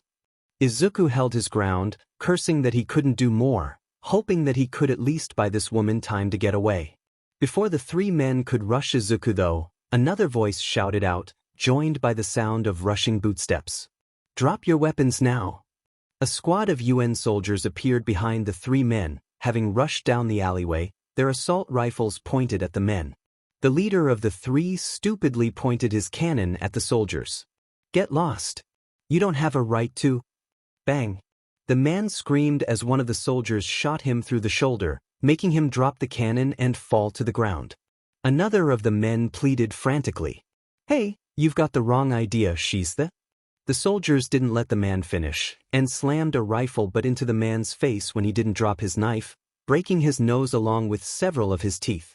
The 3rd man finally got the message and dropped his weapon, putting his hands behind his head while a soldier forced him to his knees and cuffed him. Seeing that the three men were restrained, Izuku turned to the woman. She was staring at him, shaking and probably in shock from what had happened to her. "Are you all right? How badly is your arm hurt?" The woman didn't answer him immediately. "Thank you," she whimpered, before breaking out into tears. Izuku awkwardly put a hand on the woman's shoulder in an attempt to comfort her. "My name's Midoriya Izuku. Ippan Josei." Izuku stayed with Ippan while the soldiers looked her over for her injuries. Thankfully, the men had only managed to graze her arm, and questioned her, him, and later Inko when she had caught up to them. As Inko was being questioned, Izuku and Ippan continued to sit in an uncomfortable silence. Ippan had stopped crying, but she was hunched over, grasping her knees while sitting on the ground. "Do you think that things are ever going to go back to normal?" she asked. Izuku thought for a moment, struggling with himself. "Do you think they should?" Ippan looked flabbergasted at him, and he explained. "It isn't right that you got treated that way, that people could look at you like this for no good reason. But, well, I had people treat me badly a lot before the HPSC fell just because I'm quirkless." He looked timidly at Ippan. You did people treat you like this too before all of this?" Ippan looked at the ground, sniffling. "Yes. It wasn't as bad. If I kept to myself, people would usually leave me alone, but I could still see how everyone looked at me, treated me like a villain even if I hadn't done anything. I think I get it." Izuku admitted. "Not that people ever were scared of me, but I get what it's like for people to make assumptions about me, to think that I'm not worth as much as everyone else. I sometimes still think that about myself, if I'm honest." Izuku thought about Bakugo used to treat him, how he was bullied and belittled no matter what. And yet, for most of his life, no one had any problem with him, how he acted, or how he treated others. Izuku hadn't even thought that how Bakugo, and so many other people treated him, was wrong. It was just something that he had come to accept. He had convinced himself that there was something wrong with himself, that perhaps there was some justification for being treated the way he was. It was only after getting some space from his childhood friend and looking at Bakugo's behavior from a more outside perspective that he was able to really understand how rotten of a person Bakugo was. There had in fact been something wrong with Izuku, but it wasn't that he was quirkless.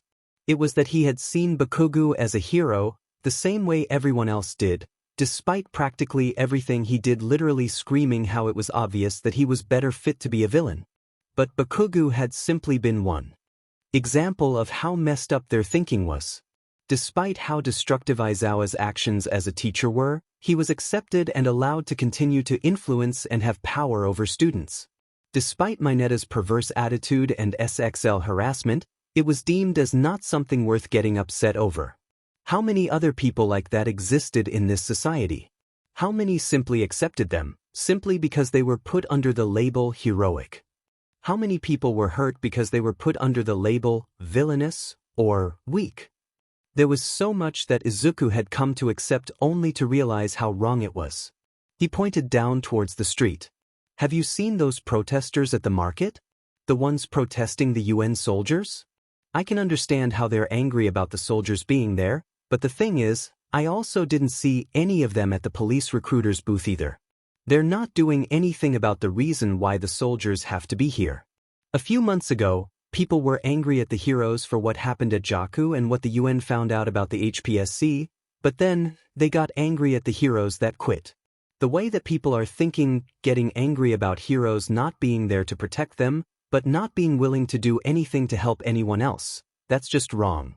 Ippan curled up more, remembering all of the people that had ignored her when she was begging for help, only being saved at the last minute by this high school student.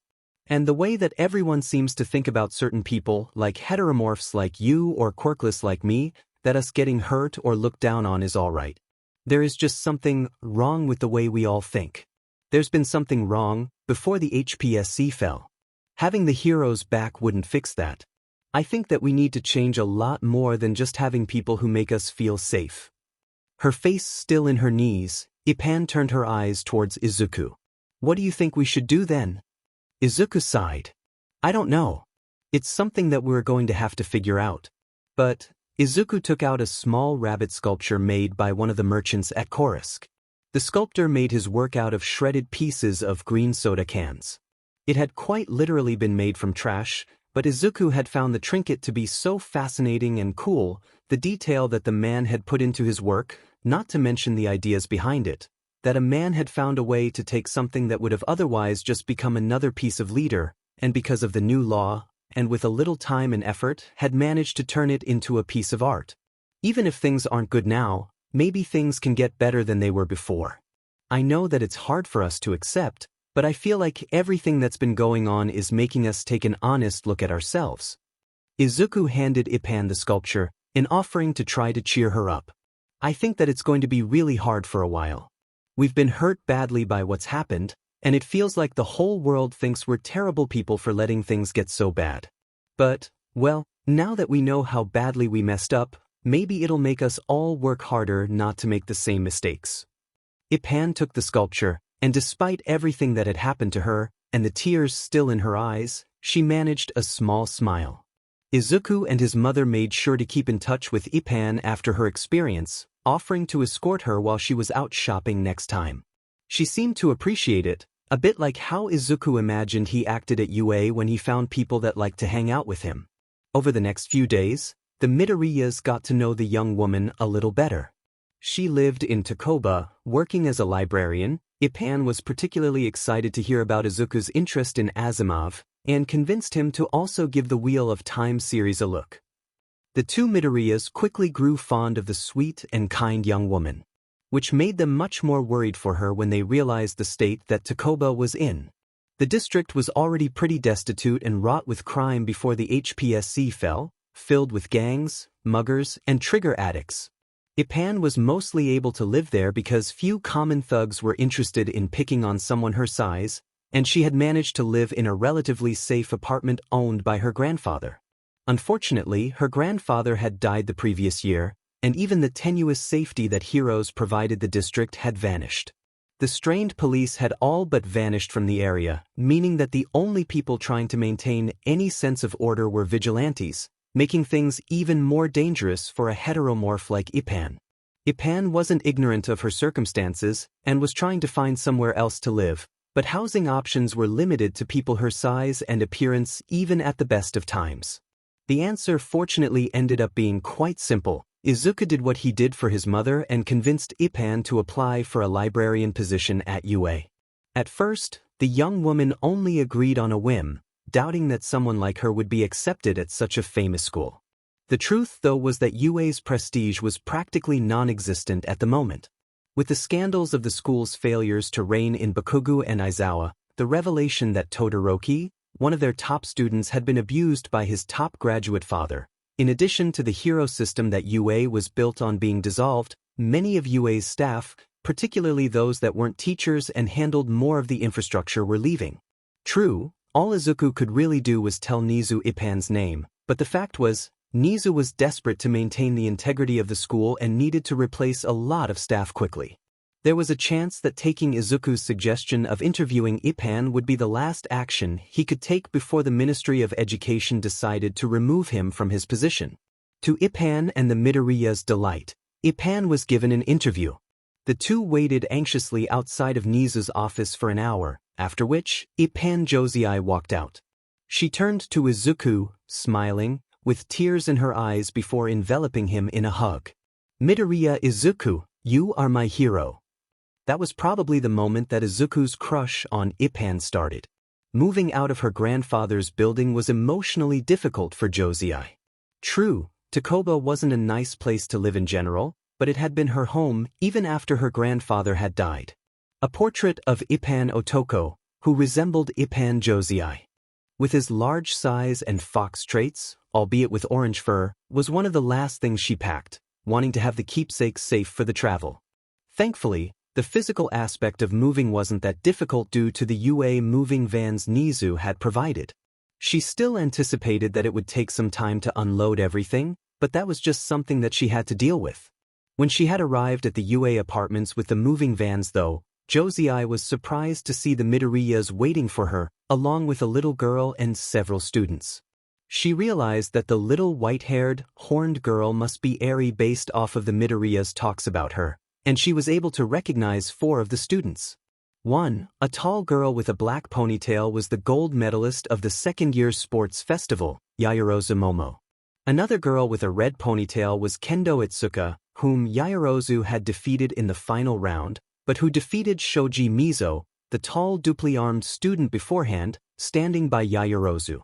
The last student, Uraraka Ochako, Josei remembered from the previous year, having put up one of the best fights against the now infamous Bakugu in the last sports festival. "Hello, Ippan." Inko greeted Josei cheerfully. "We're here to help you move in. Some of my friends offered to help as well." Izuku added, gesturing to the other students. "Oh, Midoriya." Josei felt touched, but worried about imposing, "You didn't need to worry about me." "Ippan," Yinko interrupted, taking Josei's hand in hers, "we want you to feel welcome, and Izuku's friends want the same. Even Eri here wanted to help," she said, turning to the adorable little girl standing next to Izuku and staring up at Josei. "Well," Josei stammered, realizing that she couldn't say no to a face like that. "Thank you then. I hope that this won't take up too much of your time, and feel free to leave whenever you need to," she said, bowing respectfully to the people who had come to help her. "Think nothing of it, Ms. Ippan," Yaoyorozu said, returning her bow. "If you are a friend of Midoriya, you are a friend of ours." Yaoyorozu also just wants to be on good terms with the new librarian. Kendo added, smirking as Yaoyorozu blushed. "Well, I certainly look forward to getting to know you all." Josei chuckled. It turned out to be quite good that the Midoriyas had brought along help, as Josei doubted that they would have so easily handled her furniture and appliances due to their necessarily larger size. Shoji and Kendo's abilities to naturally increase their strength, coupled with Uraraka's ability to remove an object's gravity, made moving much easier. Thankfully, Josei didn't have that much that needed to be moved. Appliances that fit her size were expensive on a librarian's salary, after all. That being said, there was one luxury that Josei had indulged in that made her more grateful for all of the extra hands. "You certainly have some impressive tastes, Ms. Ippan," Yaoyorozu said, observing the last of the books she was carefully placing onto Josei's shelves. "I like to read." Josei shrugged in response, admiring her collection. "Thank you again for helping me set up, all of you. You all made everything go much quicker." "It was our pleasure," Yaoyorozu answered, before checking her watch. "That being said, I believe that Shoji, Kendo, and I should probably leave now. We have a joint class exam coming up that we should prepare for. Everything should be set up, anyway," Shoji said after putting the last piece of furniture down. Looking around Josei's new apartment, she felt quite at peace. She was worried that she would only have had enough time that day to bring in the boxes, which would have stayed shut until she needed whatever was in them, making it so that Josei would only have properly set up everything weeks after moving in. But with the help of the Midoriyas and the students, everything had been brought in and set up in just an hour. Everyone so far here had been so kind to her too. No one looked at her as if they were afraid of her or as if she were some sort of oddity. They just saw her as someone who could use some help and sacrificed a bit of their free time to do so, whether it was Shoji, a fellow heteromorph that Josei looked forward to getting to know, or girls like Yaoyorozu and Kendo, who looked like the kind of girls that belonged in the upper echelons of high school student society, who would normally scorn someone that looked like Josei, but who were just as happy to help her as the Midoriya were. It actually made Josei upset for a moment that the hero system had been dissolved, wondering if it would be easier for people like her if there were more people like these students working as pro-heroes. But perhaps that didn't matter either, as Josei thanked the emergency course students, as well as Uraraka and Midoriya for their help. Uraraka had perhaps been the most helpful out of all of the volunteers, apparently having some experience with setups like this from what she knew about construction work. Maybe these students didn't need to be heroes, maybe they just needed to be good people for the kinds of changes Midoriya had talked to Josei about to happen. With everything in its place, Uraraka likewise took her leave, welcoming Josei one last time before going back to her own dorm room in 2C. Josei began to wonder what to do now with so much unexpected free time when she smelled food being prepared in the kitchen. "Mrs. Midoriya? What are you doing?" "Preparing your welcome meal, of course," Inko replied cheerfully. "And no more Mrs. Midoriya for You're my co-worker now, please call me Inko. Josei wanted to tell her not to worry, especially considering how much more work the Midoriyas would have to do than normal to make something big enough to constitute a meal for her, but, again, seeing Izuku and Eri already hard at work, she knew that it would do more harm than good. She realized that she'd be better off just helping out. Alright, if you'll call me Josei. She answered with her own smile before helping Izuku to bread some pork chops. Thankfully, the Midoriyas did in fact take into account how much more Josei had to eat than the average person, and prepared a massive amount of katsudon. Josei usually ate rather plainly, having to buy so much of her food in bulk, which often meant that the quality of the food she ate wasn't as good. The katsudon the Midoriyas made though was so delicious that it brought tears to Josei's eyes.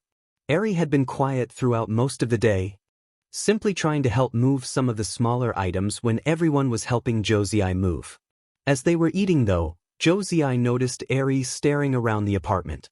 It wasn't that surprising. The guests that Josei had over where she lived were often caught off guard by the scale of her home and everything in it, making them feel as if they were living in a giant's house. Eri, however, was mostly looking at the shelves of books that had been stacked along the walls. Ms. Ipan, she asked. Yes, Eri? Josei answered gently. She hadn't been told everything about this little girl, but the Midoriyas had told her that Eri had been through some very difficult experiences. Josei was able to recognize her from a picture taken from Lemillion's fight against Overhaul, so she could make some very unpleasant guesses of what had happened to her. Have you really read all of those books? Most of them. Josei answered. You must be really smart. Eri said as she stared up at Josei with a look of awe. Eri's adorable gaze and compliment caught Josei off guard, making her blush. She could see Izuku and Inko smiling at this, making her blush even more. Thank you, Eri, but I just like to read.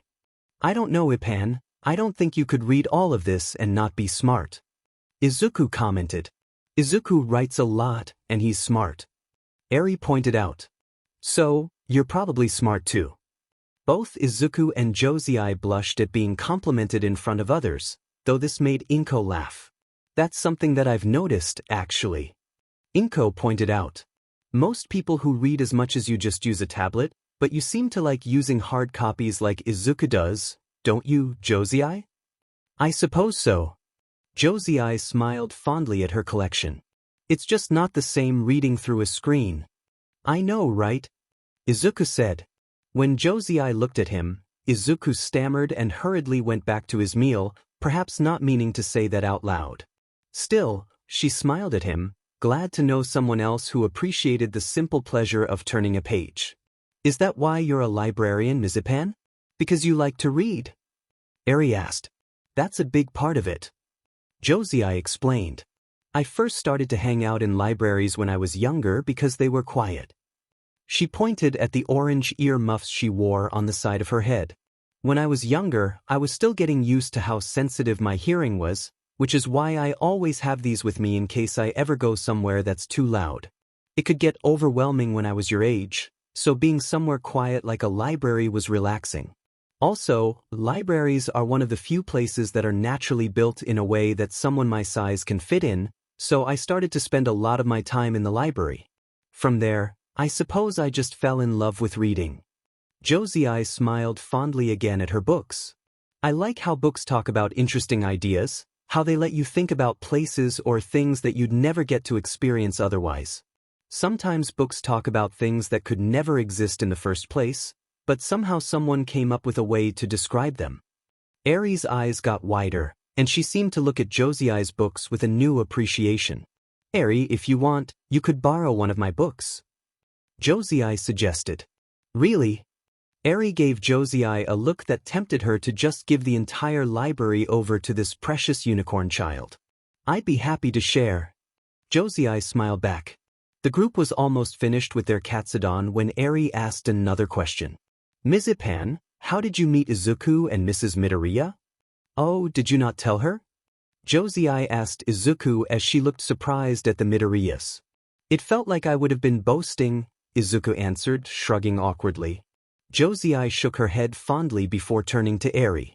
Midoriya saved me from some men who were trying to hurt me, and cheered me up afterwards. Eri stared at her surrogate brother in wonder. You were like a hero, Izuku. You were like Mirio. As Eri said this though, her excited smile fell, immediately getting the attention of Izuku and Inko.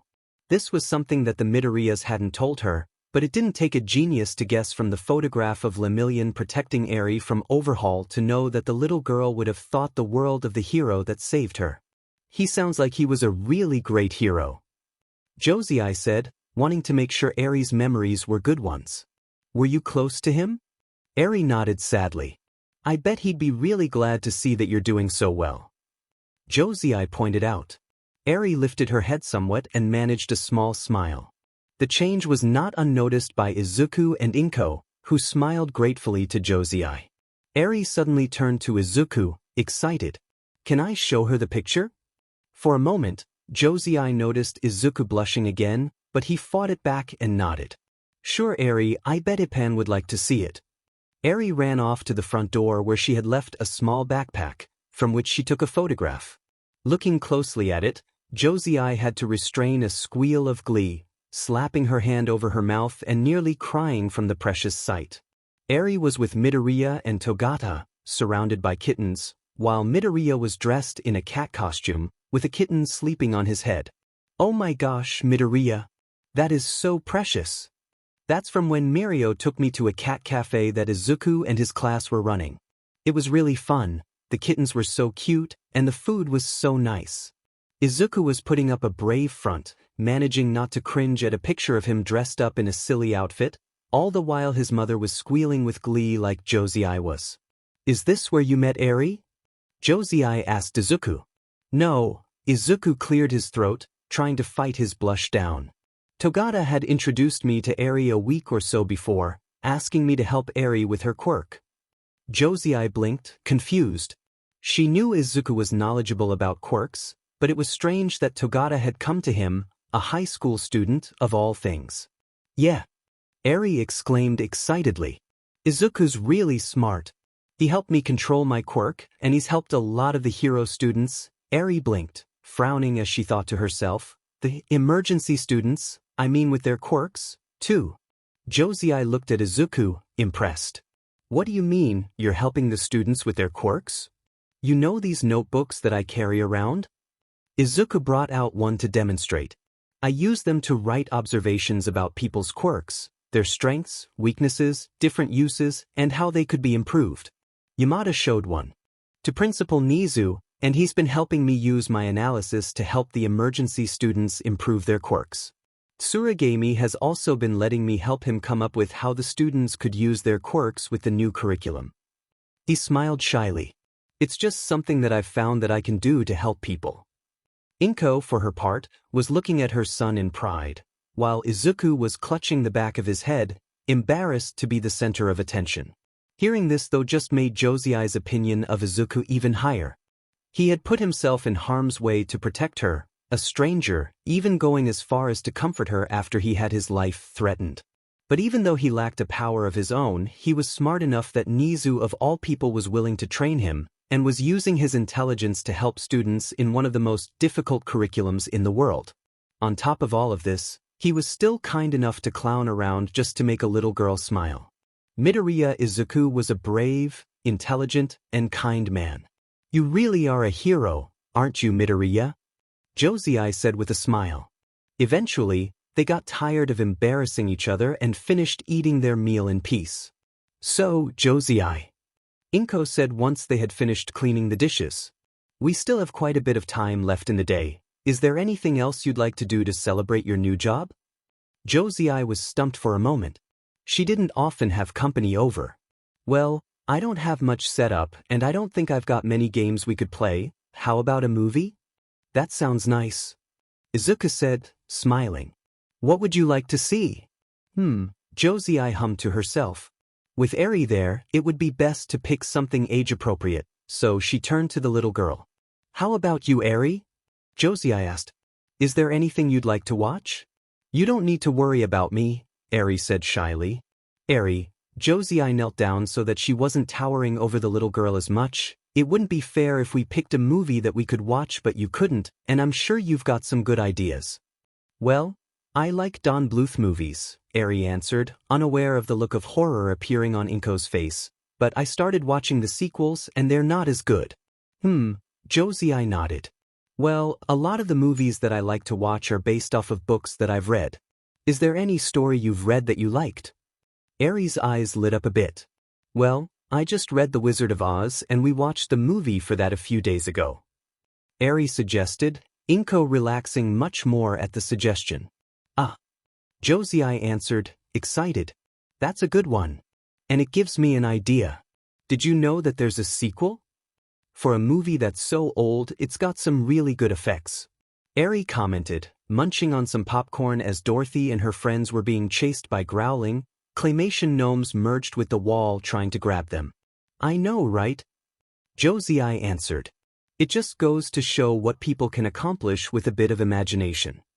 Josie and Eri were glued to the screen as the Gnome King lifted Jack Pumpkinhead into the air, laughing maniacally while poor Jack was screaming, about to be dropped into the Gnome King's stomach like the bowels of hell.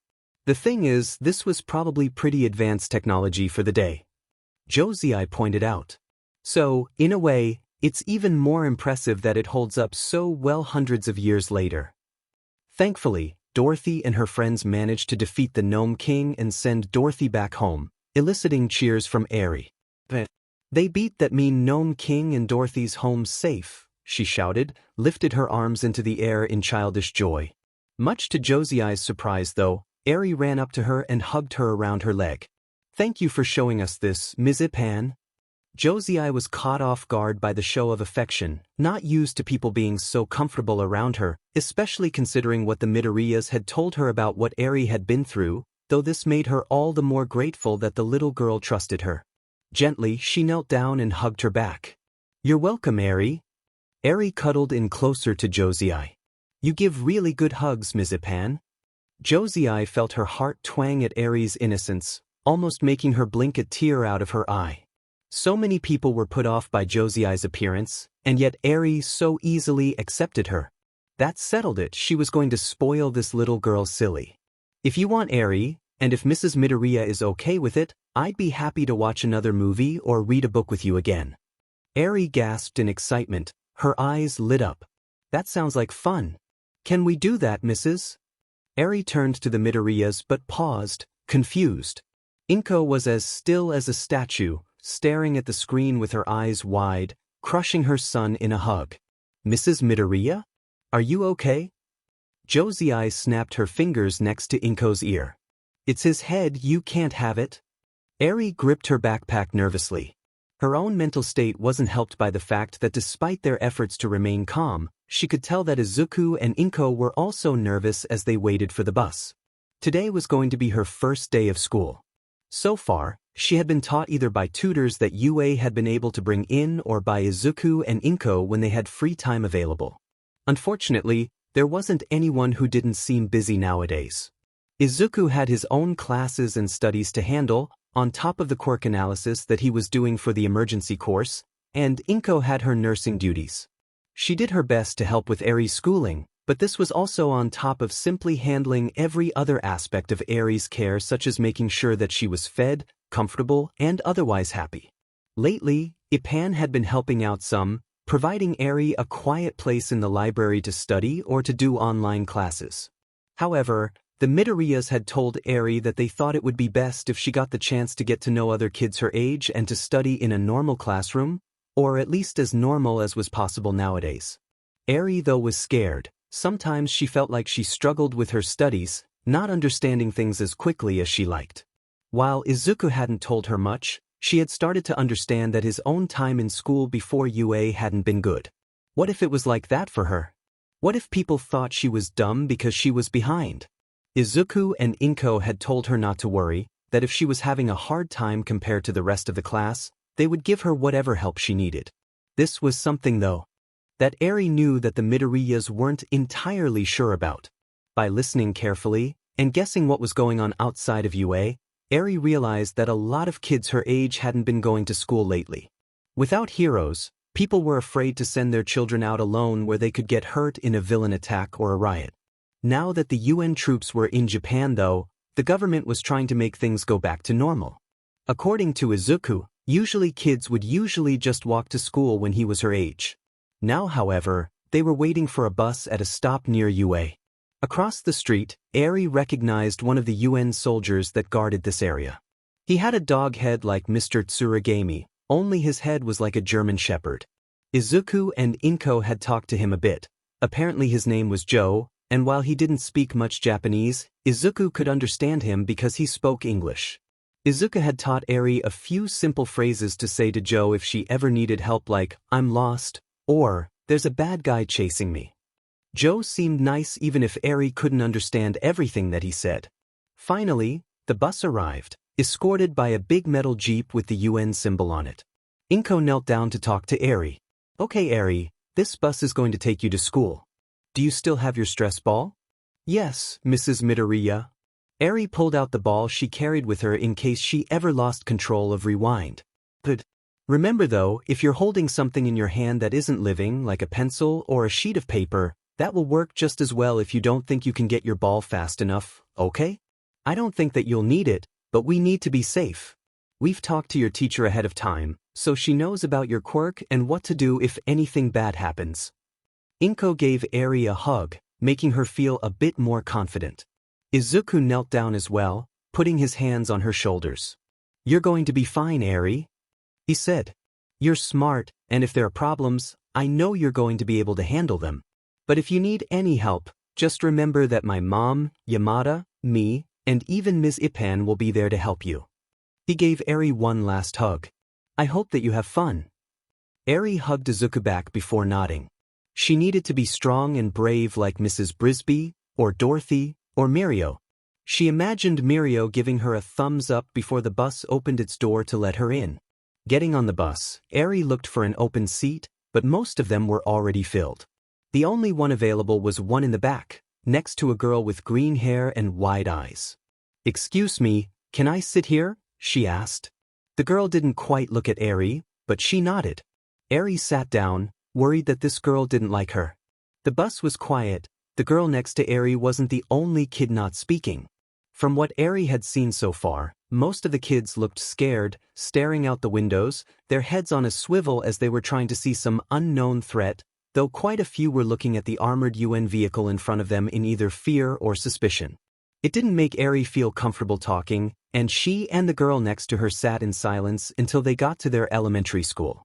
When Eri arrived in her classroom though, she saw that the green-haired girl had a seat next to her. Once everyone had their seat, the classroom teacher walked over from the door and introduced herself. "Hello everyone, my name is Himura Fuyumi, and I'm going to be your new teacher." Eri was struck by how pretty Ms. Himura looked, having a tall and thin figure, snow-white hair streaked with red, and turquoise eyes behind a pair of glasses. However, like so many of the kids, Eri couldn't help but notice that Ms. Himura seemed stressed and pale. Her thin figure might have been so to an unhealthy extent. Despite this, she was clearly trying to smile to the students in a way that would make them feel welcome. "I understand that schoolwork has been difficult for us to handle online, but hopefully we'll get everyone up to speed." Himura grimaced and put her hands together. "I also understand that things may be difficult for all of us right now. A lot of us probably feel scared, angry, or confused about what has happened over the last year." Himura made herself smile again, trying to look hopefully to her students.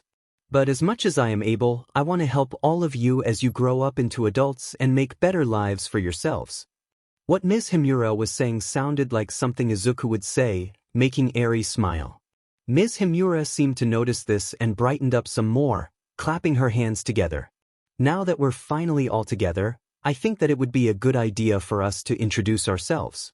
Starting from the front, I would like for you to stand up, say your name, something interesting about yourself, and what you would like to do when you grow up, if you have any idea about that now. If you don't though, that's perfectly fine." Ms. Himura went down the rows of students, who stood up and introduced themselves. Eri tried to remember as much as possible, or at the very least remember everyone's names.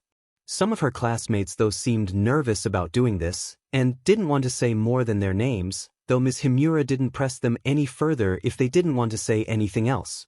Eri also noticed though that when many of her classmates said something about themselves, they would talk about their quirks.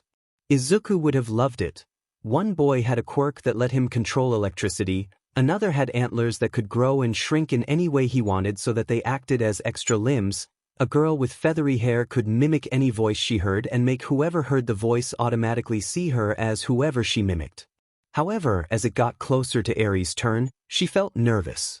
Izuku always told her that he thought that her quirk was cool and could help a lot of people, but she still felt uncomfortable with it and couldn't quite control it to a point that she could really use it yet. She also knew about how people sometimes made fun of others because of their quirks. Eri noticed one girl with mosquito traits named Kaya got stink eye from a lot of the other kids, which made her think about how Ms. Ipan talked about how people didn't like her for her quirk, and how some people didn't like Izuku because he didn't have a quirk. Eri made sure to pay attention to anyone like Kaya in the class, thinking that it would be good to be extra nice to them. She hoped though that no one was going to make fun of her because she couldn't control her quirk yet. Suddenly though, it was her turn. "My name's Aizawa Eri. I like apples," and Eri paused for a moment, unsure. "I don't know what I want to be when I grow up, but I'd like to do something that could help people." This earned Eri a nice smile from Ms. Himura. "Thank you for sharing, Eri." Next, it was the girl sitting next to Eri. She stood up. "My name's Azui Satsuki. My quirk is frog, and I want to be a hero, ribbit." There was silence in the classroom for a moment, before several students started shouting. "There are no more heroes. You can't be one. My dad says heroes are bad. You're dumb if you think that." Azui though made no response to this, simply sitting down and staring at the front of the classroom while people were yelling at her. The noise was stopped though by a sudden shout. "Stop!"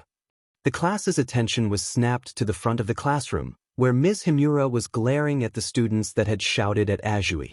It was not just the volume of Ms. Himura's shout that shocked everyone, but the fact that she was emanating a faint frost before she calmed down enough to speak again. "None of you have a right to say those kinds of things to Azui.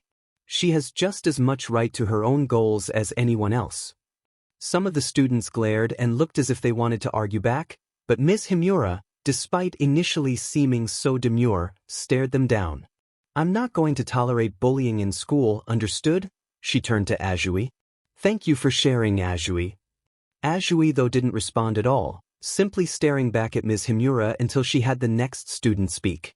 Eri was startled to hear the attitudes that a lot of her classmates had shown. She knew that there were people outside of UA that didn't like heroes or were angry at them for what they did. How could she not with so many angry crowds chanting outside the school?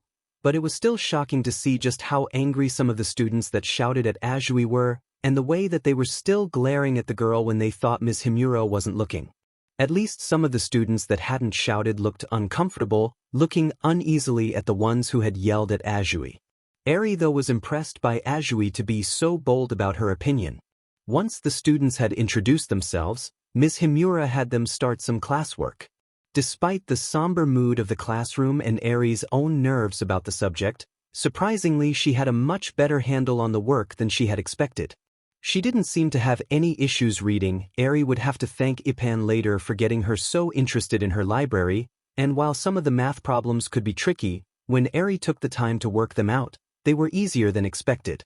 Izuku had mentioned that chess was supposed to help with math. Maybe that was why? Ms. Himura certainly seemed happy with her, especially when Eri showed that she was learning some English. Her praise, coupled with the impressed looks that some of her classmates were giving her, made Eri feel much happier and more confident. It felt odd though. Eri knew that she had a hard time smiling and being happy. Even now she sometimes had to remind herself to smile when something made her feel good, but seeing her classmates, Eri felt that she smiled more than any of them. A lot of the other kids still didn't seem to want to talk, and when they did, they'd either mumble or snap at each other. Eri couldn't understand why though everyone seemed so upset. Ms. Himura was certainly trying her best to cheer everyone up, trying to get them invested in their art or music projects, encouraging everyone when she asked them a question whether they got it right or wrong. It made for a dreary atmosphere. Besides Eri, The only other student who seemed to be handling the work well enough was Azui. Whenever Ms. Himura had a question, she was able to answer it without thinking. Her success though didn't seem to give her any joy, as she stared forward with the same blank expression. She reminded Eri a bit of how some of the soldiers would act, staying emotionless and still, even when people were shouting at them. As Eri observed Azui, she realized something about her felt familiar, almost as if Eri had heard her name before. Whatever the case, she had to admire the frog-quirked girl considering the work she clearly put into her studies, as well as her bravery in expressing what was apparently a contentious opinion. While Azui didn't seem to be the most sociable, Eri wanted to get to know her, so when the class let out for recess, she approached the girl, who was climbing a tree alone. "Why do you want to be a hero, Azui?" Eri asked once Azui was on the ground. Azui paused as she was about to start climbing again, suddenly gripping the bark of the tree very hard. "Because my big sister was one," she answered without looking at Eri. Eri was still young and hadn't spent a lot of time with other people, so there were a lot of things that she didn't understand when people were talking to each other. The way that Azui said that though felt familiar to her. "My big brother was a hero too." At this, Azui looked at Eri. What was his name? Lemillion. But his real name was Mirio. Eri said.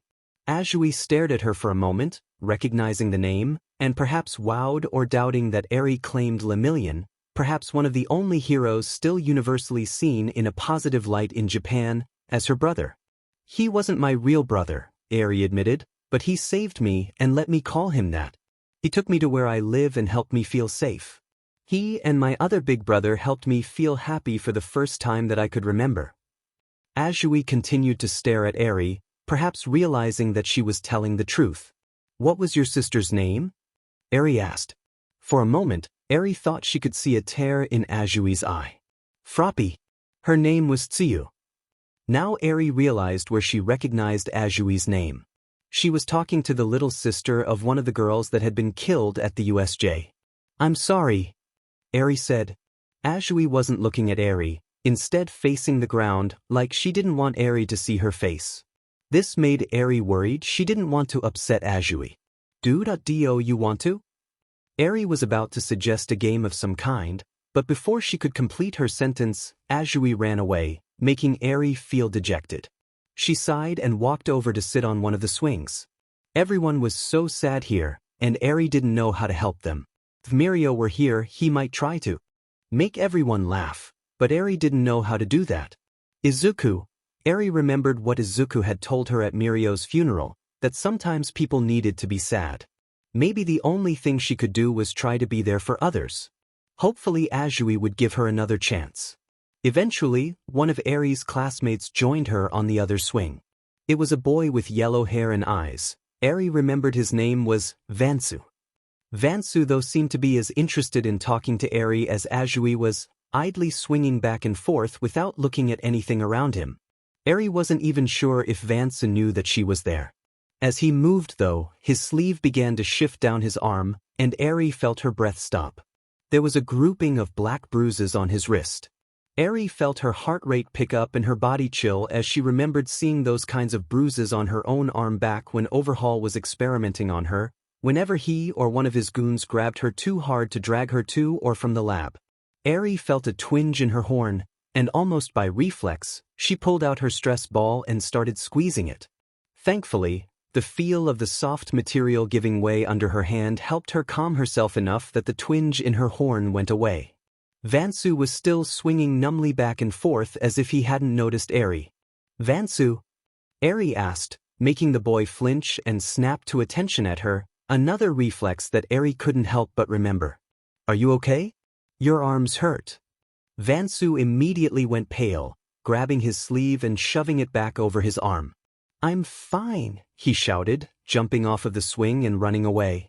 Again, even as Eri continued to squeeze her stress ball, she remembered a familiar experience, Mirio asking her if she was okay, only for Overhaul to start pulling off his gloves, and Eri immediately running back to him without saying anything else to Mirio. Eri took a few deep breaths. She was safe. Chisaki was in prison, permanently crippled from some altercation he had with the League as he was being transported to Tartarus. He couldn't hurt her. Eri knew now that even if Chisaki had tried to attack Mirio back when they first met, he would have been absolutely crushed by Mirio's overwhelming power.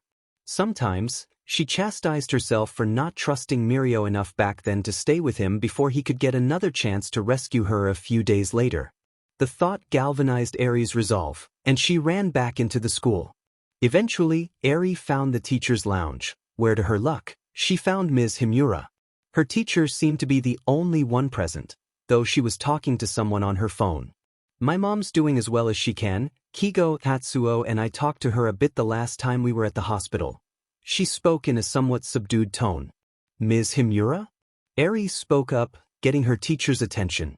As soon as Ms. Himura realized she wasn't alone, she jumped, fumbling with her phone while blushing in a way that reminded Eri of when Izuku talked about Ms. Ipan. Eri, is something wrong? She said, holding her hand over her phone's mouthpiece. Yes, Ms. Himura. Eri answered. Ms. Himura stopped blushing, having a look of concern on her face before talking into the phone again. Kigo, I'll have to call you back later, she said, hanging up before turning to Eri. What is it? Did someone get hurt? Eri stammered, still unnerved by what she had seen from Vansu. I was on the swings, and I saw that Vansu had these bruises on his arm that looked like someone had grabbed him really hard, but I don't remember seeing anyone touch him today. Ms. Himura blinked, paling for a second. I see. Ms. Himura hesitated for a moment before she started to write down something on a sheet of paper. Did you see anything else? How did Vansu react? She asked. He got scared, tried to hide the bruises, and said that he was fine before he ran away. Ms. Himura shuddered, writing down some more. Once she had finished, she stared at the paper for a moment before taking a deep breath. Is something wrong, Ms. Himura? Is Vansu going to be all right? Ms. Himura looked at Eri for a moment, considering her. There was still fear in her eyes, but the way Eri's teacher looked at her made it feel as if she was seeing Eri as an older person. You did the right thing telling me about this now, Eri, Ms. Himura said. Despite being told this, Eri felt a bundle of nerves in her stomach. Now, it's entirely possible that there isn't anything wrong with Vansu, but I should still talk to him just to be sure. Ms. Himura paused for a moment, thinking before she spoke again. Do you remember when I told you in the class this morning about how people are scared, angry, and confused? Eri nodded. Sometimes, I've noticed that when people are angry or scared that things aren't going the way that they think they should, it makes them want to take their anger out on others, especially those that can't fight back. It makes them feel as if they're in control. Eri could understand why Ms. Himura looked at her like she was older, remembering how Azui was able to recognize her from Lemillion's rescue of her and his fight with Overhaul. She nodded slowly. I'm actually a bit scared that with how many bad things that have been going on in the country, that there are a lot of people scared or angry like that, and that they might take it out on kids like you. Who do you think would hurt Vansu though? Eri asked. Ms. Himura didn't answer immediately. She had a distant look on her face, staring blankly at the wall while frost was slowly forming beneath her hands. Like before, she took a deep breath, grimacing before she answered. Not sure. I would need to ask Vansu first. Like I said, it could be nothing. If I think that someone is hurting Vansu though, I'm going to call someone who will try to make that stop. Eri looked at her feet, thinking about something that worried her. Ms. Himura? I've heard Mrs. Midoriya and some of the grown-ups at UA talk about how the people at child services are really busy and have too much work right now, which is why I've only ever seen them once since the Battle of Jakku. Do you think that they might not be able to help Vansu if he's getting hurt? Ms. Himura stared at Eri before she frowned, kneeling closer to Eri, filling her voice with much more confidence than Eri had heard from her so far. If someone is hurting Vansu and the people I call first don't do something about it, then I'll call the friend that I was just talking to. He works with the police, and if I asked him for help with something like this, I think he'd do it. Eri nodded. Thank you, Ms. Himura. Slowly, Ms. Himura smiled in a way that relieved some of Eri's tension. You're a very good girl, Eri. I think that a lot of what led to bad things happening over the last year is because people didn't say anything when they saw something bad happening, so it's really good that you're telling a grown-up about this. For the rest of the day, Eri couldn't stop thinking about Vansu. Before she had come to school, she was under the impression that the way that she was treated by Overhaul was just her own misfortune, but how common was it, really? It certainly made her more sympathetic to Ajui's dream to become a hero, even if she wasn't sure if Ajui could really do that now. Hopefully whatever the emergency students were going to become would be as good. As school let out and they were being led back to the buses, Eri sighed in exhaustion. It had certainly been a hard day. At least the fears that she and the Midoriyas had turned out to be unfounded. She was able to handle the work perfectly fine. The bus and school felt safe with the soldiers guarding them, and though there was one brief moment where Rewind felt like it was going to act up, Eri knew what to do and it turned out fine. All things considered, Eri realized that she was quite fortunate.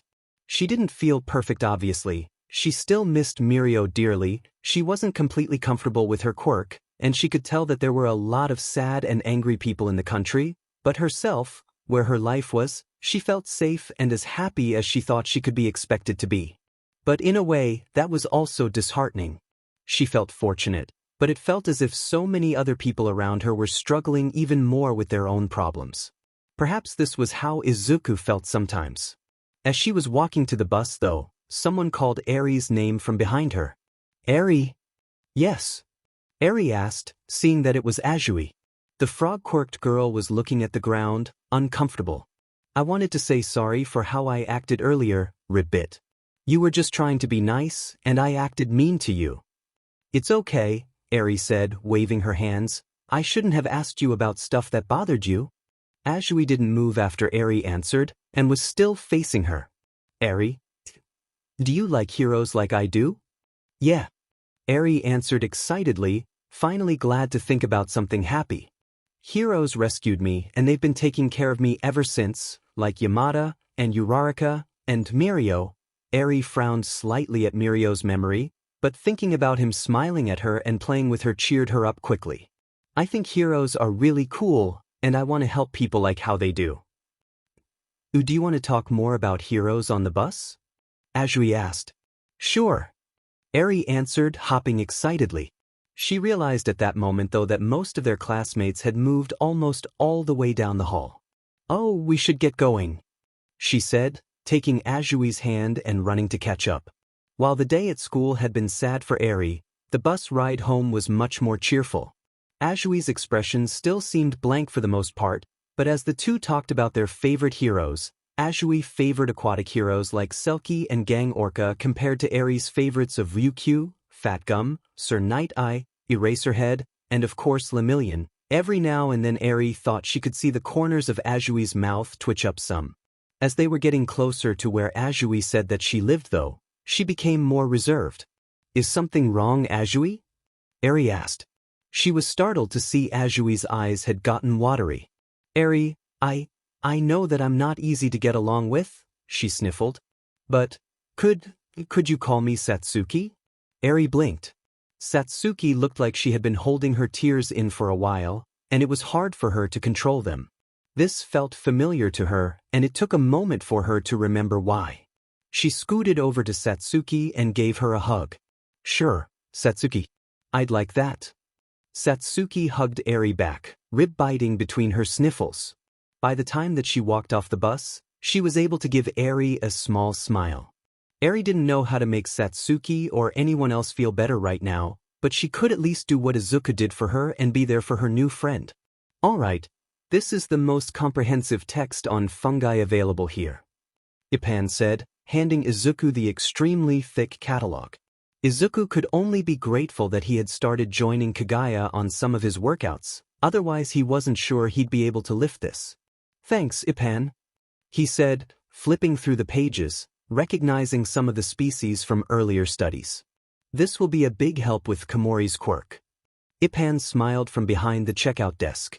Komori's already checked it out a few times, so I'll be interested to see what you figure out that she hasn't. Izuku was currently in the library, researching subjects he was unfamiliar with that could help him better understand the emergency course quirks. Komori Kinoko's quirk, Mushroom, which allowed her to spread fungi spores from her body, had so many potential applications that Izuku was kicking himself for not focusing on her sooner. There were thousands of different species of fungi, each with potentially different uses. Obviously, Izuku had some research to do if he wanted to give Komori a more comprehensive analysis. He found a desk, pulled out a fresh notebook, and started working. Bioluminescent fungi, always useful to have a source of light. I wonder how bright Komori could make them? Could she intensify the luminescence? Armillaria astoi, honey mushroom, is the largest organism in the world. Just how much fungi could Komori create? How quickly could it grow? Trichophyton rubrum, causes athlete's foot, could be used as a way to debilitate opponents like itching powder. I might need to look up potential dangers of overexposure though. Asomycetus, causes soft rot decay of wood. Could Komori increase the rate of decay? Mycorrhizal fungi allow trees to communicate to each other. I wonder if Shiozaki or Togaike might be willing to volunteer to help us test this? Toxic chemical cleanup, radiation cleanup, Cladosporium sphaerosporum, radiotrophic fungi, used as radiation shielding. Komori might be one of the only people with a quirk that could allow her to work with that hazard. Possible virus protection, antibiotic creation.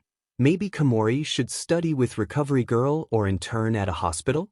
Cordyceps, could it be possible for Komori to create a fungus that could control humans? Or perhaps it would at least work on people with insectoid quirks. Amanita phalloides, death cap. Unless Komori could minimize the toxicity, this is one she would want to stay away from. Devil's bolete only causes temporary illness, and others are only toxic to microorganisms. Is there a better way for me to figure out which ones would have that trait though? Amanita has alpha-amanitin, but how do these other toxins work? Midoriya? Izuku jumped in his seat and gave a small eep at Ippan's appearance next to him. Ippan, I'm worried, was I mumbling? Oh my gosh, I'm sorry. I know that it's probably bugging people and you've got enhanced hearing and that probably makes things so much worse. Midoriya. Ippan interrupted him, waving her hand nervously. You're fine. If I wanted to, I could tune it out. She held up some books, one titled Toxicology and the other Medicine. I just overheard what you were studying and thought that these might be helpful. They could give you ideas on how different toxins affect the body and at what rate. Once she had reassured Izuku, Ippan in turn shrunk in on herself somewhat, tapping the tips of her index fingers together. I'm sorry if I wasn't supposed to hear that. Sometimes I accidentally overhear private conversations. Oh no, that's fine. Izuku waved his hands at Ippan in some sort of awkward, nervous feedback loop. That would actually be really helpful, thank you. Izuku brightened up, accepting the books, only to stop and realize something. Wait, could you understand what I was saying? I was trying to keep quiet, but usually I mumble so quickly it's hard for people to understand me. Ippan shrugged. I thought it was interesting. Aries right, you're obviously really smart. Izuku blushed at the compliment, which in turn made Ippan look away awkwardly. Even after his teachers had started to compliment his analysis, Izuku still felt self-conscious about his mumbling. Ippan was the only other person besides Nizu to ever compliment it. Thanks, son. The two stayed in an awkward silence for a moment. Izuku tried to think of something to say to fill in the void. So, Ippan, do you like this job? Are you happy? Ippan turned to Izuku and smiled. I am. I haven't been this happy in a long time. I love how big everything is built here, so I don't have to crouch or squat whenever I go in somewhere. I love how the school actually seems to care about this place, so it's not falling apart like my old library. The people here are so nice to me. I feel just safe and happy, and I can't really remember the last time that I felt like this. And, well, Ippan blushed slightly but went on, I love having friends here. People who want to be around me, talk to me, and want to hear what I have to say. Ippan knelt so that her face was level with Izuku's. You and your mother really helped me a lot, Midoriya. Getting me this job, being my friend, giving me something to hope for. She smiled and looked towards her desk, where she had placed the rabbit sculpture Izuku had gifted her when they had first met. I hope that you know how much I appreciate what you've done. You really are my hero. Well, Izuku stammered, rubbing the back of his neck, caught off guard by the gratitude and trying not to get lost in Ippan's beautiful blue eyes, framed by her platinum blonde eyelashes. Izuku blushed even more and forced himself to look away. I'm glad. You've been a good friend to me too, Ippen. I like hanging out with you and, well, he managed a small, grateful smile. It means a lot that you think of me that way. Perhaps realizing how nervous Izuku was getting, Ippen stood up and coughed. Well, if there's anything else I can help you with, please let me know. Izuku nodded and went back to work, trying to write down as much information as he could look up in the time he had left in the study PRD, not noticing the pink-haired, pink-skinned Ashido Mina spying on him, barely restraining her squeal of glee at what she had just seen. Only once she had seen Ippen putting headphones on to block out sound did she finally give in. Oh my gosh, that was so cute. Mina, you should really be focusing on your studies instead of the supposed love lives of others. Yaoyorozu chided, pulling Ashido back to the table where the two A girls were studying with Uraraka, though a part of her was admittedly happy that her friend had someone who admired him so much. I'm just glad he's got a new friend. Uraraka added, smiling in Izuku's direction. If she was honest with herself, she also thought that the interaction was cute, and it was a breath of fresh air to see standard high school fluff, rather than be expected to carry the weight of the world on their shoulders. Here, even the girls who were still part of the emergency course could have a normal life, happily arguing over gossip and studies like any high school girl would. As the study PRD ended, Uraraka left for her next class, though Izuku followed with the two A girls to watch over their next exercise. She sighed to herself, admittedly sad that she wasn't going with them. Uraraka was grateful that she was still friends with the two A girls, but every now and then she experienced lingering guilt for abandoning her previous path. Thankfully, none of the girls seemed to hold this against her. Mina, Hagakure, and Gyro all admitted that they occasionally had thoughts about switching out to a field that might be more fun, but felt that they needed to do this regardless. Uraraka smiled to herself, watching Izuku blush as Mina said something to him with a smirk while they were walking away. She tried to do her part to help people just like her friends. Tsuragami stood in front of the two assembled emergency courses. All of you will be separated into teams of 4 with one student in the team being designated as the team leader. Each team will be assigned a random scenario with varying objectives that will match with a real-life scenario that you would face as emergency responders. Tsuragami looked at his tablet and gave the first assignment. First team, Team Leader Yaoyorozu, with Minoma, Ojiro, and Tetsu. You will be performing a sting operation to arrest 2 gang leaders and their associates. Your mission is to plant a wiretap at a meeting to gather evidence before moving in to arrest them. Be warned, we have a volunteer acting as one of the gang leaders. Izuku grinned to himself, knowing who the volunteer was and curious as to how Yaoyorozu's team would fare against them. He observed the monitors with Tsuragami and the emergency courses, trying to predict the best possible strategy for the scenario, notebook at the ready, with entries for the 4 students marked and ready to be updated. This exercise was set in a replica back alley bar. The students were dressed in civilian clothing and lightly equipped, each only having a sidearm that fired paint rounds and a wiretap. Yaoyorozu though ignored the wiretap given, choosing to create her own. This was an interesting workaround Izuku and Yaoyorozu figured out with her creation quirk. Realizing that larger objects tended to drain Yaoyorozu's lipid reserves that she used to fuel her creations faster, Izuku had suggested that Yaoyorozu focus on the study of microtechnology. In this case, robotic flies that could transmit video and audio to the team's headsets or phones. The technology, pioneered at I-Island, was incredibly complex and difficult to build, but as long as Yaoyorozu understood the design, it was negligible to her reserves. Yaoyorozu's robot flies flew from her skin, and she directed them to fly into the bar's ventilation system and set up at the meeting point, all without the team having to enter the building and risk blowing their cover. One of the team members though had to make things difficult. What? Is Class A's representative too good for the same equipment everyone else is given? Minoma, the blonde-haired, perpetually smug-faced copy quirk user of Class B scoffed as Yaoyorozu explained what she was doing. Do you really need flies to do your job for you? I will do what is necessary to complete the exercise, Minoma. I am perfectly capable of completing it without you if you find working with Ojiro and I unpalatable. Yaoyorozu answered without a second glance. The dismissal clearly irked the arrogant boy, only to be held back by his classmate, the silver-haired Tetsu. Dude, we've got work to do. Now is not the time. Tsuragami shook his head in frustration, making a note on his clipboard, likely having to deduct some of Minoma's points. Izuku felt the teacher's pain. Minoma's quirk was one of the most impressive he had ever seen and offered up so many possibilities for use, but the young man still hadn't been able to let go of his resentment towards Class A from the previous year for stealing the spotlight so often. Never mind the fact that this had usually resulted in tragedy for the class.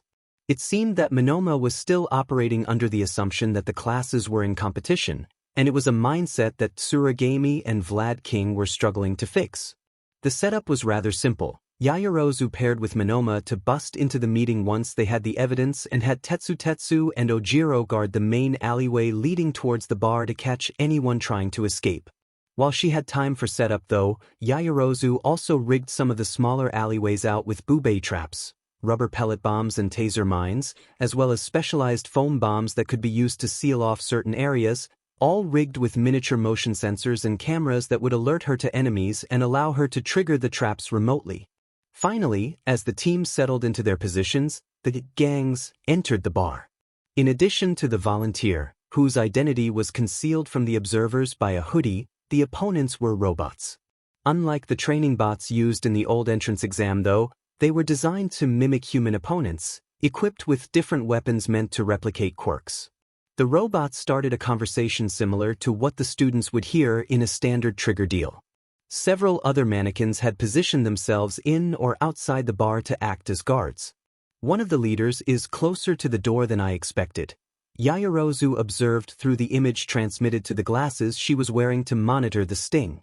Tetsu and Ojiro, make sure you're ready to intercept. I'll be able to cut off most of the exits apart from the one towards you.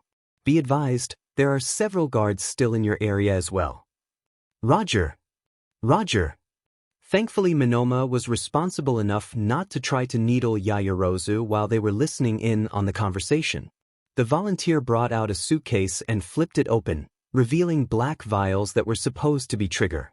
I think that this will do, they said before sliding it over to one of the robots. Got it. Yaoyorozu triggered a remote, detonating several foam bombs to seal off some of the alleyways. Move in. She and Minoma kicked open the bar door, pointing their sidearms at the robots. Police. Hands up. Rather than surrendering, the robots immediately turned to fire their own weapons and quirks on the two. Yaoyorozu and Minoma were able to take down 5 of the robots using paintball rounds, which the robots were programmed to perceive as an incapacitation unless specifically augmented in a way that resisted the caliber. The two had to take cover though as the remainder countered with their own fire, and the volunteer fled through a backroom in the chaos. The leader is heading your way. Yaoyorozu spoke over her radio before creating and throwing a flashbang into the room. The resulting blast disoriented the enemies long enough for Yaoyorozu and Minoma to take out the remaining mannequins in the room and chase after the stragglers. The two began to systematically clear out the remaining robots still in the building. Hold on, Yaoyorozu said, getting an alert. Through her glasses, she saw some of her motion sensors being activated by reinforcements. She activated several of her traps, taking down some of the robots that were trying to flank them from behind. Cycling through her fly cameras, she picked out the 2 largest groups of enemies and directed Minoma to follow her towards the one not heading towards Ojiro and Tetsu. The 2 other boys meanwhile had just encountered their own group of enemies, and began to fight them. Ojiro quickly dispatched 3 robots with his muscular tail, batting away a robot that had spike arms, rubber-tipped for the exercise, though a hit would count as an immediate defeat. As he was fighting though, a robot with gun barrels for fingers took aim, only for its shots to be blocked by Tetsu, who activated his steel quirk, charging at the robot and smashing its head with a steel-covered fist. Tetsu was busy fighting against a robot equipped with giant arms when Ojiro noticed an enemy that wasn't one of the robots. Was attempting to rush through the area, their volunteer, gang leader. Thinking quickly and wanting to neutralize the unknown enemy as quickly as possible, he used his tail to spring forward, leaping onto the gang leader's back and wrapping his tail around them. Got you! Ojiro was about to call his catch in when he saw that his opponent had managed to make a move before being restrained, as a large bubble was floating in front of him. Wait, what is it? The bubble popped in his face, dousing him with the smell of pepper spray. The scent was so intense that he reflexively let go and curled up on the ground, only for even more bubbles to appear in the air around him, releasing the same scent and macing him further. Eyes watering, he could just barely make out the blue-skinned figure of Awada Karakoko, former sidekick Bubble Girl, and Yue's newest history teacher, holding one of the school paintball guns. Look before you leap, Ojiro. The students in the monitor room winced in sympathy at Ojiro's plight. Darn, this is a hard one. Wada-sensei's quirk isn't very strong, but it's a good counter to Ojiro and Tetsu. Kendo observed, shivering a bit as Awada launched a volley of bubbles at Tetsu, who just barely dodged away while covering his mouth. Izuku nodded. Ojiro and Tetsu were excellent at close-range combat, but had no real defense against gas, or in this case, bubble-based attacks, and were vulnerable at range. Tetsu was going to need to approach this with a different strategy if he wanted to survive this. His gaze moved to another monitor showing Yaoyorozu and Minoma, who had tracked the other gang of robots down to a parking lot, some climbing into a car while the others were taking cover and taking potshots at the two. Small arms fire? Minoma observed, smirking. Stand aside, leader, I can handle this. He activated his copy of Tetsu's quirk, turning his skin to steel and allowing him to walk out into the line of fire of paintball bullets, countering with his own sidearm before closing in and fighting hand-to-hand, knocking out several of the robots. Yaoyorozu meanwhile focused on the group getting away in the car, using her quirk to create a spike strip roll, which she threw out in front of the vehicle, puncturing its tires and stopping its movement. With her sidearm out of ammo, she created another gun, a design of which she had come up with help from the support department. This one was fitted with straps around her arm, and openings that allowed her to feed ammunition directly from her exposed skin. This allowed Yaoyorozu to create ammunition specified to the situation, fired from a barrel similar to that of a grenade launcher. The other students liked to joke that the appearance and use of the gun was similar to Mega Man's arm cannon. Whatever the case, Yaoyorozu fired 3 shots in quick succession, blasting the robots with a quick-drying glue based off of the quirk of Class BS Bondo, securely neutralizing them. Ha! Minoma laughed, standing over the last robot he had knocked down. Such a simple exercise. Of course, it would have to be for... Minoma's boast was cut off though when the robot he was standing over suddenly morphed, its armor flipped out into scuts, a massive tail growing from its back, and its head growing into a giant, crocodile-like mouth, which latched onto Minoma's leg. The support department really went all out with their quirk designs. Izuku muttered as he observed what was going on. With its grip, the robot yanked Minoma screaming off his feet and started swinging him into the ground, cratering the asphalt. Thankfully, Yaoyorozu saw what had happened, loaded a canister of liquid nitrogen into her arm cannon, and shot the robotic crocodile with a blast of freezing air. The robots were designed to mimic the quirks and limitations thereof of real-life people, so the robot released its hold on Minoma and froze up, simulating the effects of torpor. "You shot me," Minoma complained, covered in debris and trying to pry himself from the hole in the ground the robot had slammed him into. Tetsu's quirk grants him resistance to extreme changes in temperature. "I knew you'd be fine," Yaoyorozu answered, pulling Minoma upright. Tetsu and Ojiro were still having difficulties fighting against Awada though. Ojiro had been blasted with such an intense barrage of pepper spray-laced bubbles that he was essentially non-responsive. Tetsu could only cover his nose and keep his quirk active as Awada shot at him with her own pistol and blasted more foul-smelling bubbles at him.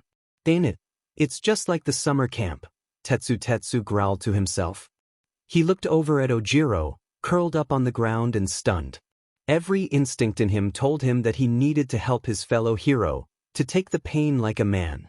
However, as he thought this, it gave him pause for thought. "No, I can't do things like that. I need an actual plan, but how am I supposed to get at her from?" Tetsu blinked. "Oh right." Tetsu pulled the gun out he had forgotten he had and shot Awada in the torso. The impact of the paintball made her drop her own gun and stop producing her bubbles. Tetsu took advantage of her distraction and rushed forward, tackling and restraining Iwata. The criminals have been apprehended. The exercise has been completed. Tsuragami announced over the speaker. You may return to the monitor room for debriefing. Not bad, kid. Iwata grinned, slipping out of the cuffs Tetsu put on her and helping Ojiro up, trying to soothe the tailed boy's nose by producing some sweet-smelling bubbles. You two still have a lot to learn, but you completed the mission at least. Moments later, the 4 students were standing in front of Tsuragami to be critiqued on their performance. Overall, I would say that it was a good plan. Tsuragami stated, turning to Yaoyorozu. You did a good job sealing off the area, and I approve of the use of your own wiretaps when they were clearly superior. Excellent job. Yaoyorozu bowed, smiling. The boys next to her though were noticeably sweating as Tsuragami turned to them. Monoma, you need to keep your ego in check. Posturing has no place in this field. Monoma grimaced, but held his tongue. Tetsu, good job on taking down the target. I'm glad to see that you've been working on your gunmanship. However, this begs the question, why did you and Ojiro wait so long to use your firearms in the first place? Tetsu and Ojiro had their heads down, embarrassed, but Ojiro spoke. To be fair, sir, while it wasn't smart of me to rush Iwata-sensei without knowing what her quirk was, weren't we doing all right beforehand? Tetsu and I were managing pretty well at first. I know we're focusing more on long-range combat, but the tactics heroes used have worked before. No, Tsuragami interrupted. No, they didn't. The HPSC liked to put a focus on the kinds of duels that you two were getting into prior to the gang leader's arrival as a way of making heroes look powerful, but I can tell you as a police officer that I have come across a lot of crime scenes where heroes relied on these same tactics in some back alley that led to them getting killed. How do you think this would have turned out if one of those robots had an electricity quirk like Kaminari? Or a quirk that lets them grow spines out of their body? How would your tail handle that? Or if more of those robots were equipped with guns? For that matter, what would you two have done if Iwata had taken Ojiro hostage? You were lucky that you were in tight quarters and your opponents didn't have time to pull their own weapons out. You're being trained to focus on long-range combat because it works, and it's safer. By keeping your opponent at a distance, you are less likely to put yourself in harm's way. As Ojiro was cowed, Izuku thought about Tsuragami's point. While it had been said that quirks had rendered guns obsolete, the results here indicated otherwise. Unless they possessed a quirk that specifically countered said weapon like Tetsu, the majority, if not all of the students present could be taken out by a simple bullet. It was one of the main reasons why all of the students were expected to get used to wearing body armor. As Tsuragami finished his critique of Ojiro, he turned back to the rest of the class. I know that these changes can be rough. You're being asked to completely change the way that you act and think. However, this is something that you need to adapt to. I'm trying to teach you all how to coordinate with each other, combat threats in a safe manner, and use your quirks in a way that doesn't put yourself or your surroundings at risk. You're not here to showboat, and I don't want any of you to get the idea that you're entering some sort of honorable combat, like a duel. Despite what the HPSC has been feeding you, that is not the way that the world works. I understand that can be difficult for you, but that is what you are here to learn. As the next group began, Iwata stood next to Izuku. Hey Midoriya, I wanted to thank you and your mom again for the welcome party. No problem. Izuku answered, smiling. Iwata had quite a bit riding on her as Kayama's replacement. There were rumors about how exactly she had left the Night Eye Agency, suggestions of some sort of scandal that All Might's former sidekick was trying to cover up, but Izuku didn't have any interest in asking Iwata about them. Since she was new, Izuku's mother, himself, Eri, and Ippan had collaborated on a small welcome party for Iwata. Eri in particular was happy to see one of the heroes that had saved her now so often. For his part, Izuku had grown to like the new teacher. Being part of Night Eye's agency, she had a talent for investigative work that Izuku liked to poke her brain about, and she was likewise encouraging towards his analysis. While she didn't like to talk about her time with the Night Eye Agency, Iwata did mention that she was happier here. The two refocused their attention as Tsuragami announced the next exercise. Next team, leader Tokage with Kamakiri, Shiro, and Shoji. You four will be dealing with a hostage situation on top of a high-rise. The hostiles have rigged the building with explosives and will detonate it within 15 minutes. The four students entered the training area on a building adjacent to the one the hostages were held. Over the monitors, they could hear Tokage start to speak. Okay, first step, we've got to find the hostiles and the hostages. Kamakiri opened the vent. The bug-headed Kamakiri used his quirk, Razor Sharp, to slice open one of the grated vents on the roof the team had gotten onto. Setsuna began her role. The students' costumes had changed a great deal over the past year. For the most part, they were standardized assault and rescue gear, the same blue and black as police uniforms or SWAT teams. Tokage's costume was an exception though, looking very similar to her old hero costume out of necessity for her quirk. The difference though was the equipment she had with her. Originally, the costume was a purple-scaled bodysuit, but now it was covered in various kinds of equipment, cameras, transceivers, and small firearms, 6 in total. Tokage used her quirk, Lizard Tail Splitter, to split her body into multiple pieces, most of which flew into the vent and began to spread throughout the S of the building, leaving behind a floating head missing an eye. A spare limb held a tablet exhibiting a live feed showing from each of the cameras attached to the different parts of Tokage's body. This was a unique, albeit very difficult trick that Izuku had brought up to Tokage. Her ability to control dozens of different body parts independently displayed an incredible skill in multitasking. Izuku's suggestions to attach cameras to her costume pushed this skill even further. By maintaining a live feed that one eye could watch, Tokage was able to direct her parts throughout the ventilation S of the building without having to be in her direct line of sight. Alright, Tokage muttered as she looked over the multiple feeds on the tablet, the different body parts showing their cameras feeds through vents throughout the building, showing several robotic mannequins acting as hostages while others were marching through the halls or guarding the hostages. One feed was linked to a telescopic camera. Tokage's eye was floating outside of the building, giving her an infrared image through the windows. We have 16 hostages and 25 hostiles. Several rooms have bombs in them, but I'm not sure how many. All of the entrances are guarded, so we'll have to go through one of the windows. South side 5th floor and above is clear. Tokage's head turned to her 3 partners. Okay, we're going to climb up to the roof, rappel down and make our entrance through the 5th floor window, south side. The 3 boys nodded, Tokage's floating head following with them as they climbed up a brick wall, Kamakiri with his blades, Shoji with his strong grip, and Shiro using his tape to zip up. On the roof, the 3 attached harnesses with cords to the south side railing and prepared to jump down. I'm moving to ambush who I can. I should be able to take out the guards watching the hostages. Start your descent, Tokage's floating mouth said. The boys rappelled down the building to the 5th floor, where Kamakiri created a glass-cutting blade to make a quiet entrance. Starting ambush. Tokage utilized another trick Izuku helped her develop.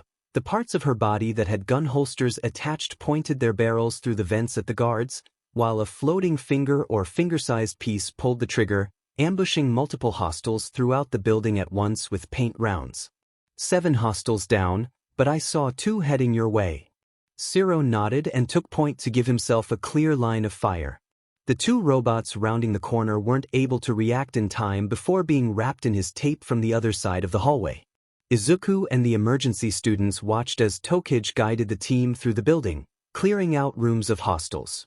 Shiro continued to show his talent with his quick draw, while Shoji aided with the multiple firearms he carried, allowing them to cover multiple angles at once even without Tokage's aid, who continued to use the vents to ambush hostiles along the way. The only issue that Izuku could see was with Kamakiri, who hadn't made as big of an impact so far, due to his team members having ways to neutralize threats before they could get in range, while he was stuck with what firearms and support equipment he could carry on his person. That wasn't going to affect his grade in any way, but Izuku could notice that Kamakiri seemed disgruntled whenever his teammates took down an opponent before he could react. Sadly, Kamakiri reminded Izuku of Bakugo in many ways from his extreme combat-centered mindset. So far though, he had kept a lid on his temper. Eventually, the team made it to a group of 5 hostages cowering in one of the larger rooms. However, their time was limited and they had to split up. Shoji volunteered to watch over the hostages while Kamakiri and Shiro split off. Izuku tensed up, recognizing what was happening in the room. Once Shoji was alone and he had stationed himself to cover the main entrance. A few of the hostages began to move behind him. But before the hostage bots could point their weapons at Shoji, the team quick-drew 5 different weapons behind him with his duplicating arms and took out the disguised hostiles with several hisses of paintball guns, guided by the eye stalks he had surreptitiously been watching his back from. Everyone, the hostages I was guarding were disguised hostiles. We are still missing 5 hostages. Shoji spoke through his radio as he quickly restrained the 5 attackers. The quick move earned Shoji applause from his classmates in the control room, while Shiro came across and dealt with 2 gunmen guarding a group of crates, which had 4 of the hostages hidden inside. Kamakiri meanwhile was checking one of the last rooms when he heard a robotic voice coming from an unchecked room. "Help! Help! I'm in here!" It was obvious that Kamakiri wanted to finish the exercise quickly and prepared to grow a blade to cut through the door, obviously hoping to blitz any potential remaining hostiles. Izuku clenched his fists, knowing what was on the other side. Surprisingly though, Kamakiri paused before he could swing and took a deep breath before calling over the comlink. "Tokage, I'm hearing a voice from a room on the 1st floor, but it wasn't on any of the feeds that you showed us." "I see you," Tokage replied, Kamakiri looking up at a vent where he could see a flash of movement from one of her body parts. "Give me a sec." There was a brief pause as Tokage saw the door Kamakiri was standing in front of, but not what was beneath the vent. "Kamakiri, that door is rigged with an explosive on the knob." The class gave a collective sigh of relief, seeing the footage of the room Kamakiri was about to burst into. The young man took another breath. "What kind of explosive? How is it rigged?" "Basic tripwire connected to the handle."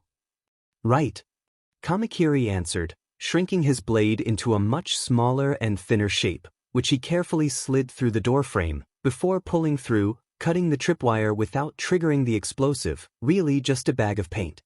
"I think you're good, that should be the last room to check." "Roger that." Kamakiri pushed the door open. He saw the remaining hostage, but it was tied to a massive barrel away from where Tokage could see from the vent, with a timer going down from 30 seconds. "Sheet. Bomb on a timer at my level." With the amount of time left though, no one would be able to get to the bomb in time, leaving Kamakiri alone. Ignoring the hostage, he pried open the control panel of the bomb, revealing a mess of wires. The emergency courses held their breath, literally able to see the sweat pouring down Kamakiri's brow as he stuck a thin blade into the wires, hesitating for just a second before cutting a red wire. The timer stopped at 1 second. All hostages rescued and hostiles neutralized. Tsuragami said over the intercom. Tokage's team has completed the exercise. Izuku cheered with the classes, and Tokage's team reconvened in the monitoring room, Kamakiri looking like he had run a mile. Izuku noticed Kendo nearby, smiling proudly at Tokage and Kamakiri. "Your class has been doing pretty well, Kendo. I'm surprised how much Kamakiri and Tetsu have improved especially." Kendo nodded. She had shared a concern with Izuku at the beginning of their 2nd year towards those two. Kamakiri and Tetsu had a mentality that was far too similar to that of Bakugo and Kirishima, Kamakiri being slightly blood-hungry and Tetsu likewise seeing too much chivalry and heroics in a manner that encouraged rushing in without thinking. I think that Bakugo and Kirishima getting arrested made them rethink the kinds of people they want to be. Tsuragami congratulated the team on a perfect run before moving on to the next exercise. "So, how do you think this one is going to go?" Awada asked Izuku, observing a rescue-focused exercise being undertaken by Kota Koji and Ishido Mina of Class A teamed with Shishida Juroda and Kaibara Sen of Class B, with Shishida being the team leader. The exercise was slightly more straightforward than the others. They simply had to rescue a number of civilians caught in a landslide in a nature-focused zone of the school's training grounds.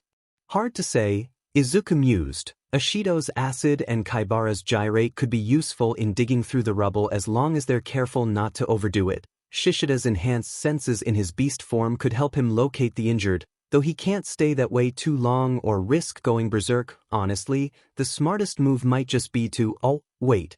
Izuku noticed Shishida speaking to Koda. Yeah, I think I see what they're doing. Despite having to work through a far greater area than either team before them, Shishida's team managed to complete their exercise the fastest, simply by having Koda use the animals living in the area to locate and dig up all of the landslide victims. The rest of the team didn't end up doing that much. It can't help but think that this goes against the spirit of the exercise, Awada noted, an awkward bead of sweat forming on her head. Izuku shrugged. Ani voice is just a really useful quirk. Koda will almost always have whatever help he needs adapted to the specific environment that he's working in. The rest of the exercises proceeded without much incident. Hagakure managed to replicate a similar performance to Koda in an exercise focused on tailing a suspected criminal, and Shiozaki was indispensable in corralling a rioting mob. Kendo, unfortunately, being a martial artist like Ojiro, struggled with the urge to rush to fight an opponent face-to-face, though demonstrated good skill and strategy as a leader. Sato had similar issues. The mental deterioration and physical drain of his sugar rush made it difficult for him to effectively use his quirk in the exercises. It was encouraging to see the students working so hard, but it was clear that they were still struggling to throw off the mentality towards heroics that they had been raised with. After being dismissed, Izuku noticed Kendo walking off with Tetsu and Kamakiri to the firing range, wanting to better install the kinds of instincts they would need for the job, when Tsuragami held him back. Midoriya, I'd like a word with you. Izuku hung back, Tsuragami waiting until the other students had left to speak. I was wondering if you had any plans on what you wanted to do after you graduated. Izuku blinked, caught off guard by the question. Well, I was thinking that I might go to college to become a quirk analyst for the police. Tsuragami nodded. Would you consider simply going into the police after graduation? Izuku felt taken aback, not immediately understanding what Tsuragami was saying. The dog-headed teacher pulled out a brochure, one that Izuku had noticed several of the emergency corps students were carrying. You see, Midoriya, the emergency corps students are on a track to enter the police force as soon as they graduate. There is some talk against this, with people arguing that it would be too early for them and essentially just be a copy of the old hero system, but the fact of the matter is that the country is in desperate need of having its emergency services bolstered as soon as possible. However, that's not just limited to the sort of field work that I've been training the classes in. We also need analysts. Izuku blinked in surprise, realizing what Tsuragami wanted. Do you really think I could do that? I do. Especially with my recommendation. You wouldn't be the only one either. I believe that you've been in contact with an IntelliPsycho from CI Academy. Izuku nodded. Intelli had become something of a pen pal of Izuku's that Nizu had introduced Izuku to. The two had collaborated on some analysis in the past, though Izuku was surprised that he was being considered in the same tier as someone whose quirk allowed her to magnify her own intelligence. She'll be entering the program next year. I believe that you could the year after. You'd be entering the force as an analyst in the police's intelligence department the same time that the emergency corps students would be entering the force. Should I take it that you are interested? Izuku took a moment to think. He had started pursuing this work and had been helping out the emergency students because he wanted to help people, especially with how badly things were going in the rest of society. Really, all this meant would be that he'd be able to do that sooner than he expected. I'd like that very much, sir. Life didn't change that much after Izuku's conversation with Tsuragami. He still helped out the emergency courses with their quirks, updated his analysis, and made more connections with Intelli and other analysts. He went to classes, hung out with his friends, and joined in a board game tournament with 2C. Izuku even started to exercise more. Initially, it was just a way for him to hang out with his friends in the emergency courses, but over time, he began to simply enjoy the feeling of a good workout. Eri was slowly getting the hang of using her quirk, managing to rewind plants and animals by a few minutes without issue. She was doing pretty well in school and had made friends with several of her classmates. When she invited Azui Satsuki to UA, it was a bit tense. Izuku knew that the little girl couldn't stop thinking about her sister's short experiences at the school. Thankfully, The two A students welcomed her just as they did with Eri, making her feel more comfortable. Izuku also started to spend more time in the library. Ipan was a fun person for Izuku to be around, and she enjoyed his presence, joining him at dinner with his mother and Eri. Over time, it began to feel as if Ipan was becoming family herself. Izuku and his mother continued to visit the Bakugas. Mitsuki was going to therapy, and Izuku and Inko started to see her smile again. 2C decided to just do a repeat of their cat cafe for their presentation in the cultural festival, albeit without the benefit of Kaganya's quirk to herd the cats. 2A held a concert with Kyokujiro as the lead singer. Eri couldn't decide whether she liked that or the cat cafe more. Izuku didn't feel jealous. Ipan was being silly. The emergency course students continued with their work. Quite a few had left, but most who stayed would remain. Izuku was somewhat distressed that one of the exceptions was his fault, Awa's Yosetsu of 2B, possessing the weld quirk, which allowed him to fuse objects at the atomic level. As the two had talked about the different ways that Awa's quirk could be used, Awa's came to the conclusion that weld could be more helpful in a scientific context rather than in heroics, and transferred to the general education course. Was a little upsetting, but Izuku had to admit that what Aways could learn in the fields of atomic physics and the theoretical materials he could create was fascinating. Kodai Yui, whose quirk could shrink and grow objects, had expressed similar interests in how her quirk could be used for transportation. Izuku was simply enthralled by the different ways that people were using their quirks now that limitations had been lifted. For their final project of the year, he and Uraraka collaborated on a report on how science and technology was changing with free quirk use. Doctors were using shrinking quirks to study cancer, plant manipulation quirks to counter pests, suggestion quirks to treat psychological disorders. Despite the shame Japan had experienced from the HPSC's fall, the country was attracting scientists interested in researching the unique capabilities of quirks without the limitations that existed in their own countries, helping to bolster the country's reputation a bit. That being said, there were drawbacks. Being allowed to more freely use their quirks led to people causing accidents, hurting others, or damaging property. There were ongoing debates over how much regulation was needed, in what cases, or if regulation was warranted at all. Those for regulation could point to an incident that had happened the previous day in which someone with a flight quirk almost caused a helicopter crash, or accuse their opponents of being remnants of the terrorist-minded MLA. Those against regulations would counter by claiming that their opponents were members of the creature rejection clan, and point to examples of how overregulation in law and attitudes towards quirks had led to individuals like Toga Himiko being driven insane by forcibly repressing her quirk. There was at least an overall agreement that some regulation was needed: no fire quirks used in hazardous areas, flight quirks requiring to learn and follow air traffic laws, etc. People were protesting public quirk use, the continued presence of UN soldiers, and the rise in crime. The pro-hero movement might have been able to take advantage of this unrest, were it not for the issues that continued to plague it. Whatever led to Iwata leaving Sir Nitai's employ wasn't made public per se, but the rumors and whatever litigation entailed clearly hurt the former hero if his temporary absence from All Might's campaign was any indication. The departure of Moshi Juzo, aka the former sidekick Centipeder, could have been beneath notice, Moshi simply being another hero choosing to join the police force and offer the benefit of his years of investigative work. It seemed though that Night Eye was a vindictive sort, publicly decrying his former sidekick for his betrayal. Moshi's response to the accusations, citing Night Eye's abusive and obsessive practices, only refusing to mention anything related to Iwata's circumstances out of respect to his former co-worker's privacy, further eroded Night Eye's credibility and the limited traction that the pro-hero movement had gained. But there were far more tragic events as well.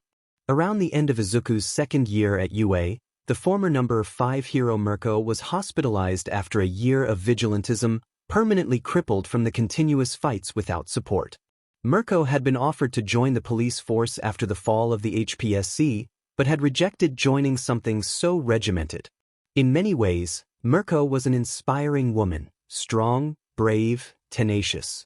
However, in the wake of her injuries and the scandals of the previous year, it was pointed out how toxic much of her philosophy was, her distaste in working with others, her tendency to rush into scenarios without a plan, and her love for violence. It wasn't that much of a stretch to compare her to Bakugo. While she had channeled her impulses into a more constructive manner, the end result had still left her unable to walk. For as much as Mirko had espoused her desire to live life without regrets, Izuku doubted that she didn't have regrets now. Many vigilantes had by this point ended up the same way, either worn out from working without the support the HPSC once provided them, or having become so violent that the police had no choice but to arrest them as they would any other criminal, or dead. A week before the end of the term, Aizawa's body was discovered in his apartment. The man had apparently tried to put up a fight, but it seemed that he was overwhelmed by his attackers, leaving his body mutilated for the police to later find. By the time that his funeral occurred, the police were still trying to find the perpetrators, whether it was associates of villains that he had helped to arrest, or former students whose lives he had ruined. Despite the circumstances by which Aizawa had to leave the school, the staff of UA as well as some of his underground associates organized his funeral for him. The students of 2A came to pay their respects to Aizawa, along with Eri and Izuku. Yamada gave his eulogy for his old friend, talking about their exploits as fellow students, heroes, and teachers, trying to let people know of the good that he did. Afterwards, the mourners gathered at UA for the reception.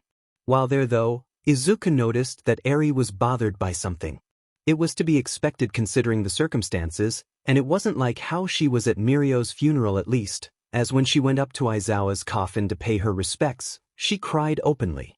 She thanked Aizawa for helping to save her, for taking care of her for her first few months at UA, promised to take care of his cat Milo, and walked off with Izuku to let the other mourners by. However, while she still seemed sad, she also seemed confused and frustrated about something. Izuku led her over to a table in a quiet corner of the room where the reception was being held. "Are you alright, Eri? You look like you have something on your mind," Izuku asked once he and Eri had sat down. Eri frowned, thinking to herself, seeming to struggle with her words. Wasn't Aizawa a hero? Izuku looked at Eri quizzically, wondering where this question came from. "Yes," he answered simply. Eri struggled with her words for a moment, seeming unsure of whether she wanted to say what was on her mind. I heard some people talking a while ago, saying that Aizawa wasn't a good teacher, that he hurt some people who used to be his students." Izuku frowned, starting to get an idea of what the problem was.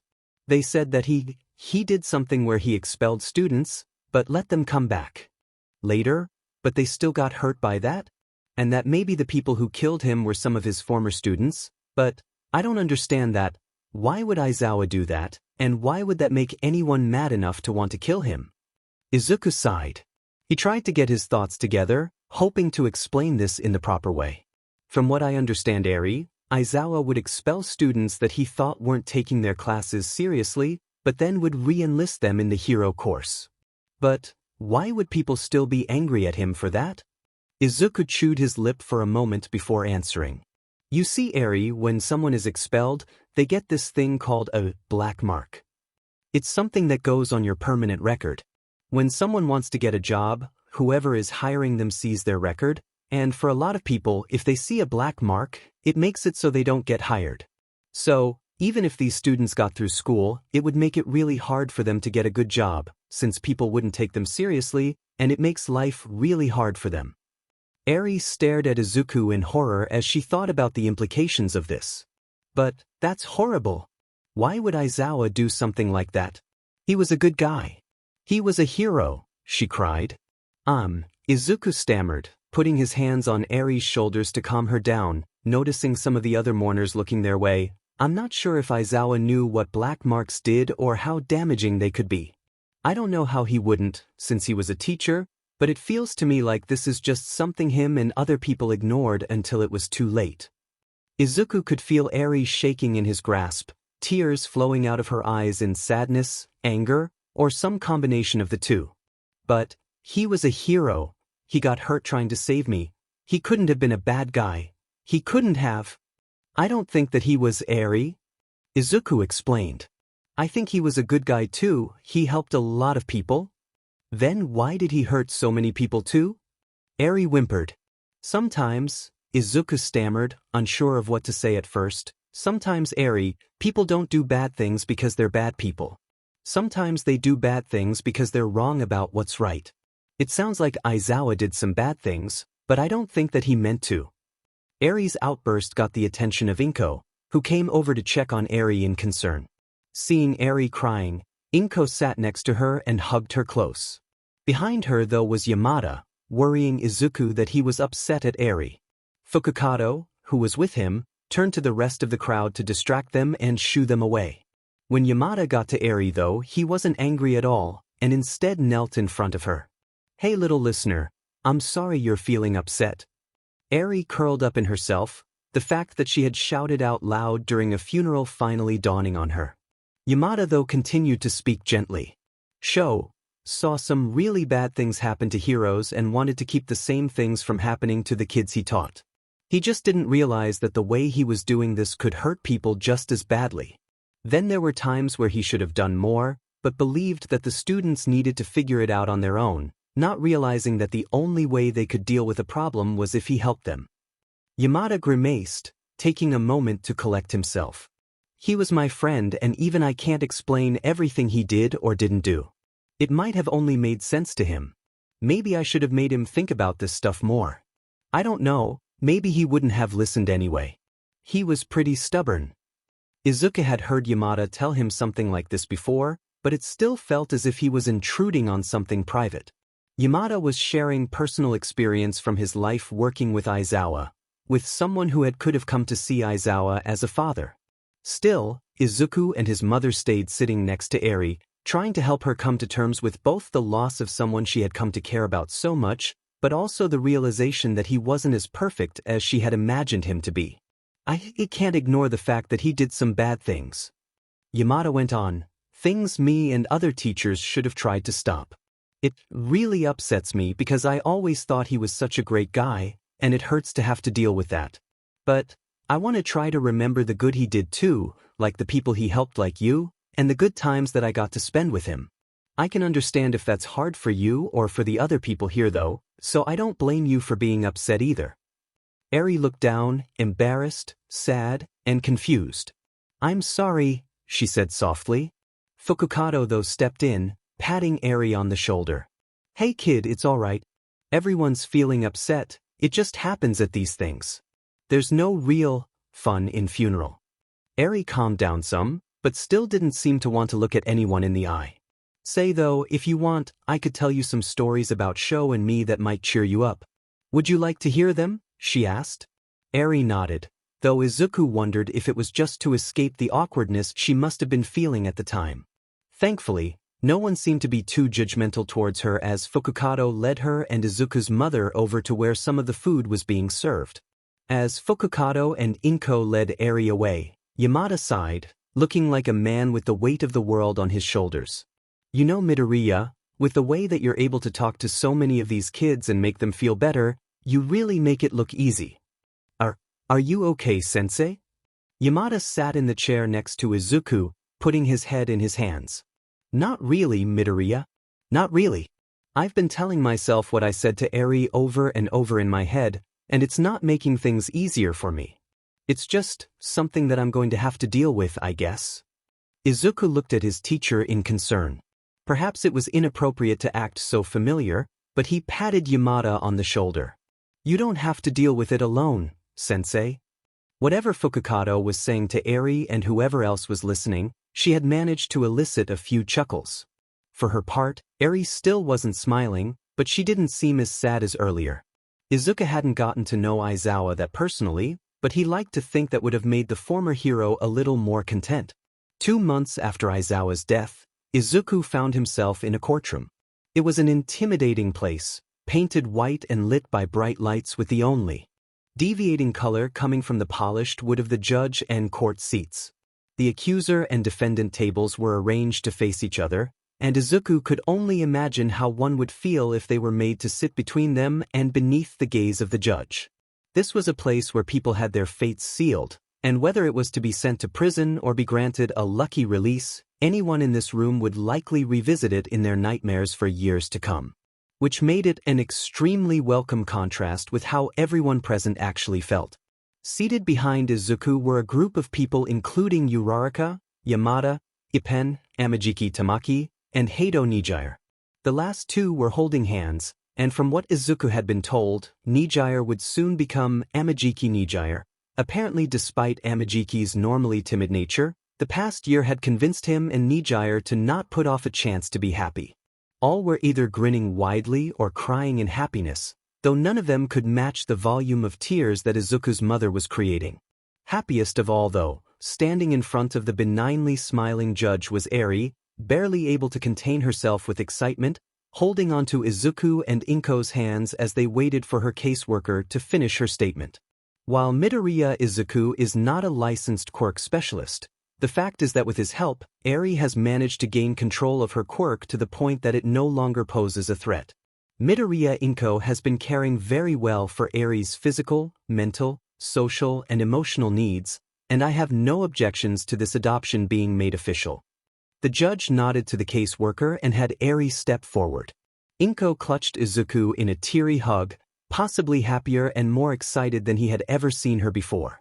"Young Eri," the judge began, and the entire courtroom went silent with nervous anticipation. "I have heard enough so that I am satisfied with my decision, but ultimately, the choice must be made by you." He gestured towards the two Midoriyas. "Do you want Mrs. Midoriya Inko to take care of you, to be your mother, and for Midoriya Izuku to be your brother?" Eri couldn't hold it in any longer. "Yes, but more than anything." The judge beamed. "In that case, by the power invested in me by the government of Japan, I hereby declare you to be Midoriya Eri." The judge slammed his gavel down, and the courtroom erupted. Some cheered, some sobbed. Izuku and his mother did both, but none could compare to the pure joy Midoriya Eri showed when she ran at the Midoriyas, jumping into Inko's waiting arms, embracing her new mother and brother. What she had only known in years she was too young to properly remember, what she had been cruelly denied by Chisaki, but slowly reminded of through the kindness of Mirio, Ippen, and the Midoriya, she now embraced with more joy than she thought was possible. She had her family. The second years became third years. They stressed about careers, finals, normal things. They found time to hang out, to party, to waste time.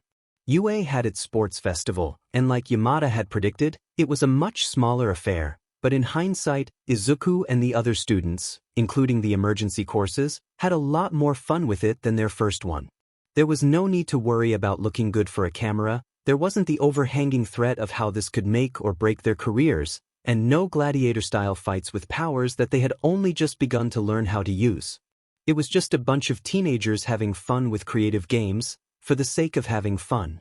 Not being needed to aid Yamada as an announcer, Izuku participated with his class, getting cheered on by his mother, sister, and crew, Ippen, as he played capture the flag, dodgeball, and smacked Monoma in the head with a giant foam sword. Izuku turned 18 and his classmates convinced him to have his first alcoholic drink. He absolutely loathed his first taste, but hanging out with friends like this was something that he had never imagined would happen years ago, and he treasured the memory. The summer afterwards, his friends took him out to the beach again and he learned how to surf, being taught by Ippen of all people. She was quite talented in the water, it seemed, as her quirk also granted her dolphin traits. Apparently when she was younger she had a vocal tic where she would squeak in the middle of her sentences. It was however an exercise in willpower for Izuku to not pass out when he saw Ippen in her swimsuit. The final term started and Halloween came. "Wow, Midoriya, that's a really good Best Jeanist costume," Ippen remarked. Izuku blushed, both at the praise and at the sight of Ippen dressed as Ryukyu, looking absolutely beautiful in a dark red cheapao and a clawed headband. "Thanks, Ippen. Look really great too." Ippen giggled and saw who was with Izuku. Eri hadn't gone as far as her brother had in the details of her costume, but she proudly wore the white 1,000,000 top and red cape of Lemillion, one of the more prevalent hero costumes people still wore in Japan for Halloween. Her friend Azui had come in another hero costume, a green and black striped bodysuit with long black boots, tan-colored gloves, and large green-tinted goggles, the costume emphasizing her frog-like traits. "Eri, Satsuki." Are you here for the party as well? Aha. Eri nodded. Mama said it was okay, and I invited Satsuki too. My parents don't want me trick-or-treating or going to the party Samidare was having with his class, but they said that this would be okay. Azui added. Together, the four walked through the campus to the 3A dorms. While there, Ipan looked closer at Izuku's costume. Was this something you bought, or made yourself? She asked, going through the doorway. I made it. Izuku answered, grateful for the chance to talk about his fanboying in a way that felt natural. The costume itself was the easy part. I just had to recycle old denim and stitch it together. Izuku lifted his arms, showing off the jean turtleneck, more. The hard part is getting the hair right. As he said this, Izuku felt his naturally fluffy hair coming undone from all the work he had put into forcing it to remain straight, requiring that he immediately pull out a comb and reset it with some product. Nearby, Kaminari, who had donned a fat suit to dress as Fat Gum, laughed uproariously. Before Izuku could get offended though, Kaminari waved his hand. Sorry Midoriya, it's not you, I just remembered something, he said, with a somewhat rueful smile on his. Ipan, Midoriya. Yaoyorozu cried out, running towards the two, dressed as Mandalay from the Wild Pussycats. Thank you for coming, she greeted, and saw Eri behind the two. She smiled at Eri, and was about to greet her, when she saw Azui standing next to her. Thankfully, Azui had the sense to let Izuku and Yaoyorozu what she was coming dressed in a copy of her big sister's hero costume ahead of time, so it wasn't as much of a shock to Yaoyorozu to see Azui as it could have been. Despite being forewarned though, there was nothing to stop the brief sensation of shock, fear, regret, and sadness to pass over Yaoyorozu, Kaminari, and many of the other 3A students who had noticed the new arrivals. As a testament to the nerves she had been developing during her time at UA though, she hit these feelings well, settling on pride as she put her hands on Azui's shoulders. Thank you for coming Satsuki, your costume is wonderful. Azui shrunk in on herself some, perhaps realizing how people might be reacting to her costume here, but mumbled a thanks. Yaoyorozu gave Eri a similarly warm greeting, praising her Lemillion costume, making the little girl giggle. Her excitement and the welcome Yaoyorozu had given them allowed Azui to cheer up some. Yaoyorozu then turned to Ipan. Ipan, your Ryukyu costume is incredible. You've got just the right hair for it. Ipan smiled at Yaoyorozu's giddiness. For a girl that took her studies so seriously, Yaoyorozu certainly seemed to enjoy it when she could have fun with her friends. Thank you, Yaoyorozu, you pull off Mandalay pretty well. Do you really think so? She replied, looking at her ensemble. I was a little nervous at first, thinking that this was just going to be something embarrassing that Mina had talked me into. Yaoyorozu smiled softly.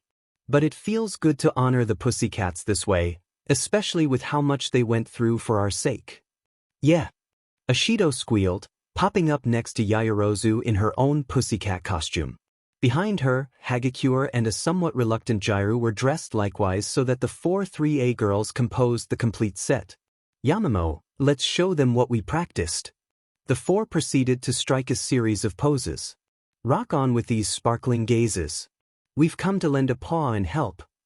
Coming out of nowhere, stingingly cute and cat-like. Wild pussycats. The display was ended with Hagakure refracting light in a Technicolor display. Izuku, Eri, Azui, and Ipan clapped and cheered. That was incredible. Izuku cheered with stars in his eyes. You got the choreography down perfectly. Mina wouldn't let us sleep until we got it right, Jiru grumbled. Well, Yaoyorozu gestured to the rest of the dorm. Please make yourselves at home. Sato was kind enough to make the desserts even though he has his own class now, she explained, pointing to the snack table. Thank you, Yaoyorozu. Izuku and Ipan said, and the girls dispersed to elsewhere, Eri and Azui following with them to talk more about their costumes. Now alone, Ipan and Izuku looked after the girls and smiled. That was really nice. Ipan remarked. Yeah. Izuku agreed. It was a great tribute to the former hero team, especially considering the work they were still doing.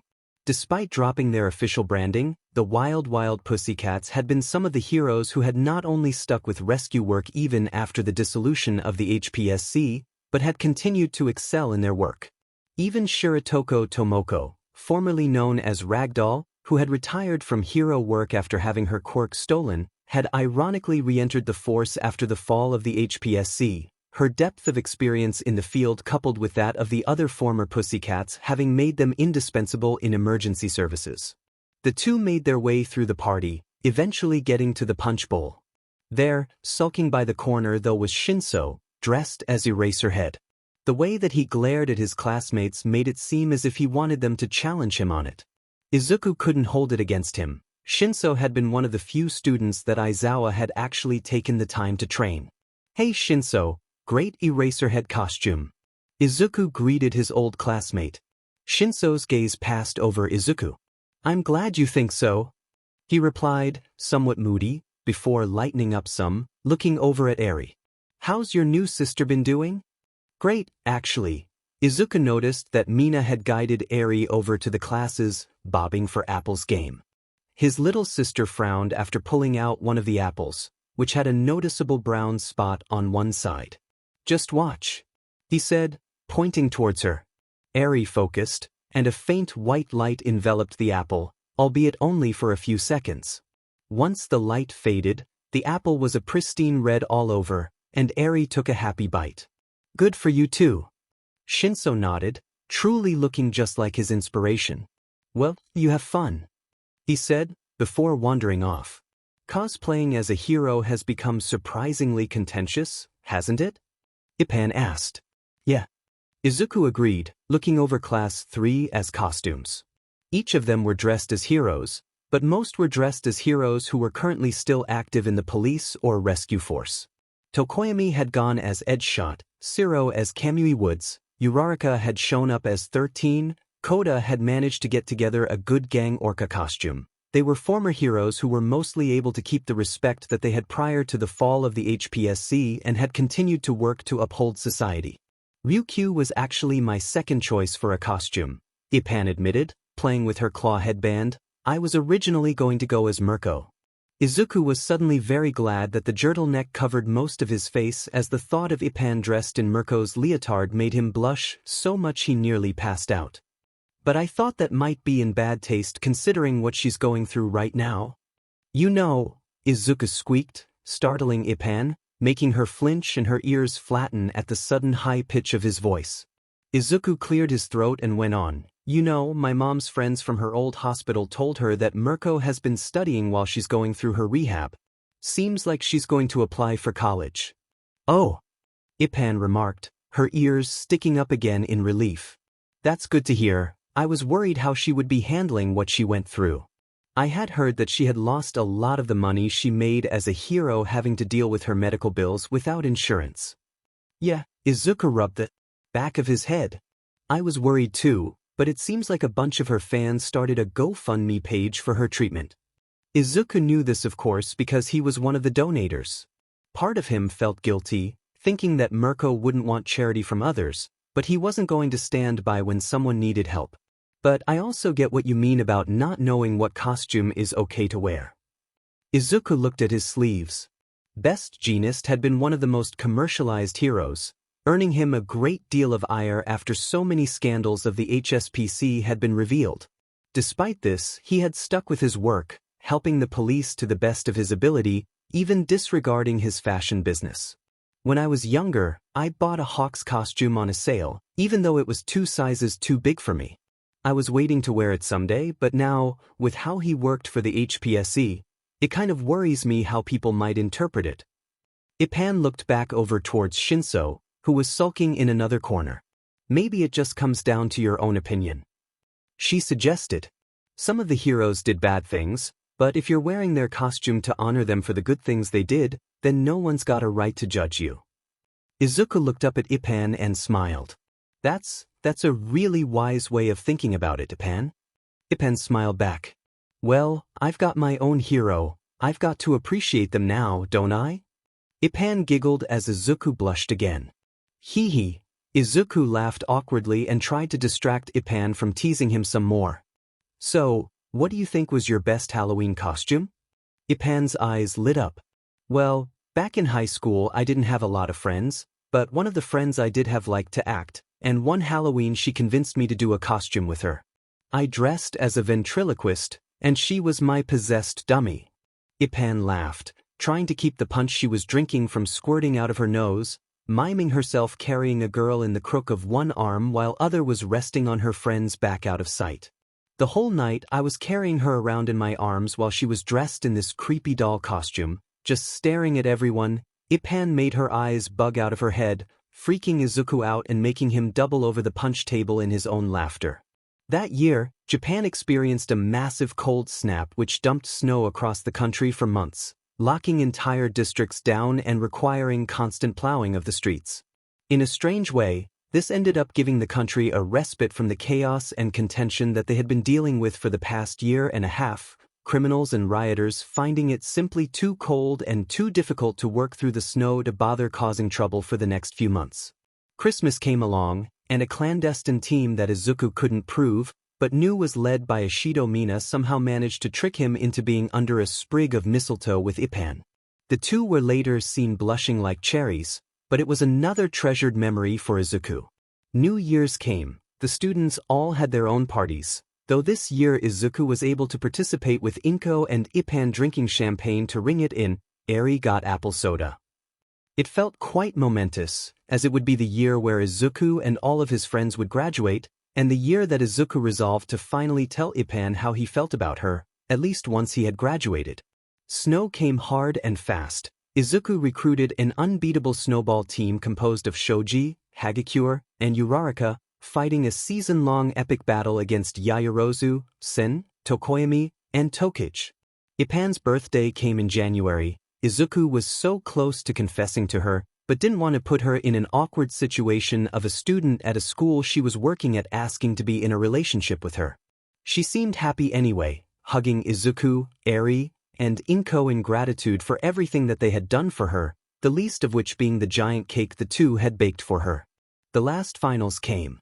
Despite being the top of his class, despite fighting it out with Yaoyorozu over the valedictorian spot for their year, Izuku, for reasons even years later he could not comprehend, still ended up stressing over the exams, desperately trying to cram as much information in as he possibly could.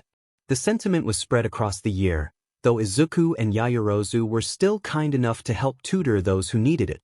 Ishido and Kaminari both had panic attacks that they needed to see Hound Dog about, convinced that they weren't smart enough to graduate, a sentiment that Izuku could never quite understand.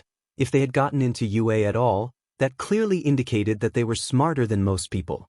Pointing this out to them helped cheer the two up. The students took their exams, the emergency corps students simulating a massive terrorist attack on the Prime Minister for their practical. By the end, everything turned out fine. Everyone breathed a sigh of relief and laughed, spending the next few days until graduation partying. No one though could escape the PTSD-fueled nightmares of having not studied for an important exam, accidentally sleeping in for the finals, or realizing that there was a teacher that you had never spoken to in the past that you were supposed to hand a copy of your final project to. Ipan and Inko both grimly assured Izuku that this was completely normal and inescapable. Introducing this year's salutatorian, Midoriya Izuku. Izuku walked up to the podium to the cheers of the crowd. It was quite touching for him to see and hear so many cheers so loudly, even from classes outside of his own. He looked behind the students and saw his mom, sobbing in joy, while Ipan was sitting next to her, beaming at him. Eri was cheering on Inko's other side, waving a rainbow-decked poster emblazoned with, "Congratulations, Izuku." Next to Eri, Izuku could see Mitsuki and Maso. They both were more reserved than they had been years ago, but the fact that they were here, cheering for him, was both encouraging to their overall well-being and touching to him personally. He could just see the faint bulge in Mitsuki's abdomen from his position. It was quite the surprise to him that the Bakugas were going to have another child, though Izuku happily accepted their request to be the godfather. He cleared his throat and began his speech. "When I was younger, it was my dream to go to UA. Of course, like everyone else, it was my dream to become a hero." Izuku smiled sadly. "Eventually, I had to give that dream up. For a while, I was at a loss for what to do with myself. You don't spend 14 years chasing a dream only to lose it and come out fine. However, I did my best and tried to put myself back together. I wanted to help people however I could. Thanks to the support I got from my teachers and friends here, I found a way that I could do just that. Sympathy and pride passed over the faces of many of the students gathered. A few knew how Izuku wanted to be a hero when he was a kid, and could imagine how disappointing it was when he found out he was quirkless. Even amongst those that had quirks, many of the students had the same dream as Izuku did, only to have to give that dream up when they failed the entrance exam for the hero course. In a way, I'm very fortunate. Even if it was hard to give it up, the change in my life was simple and without much drama. Not long after this happened though, it seemed that the rest of the country went through a similar end to their dreams, and the results were far more tragic. Izuku glanced over at the portraits of the deceased students in Class A, Mongoose Habuko, Azui Tu, Ida Tenya, and Todoroki Shoto. UA has been hurt. Heroics, the field that had originally given UA its reputation, no longer exists as a career. It's painful, because becoming a hero was such an amazing dream. To keep people safe, to be someone that inspires others and makes them smile. For many, UA was a fulfillment of that dream. It was certainly how I saw this school before I came here. So, I know what it can feel like for some of us for that dream to end. Izuku's statement struck a somber chord for many of the gathered students. Some looked depressed, others looked even offended that Izuku would bring up such a fresh wound. The emergency course students grimaced, almost in pain. The ones who had stuck with their class still wanted to help people with their quirks, but it was obvious that this was not the dream that they had set out to accomplish 3 years ago. But we have a new dream to fulfill now. We dream to restore peace to our country, real peace. It may seem overwhelming and even impossible. However, we have done this in the past. We have built ourselves back up. All Might brought peace to the country and inspired us to be the best of ourselves, to go beyond. The school's motto had been a source of contention in the past years, so Izuku had been hesitant to include it in his speech. Despite his fears though, the students as one chanted back, "Plus Ultra." Izuku grinned. He wished that All Might was at the graduation, but he had left his position as a teacher at UA after Togata's death. However, even if All Might had denied Izuku's dream, Izuku couldn't help but still look to the hero for inspiration. From the response of the other students, he could tell that he was not alone in that sentiment either. We might not have pro-heroes anymore, but we still have the ideals that originally inspired them and this school, the ideals that made us good and strong. I believe that if we stick with them, we can accomplish the impossible. Izuku bowed to the cheers of the audience and went back to his seat with Class C, relieved he had managed to get through his speech without flubbing it. More speeches were done, the students were given their diplomas, Yaoyorozu gave the valedictorian speech, and just like that, Izuku's time at UA had come to completion. He cheered with everyone else, amazed that he had accomplished this.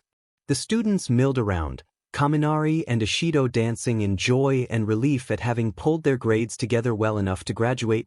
Yaoyorozu and Izuku congratulated each other on their accomplishments and respective speeches. Tokage Ambush hugged the two, cheekily reminding them just how close she had come to taking their number 1 and 2 spots. Finally, Izuku made his way to his mother and sister. "Oh, my baby." Inko crushed Izuku in a hug and threatened to drown him in her joyful tears. "I am so proud of you." Eri was caught between Izuku and Inko in her efforts to hug her big brother, but didn't seem to care. "You did it, Izuku." "Congratulations," she cried. Izuku hugged his mother and sister back, his own tears matching his mother's. "Thank you, Eri." Inko managed to pull herself together and pulled away from Izuku, wiping her eyes. I don't know if I'm ever going to forgive myself for not supporting you when you wanted to become a hero when you were a boy, but you've become so much more. I am so proud of you, baby, you should be too." Izuku beamed. "I am Mom. But really, you need to stop worrying about that. It was years ago." Inko nodded and sniffed. I know, all things considered, I'm glad at how things turned out. You've already got a job set up, and you're going to be helping so many people." Inko put her hands on Izuku's shoulders. Congratulations, Izuku. Izuku, Eri said, getting his attention. She fixed him with a determined grin. I'm going to get into UA in a few years too, I promise. I'll be as much of a hero as you are. Izuku grinned, hugging Eri again. I bet you're going to be a great one. He answered. The three hugged one more time, allowing the Bakugas to come forward. Congratulations, kid. Mitsuki said, smiling. Thank you for coming, Aunt Mitsuki. Izuku answered. Mitsuki looked behind Izuku towards Class A, her smile faltering. I'm glad that we still have a reason to be here. Gently, Izuku gave his unofficial aunt a hug. She seemed to calm down after that. That was a good speech, by the way. Building ourselves back up. Mitsuki put her hands on her stomach. We're going to try to raise Iane better, but I'm still scared. Mitsuki's voice wavered, but Inko put a hand on her friend's shoulder. It's going to be all right, Mitsuki. We're going to help you this time. Mitsuki blinked back a tear and nodded, letting herself be steered away by her husband. Finally, there was one last person Izuku wanted to talk to, though he had something specific he wanted to say. Congratulations, Midoriya. Ippan said, smiling down at her best friend. Thank you, Ippan. Somehow, giving a speech in front of a crowd had been easy for Izuku. Now that he was with Ippan though, he lost his ability to speak. The two stood awkwardly, Inko, Eri, and the Bakugas having left them alone. So, are you excited about your new job? Ippan asked, trying to break the ice again. Yes. Izuku squeaked before clearing his throat. Intelli's already told me a bit about the kinds of things that she does, and I'm glad that I'll get to start so soon. Good, Ippan nodded. Her ears laid back some, showing she was anxious about something. Do you know what you're going to do about housing? I'm allowed to stay with Mom for a bit at UA. Izuku explained, reassuring his friend. I should be safe. That's good to hear. Ippan answered, her ears turning irked once more. Finally, Izuku managed to work up the nerve. Ippan, I was actually wondering, I don't know how long they're expecting us to stay at the police station to settle in, but maybe afterwards, if you have time, would you like to go to the coffee shop down the street to get some bubble tea? Ippan blinked, staring at Izuku. Do you mean, just the two of us? Yes. Izuku offered. I mean, if you'd rather it be with other people, I understand. I don't want to make you uncomfortable or anything, it's just... Izuku was cut off as Ippan smiled and knelt down, kissing him on the lips. You can call me Josei, and I would love to, Izuku. 10 years later, the alarm blared, and Izuku rolled over, turning it off. Beside him, Josei groaned slightly as she woke up. Good morning, Josei. Izuku said, the sight of his wife cheering him up from whatever tiredness remained. Josei smiled in response, the two leaning into each other for a kiss. Good morning, Izuku, she said, hugging him closer before letting him go. If you wake up the kids, I'll start on breakfast. Izuku nodded, crawling out of their large bed. Practically everything in their home was big, of course. Bigger showers, cabinets, doors, etc. It was a necessity for the sake of Josei and their son and daughter, though thankfully there were adjustments made to make things easier for Izuku, such as a second, lower door handle Izuku used as he headed to Isho and Inori's rooms. Izuku couldn't complain though, since the extra space was useful for Josei's books, as well as all his hero merchandise. Izuku knocked on the doors of his children's room, calling them to breakfast while he adjusted his tie to something that less resembled a monster from Lovecraft's work. His daughter Inori woke up first, mumbling as she came out of her room. She resembled her mother, albeit with green fur instead of her mother's blue, and blue hair instead of her mother's blonde. Inori was 7, but already was as tall as Izuku was. Morning, Dad. Isho came next. While Inori had gotten Josei's quirk, Isho had developed a new mutation, granting him what Izuku and Josei could only assume was a mix of her quirk and Izuku's father's fire breath, resulting in a dragon mutation, complete with green scales, wings, horns, and fire breath. Izuku couldn't help but think that Isho, already at Izuku's chest height and having sharp teeth displayed by his yawn, was adorable, especially with how he carried his All Might plushie with him out of bed. Hey Isho. You sleep well. Isho nodded, still half asleep. Izuku chuckled, hugging Isho and guiding him towards the kitchen. Come on, your mom and I will make you something nice to eat. The family livened up more with some breakfast. As Izuku was double-checking to make sure that Inori and Isho were set for school, Isho spoke up. Daddy, why aren't you going to be home tonight? He asked, remembering what Izuku had told him the day before. All the other kids at school were talking about how they were going to do fun stuff now that the soldiers are going away. Izuku interrupted, causing his son and daughter to wince slightly at their father's firmer tone. We aren't celebrating the soldiers leaving. We're celebrating that we can take care of ourselves. The UN soldiers were a big help for us, and we need to make sure to respect them, okay? Yes, Daddy, Isho answered, head down. Izuku sighed and patted his son's head. I'm sorry if I was too harsh. I've just known some good people from those soldiers, and I want to make sure that people appreciate them. Anyway, I was invited to a reunion by some friends from UA. He answered. Oh, is Ms. Togite going to be there? Inori asked. No, Izuku answered as he finished packing Isho's bento. I've been invited by Ms. Yayarose's old class.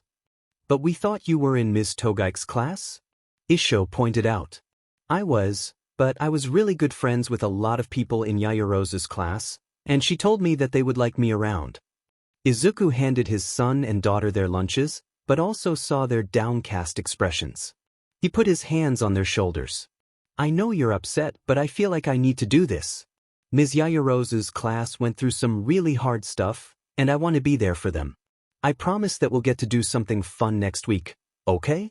Grandma and Auntie Eri are interested in spending time with us then, too. Isho and Inori looked surprised as they always did at the admittance that Ms. Yayarozu had ever struggled in anything, but quickly smiled and hugged their father. Hey Daddy. I love you, Isho said, as Izuku hugged him and Inori back, joined by Josiah a moment later. Alright, are we all set? Josiah asked. Yes, the two children cried out, and ran out the door, only to skid to a halt as they looked down the street. Hello, Midoriyas. Mr. Sakamata. Inori and Isho cried out, running towards the former pro-hero and hugging him. Izuku and Josiah smiled at the display. When they had gotten married, Sakamata had gotten the two in touch with a real estate developer in his neighborhood, which catered to individuals whose quirks made them larger than the average person. It was thanks to Sakamata that Izuku and Josiah were able to live so comfortably, and the killer whale hero had become something of an unofficial grandpa to Inori and Isho. Come on, you two. Josiah told Inori and Isho. Mr. Sakamata and your daddy have to go to work. She took hold of her children's hands and steered them down the street towards their school. Have a good day and tell everyone I said hi, Izuku, she said, waving to Izuku and Sakamata, who left for a train to the police station. So, do you and your family have anything planned later? Sakamata asked after they had taken their seats. It seems everyone's got a party they're going to. Josiah and I were thinking that we'd have a barbecue sometime next week. We'd love for you to come. Izuku offered, though Sakamata gave him a quizzical look. Next week? Why not tonight? Izuku grinned sheepishly. Yayarozu invited me to a reunion for her class from you. It's kind of a memorial too, he admitted with an uncomfortable expression. Sakamata's face. Oh. Sakamata sighed, losing interest in conversing further, but he eventually pulled himself back together. Izuku's friend was nothing if not resilient. Izuku sorted through the information on the monitors in the commission's control room, relaying whatever he could to the police as they navigated a seemingly abandoned apartment complex. Eventually, he found the information he was looking for on a criminal named Rippo Tai. The man's quirk allowed him to trap three-dimensional space onto a two-dimensional plane, such as on a sheet of paper. This had made him too dangerous to attack head-on, as anyone who got too close to him could end up trapped as a drawing on the wall. Options. Izuku spoke into the comm link. Mina might be difficult for Rippo to counter. Yanagi could simply levitate him away from two-dimensional space without directly touching him, but Kaminari is probably our best bet. His attacks would be too fast for Rippo to react against, and even if he could, electricity isn't a physical object that he can convert. Roger that. Yayarozu replied. Team Bravo, set up at point A. Team Alpha will flush Rippo towards your location. Kaminari, set up your discs to ambush him. Izuku continued to monitor the police's progress through the compound they were infiltrating. As Shoji and Setsuna cleared out each of the rooms, one of Setsuna's cameras picked up Rippo and several other criminals fleeing through the halls. I've got Ponji heading to the back door. Setsuna said. I am in position to intercept. Shiozaki replied. Negative. Izuku countered, bringing up his information on the criminal's quirk, Drain. He could dehydrate you through your vines, Shiozaki. We can't rely on your quirk for this. Shiro moved to Shiozaki's position, but let Tsutsumi take Ponji down before restraining him. Yaoyorozu ordered. Understood. Shiro replied. I have eyes on the target. The former Lady Nagant called out, noting Ponji running into an alley. You're clear to fire. Yaoyorozu said. A loud bang echoed through Tsutsumi's feed as she fired at Ponji's back. The man cried out and fell, getting taped to the ground a second later. A few seconds later, Rippo had reached the ambush point and fell to Kaminari's electricity. As the man lost consciousness, a stack of papers fell out of his coat, releasing their contents as his quirk failed. Dozens of people materialized out of the papers. All of them were in bad shape, malnourished, scared, and ragged. Thankfully, the police were quick to calm them down and take them away from the building that they were being held prisoner in. Izuku sighed in relief as the last hostile was apprehended and the innocents rescued, while several of his subordinates cheered the completed mission. Good job, everyone. Customs will take care of the people Rippo had trapped. The teams came back to the station in good spirits, all things considered. Human trafficking operations could get ugly, in Izuku's experience. It was one of the crimes the new police force had to contend with most often nowadays. Though many other countries were starting to lift their own restrictions, public quirk use had become much more ingrained in Japan over the last decade, opening up markets that didn't exist anywhere else in the world. Unfortunately, immigration to the country could be difficult, which had led to many desperate individuals getting conned by people like Rippo into falling for trafficking schemes run by gangs that had risen in the chaos of the fall of the HPSC. Izuku was finishing his paperwork on the operation when he was approached by the new chief of police. The past 10 years had been difficult ones. The graduates of the emergency courses were expected to pick up the slack left by the heroes during a time of massive societal upheaval. Izuku was proud though to have continued to work alongside Yaoyorozu, who distinguished herself during that time with her intelligence and leadership. Over the past decade, she had saved countless lives and had broken apart several gangs that had threatened to sink their claws into society and re-establish a new kind of corruption. As a result of her hard work, Yaoyorozu had been made the youngest police chief in history, but had admirably upheld her office, noted by the multiple gold medals pinned to her dark blue jacket. Midoriya, good work? Yaoyorozu told him. The operation wouldn't have gone as smoothly without the information you gave us before going in there. My pleasure, Yaoyorozu. Izuku answered. The commissioner took one of the documents Izuku handed to her and started to flip through it. Out of curiosity, were you able to confirm any of the rumors about him being related to Atsuhiro? Just hearsay as far as I can tell. Izuku answered, shaking his head. Rippo had claimed to be the son of Atsuhiro Seiko, aka the villain Mr. Compress, being able to achieve a similar effect with his 3D-2D quirk, but some people believed he was just copying Atsuhiro's own claims to be related to another famous villain. It wasn't as if they could ask him though, considering how Atsuhiro had died during the Battle of Jaku. Come to think of it, Izuku began to wonder if any of the former members of the League of Villains were still alive.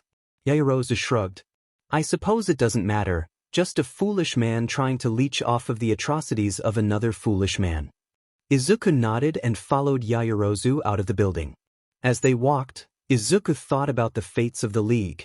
Magna had been killed by Overhaul before a short, disastrous alliance between the League of Villains and the 8 Precepts. Twice had been killed by Hawks at Jaku, and Shigaraki had died in Togata's final attack. After the League's fall, the remaining members had all been arrested shortly afterwards. Mustard had been beaten to death by some rivals he had made in prison. Dabi, Dr. Garaki, Muscular, and Moonfish had been executed.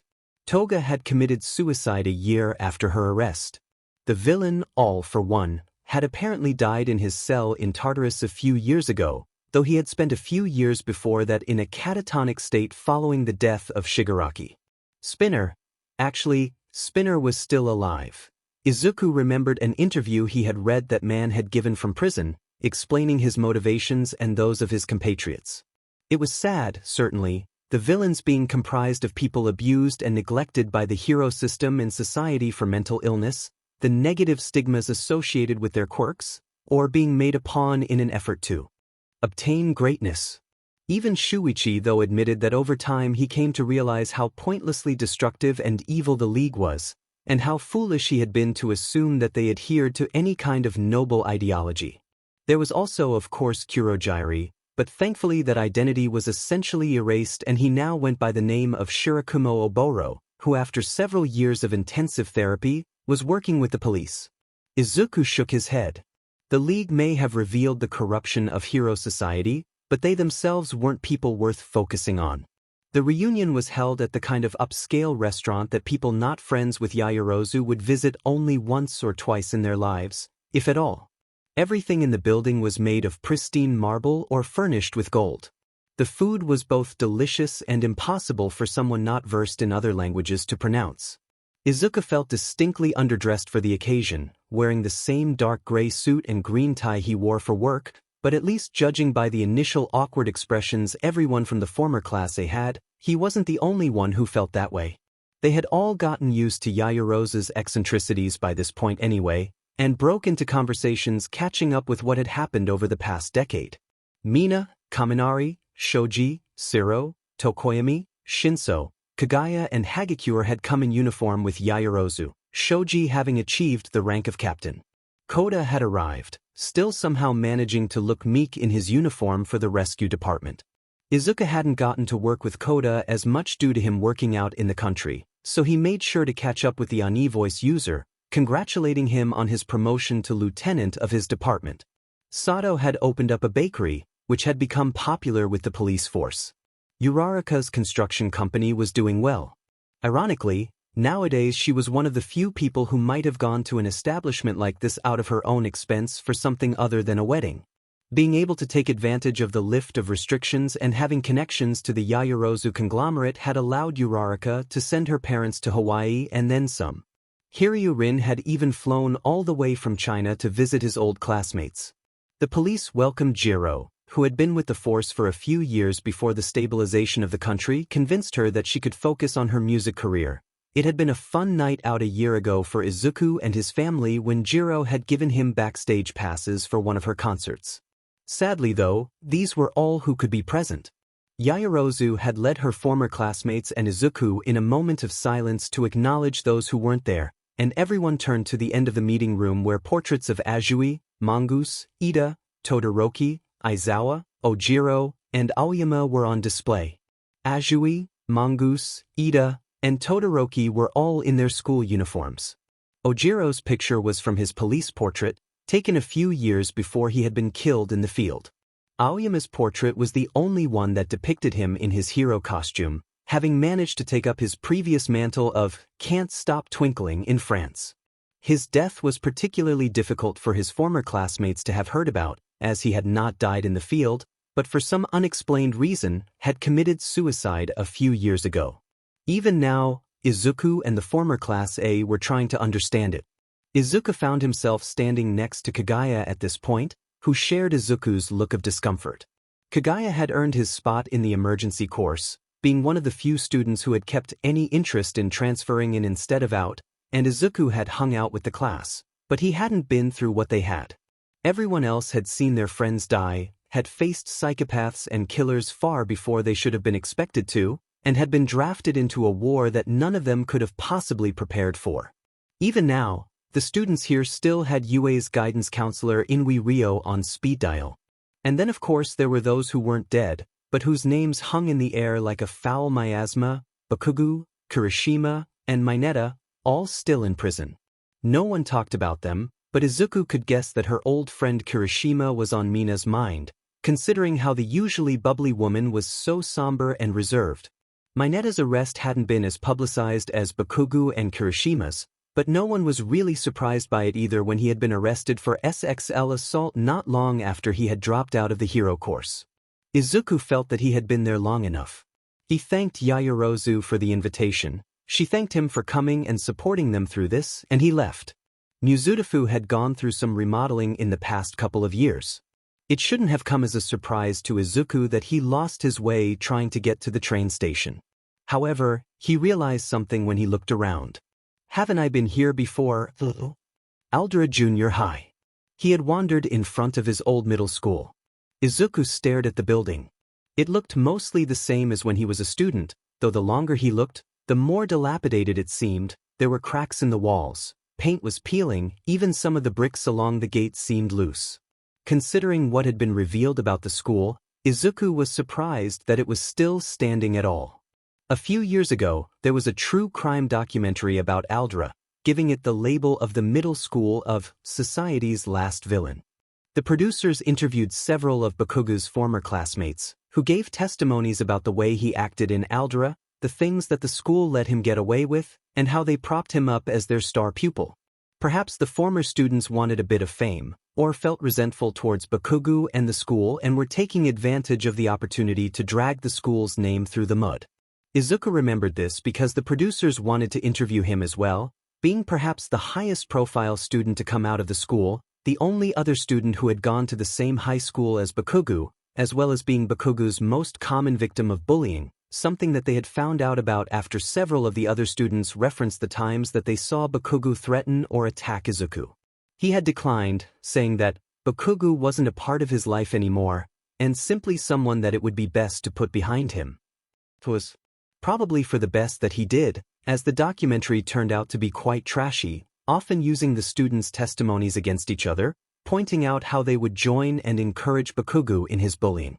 Even Bakugo's suicide dare towards Izuku had wound up on the show, having been brought up by Bakugo's two lackeys who were present at the time, which in hindsight to Izuku was incredibly stupid, as that meant that they had essentially confessed to their part in threatening him. There was even a story about the aftermath of the documentary, in which many of the former students who had been interviewed ended up being disgraced by the experience due to all of the testimonies from the same show that had in turn implicated them. The brief comment that the producers had gotten out of Izuku had still wound up being referenced on the show, as something of a closing statement of Bakugo and Aldera as a whole.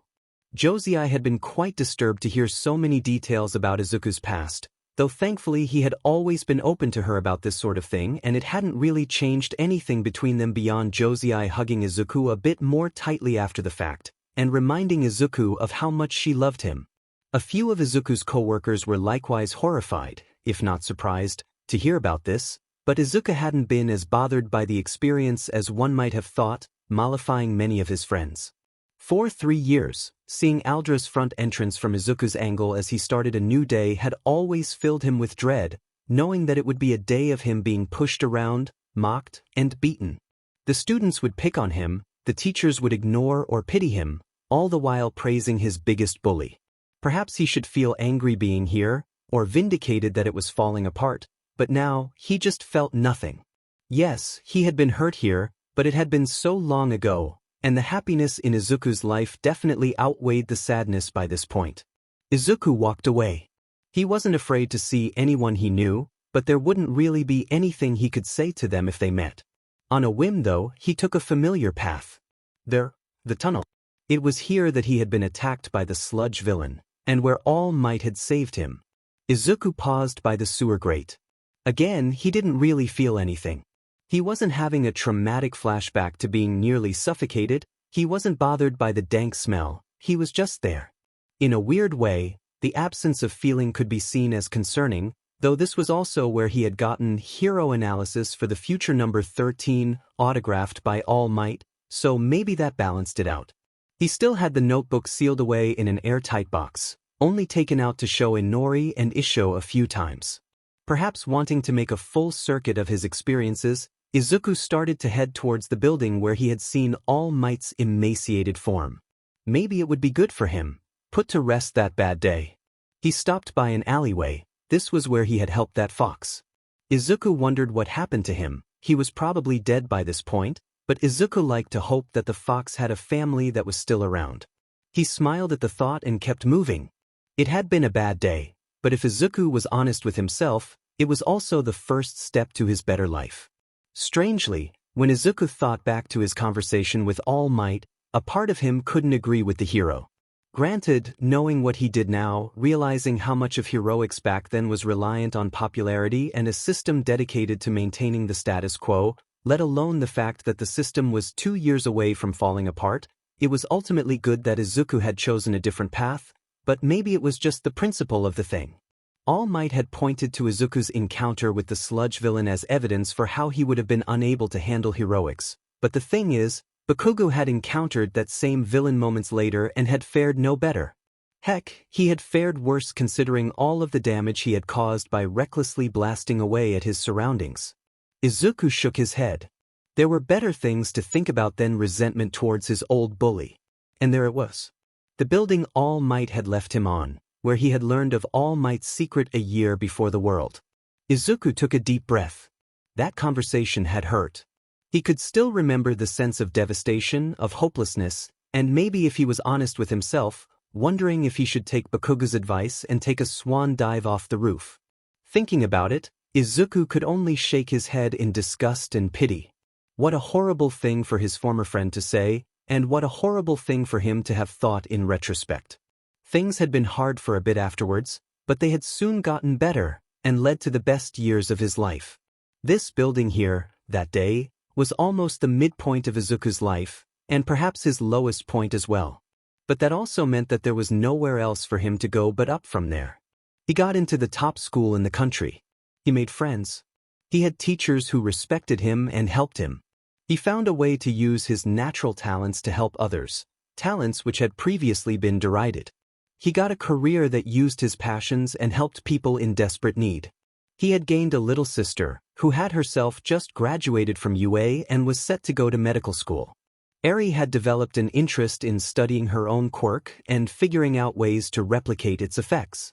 Izuku had looked at some of her analysis, and if they were right, Eri could find out a way to cure cancer. He smiled at the thought. The little girl saved by the famous Lemillion could one day be responsible for saving over 1 million lives herself. Izuku had fallen in love with and had gotten married to a beautiful woman who loved him back, and had a daughter and a son that he loved more than life itself. And from here, Izuku believed he could hope that things would get even better. He could hope that the country was going to fully recover, that he'd grow old with his current friends and make new ones along the way. His children could grow up, have their own jobs, maybe get married and have their own kids, making him a grandfather. Izuku breathed out, smiling. He really had a great life. He took one last look at the roof of the building before he left.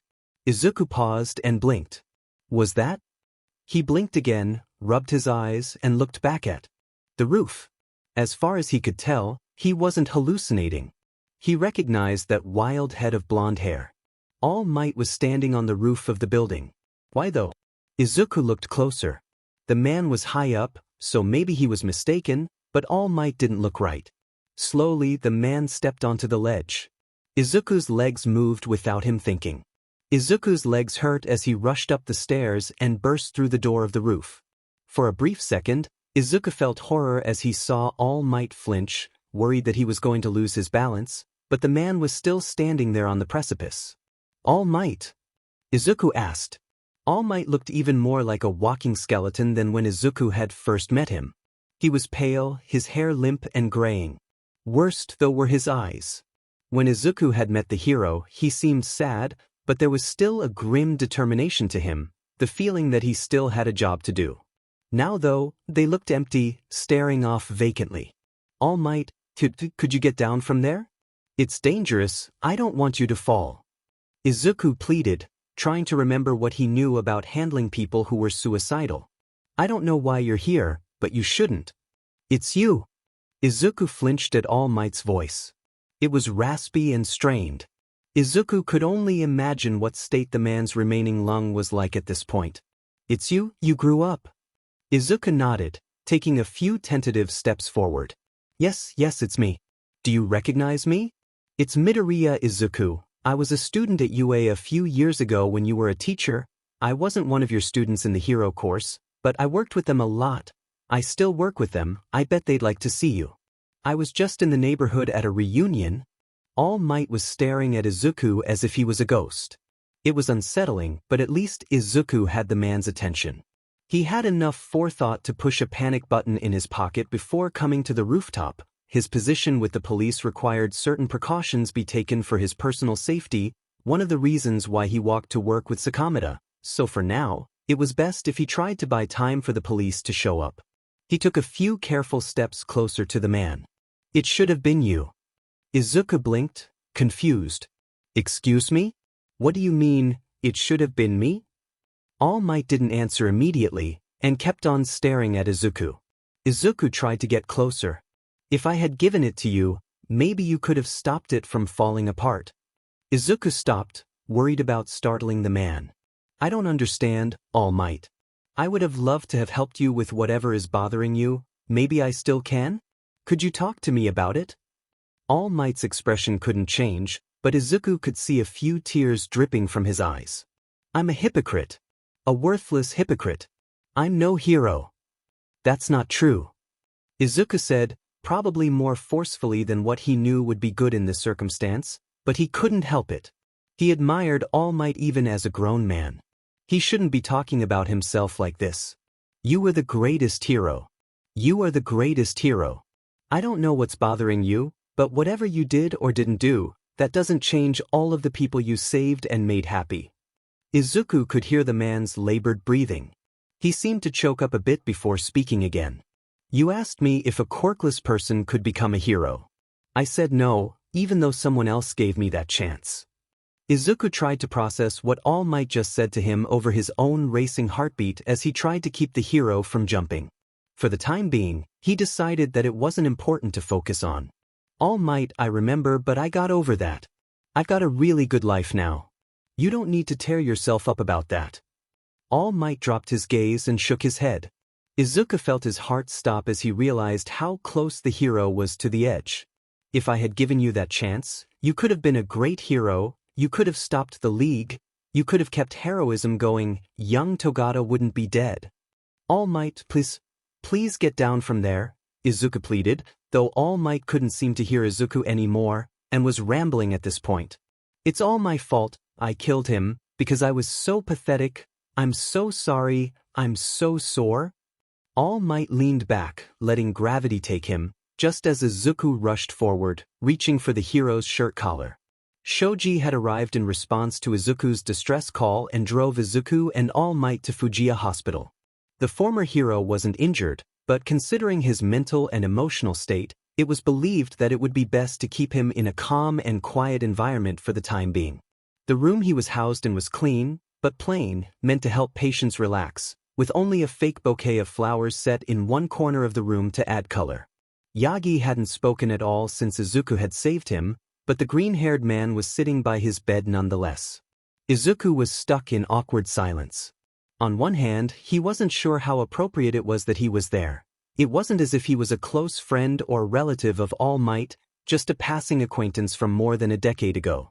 On the other hand, he was the only one here, and there was no way that Izuku could just leave the hero alone. All Might, could you tell me, why were you up there? Why were you about to jump off of that roof? All Might closed his eyes in response. I understand if you don't want to talk to me, but I can't just leave you like this. Would you be willing to talk to one of the doctors? Izuku suggested. Is there anyone you'd like me to call? Anyone you'd be willing to talk to? The hero didn't answer. He looked so tired and empty, laying on the white sheets of the hospital bed. Perhaps Izuku was being presumptuous staying here. He had only ever spoken to All Might once in his life, and it wasn't as if it was a good talk. Izuku had latched onto him as the hero had jumped hundreds of feet into the air, and All Might had told Izuku to give up on his dreams. I'm not sure if you have any emergency contacts, but I could see if there's anyone from UA who'd. Don't. All Might finally spoke in a dull, emotionless croak.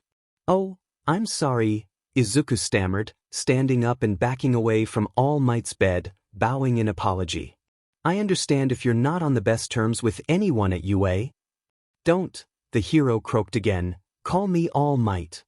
Izuku blinked, hazarding to sit down again. Okay, what would you like for me to call you? Yagi, the man responded, not looking at Izuku. My name is Yagi Tashinori. Yagi closed his eyes again. I told you, I'm no hero. Any other time, Izuku would be thrilled to know the name of his favorite hero, but this was not the time. Yagi was tolerating him enough to tell Izuku his name, so perhaps he still had a chance to try to understand why the man had tried to kill himself and help him. All right, Yagi, Izuku said. He wasn't sure of what to do from here. As much as he wanted to, Izuku wasn't trained to help people in this kind of situation.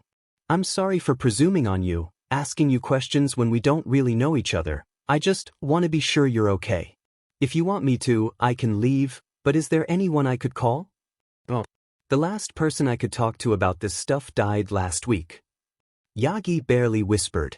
So maybe that was part of the reason, Izuku thought to himself. I'm sorry. What was his name? Yagi blearily opened his eyes, staring at the hospital ceiling. Torino Sorahiko. Gran Torino. Izuku hazarded to scoot closer, not recognizing the name. Who was he? He was my homeroom teacher from UA.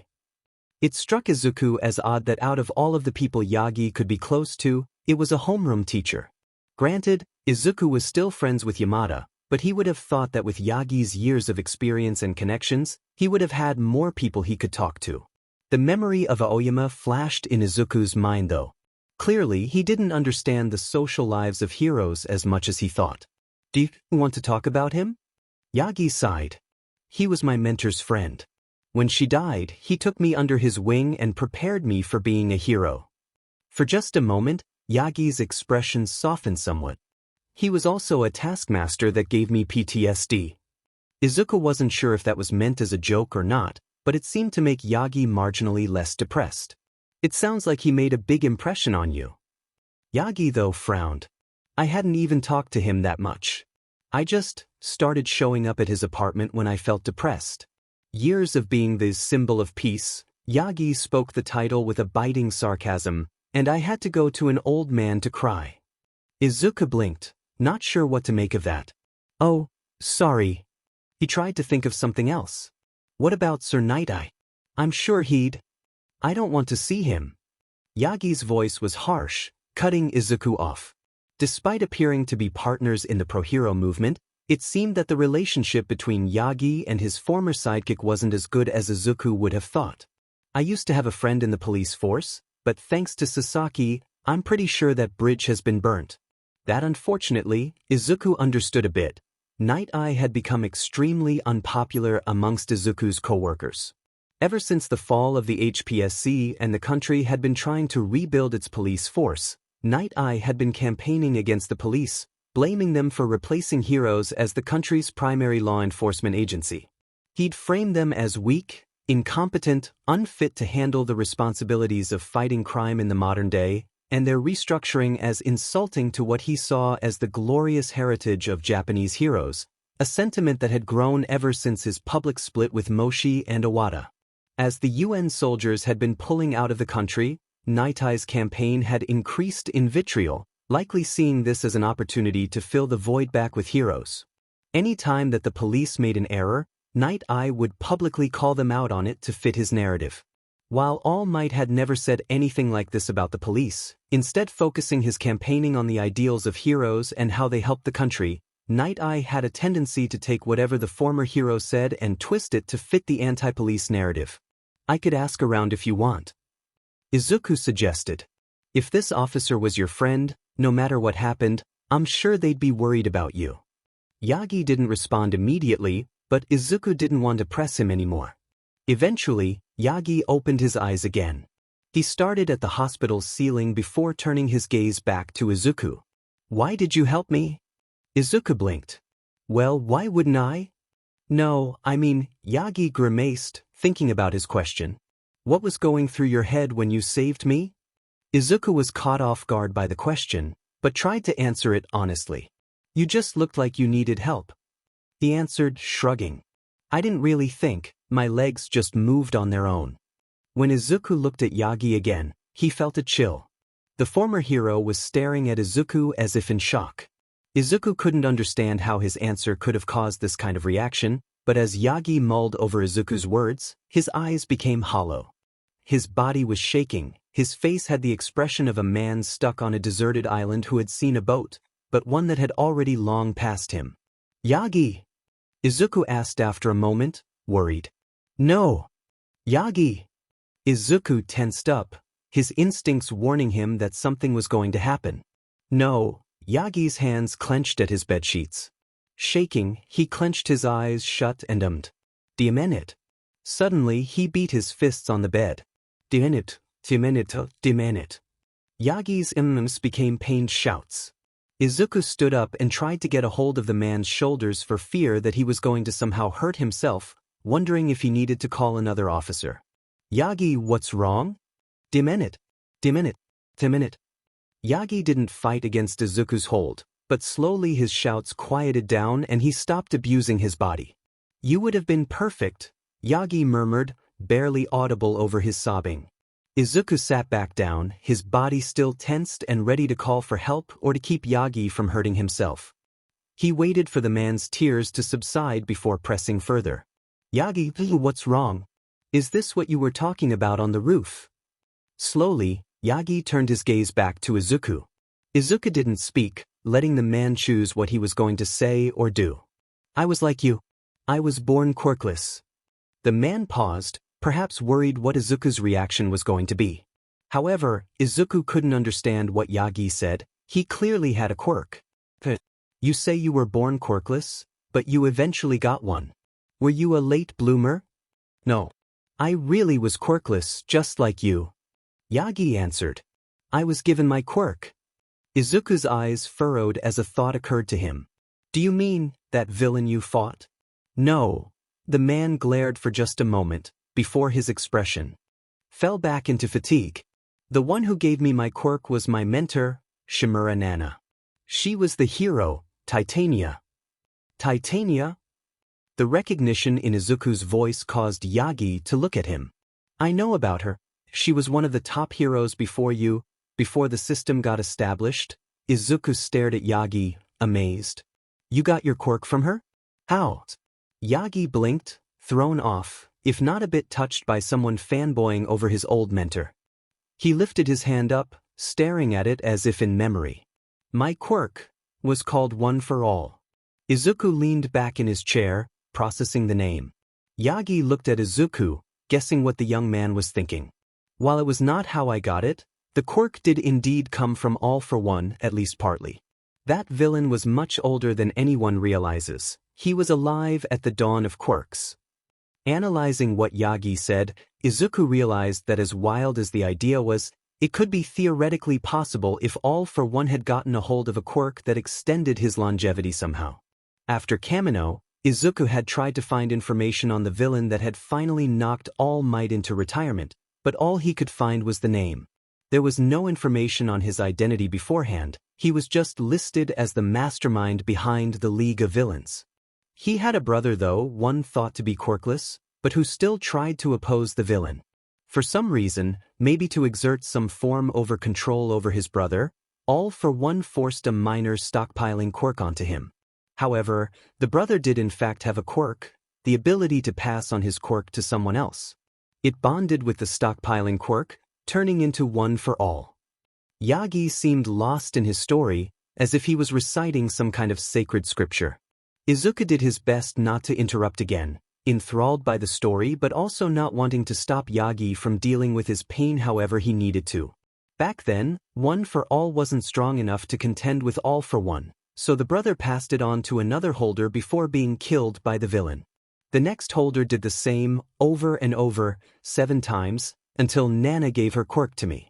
At that point, it was strong enough that I was finally able to defeat All for One, but not before. Yagi grimaced, another tear trickling from his eye in pain. Not before he killed her. He took a moment to collect himself before looking at Izuku, lifting up his shirt, displaying the same grisly wound he had shown Izuku years ago. I beat him, turned his head into paste, but he wounded me. He lowered his shirt. By that time, I had established myself as the symbol of peace. I had become the hero my master wanted me to be. I had managed to destroy the empire that All for One had used to control Japan. But because of that fight, I knew that my time was limited. I needed to find my own successor, someone to carry on the mantle of the symbol of peace, so that my work, and the work of all of the people who came before me, wouldn't go to waste. I needed someone with a truly heroic heart and instinct. But over the years, I just couldn't find anyone who met that standard. Yagi stared at his clenched hands until they stopped shaking. Just for a bit though, I thought that I had someone who could maintain that peace I created. Izuku realized now what Yagi had been talking about. Togata, he whispered out loud. You gave Togata one for all. The name brought tears to Yagi's eyes, and he nodded. Yes, I chose, he grimaced again, turning away from Izuku, sighing.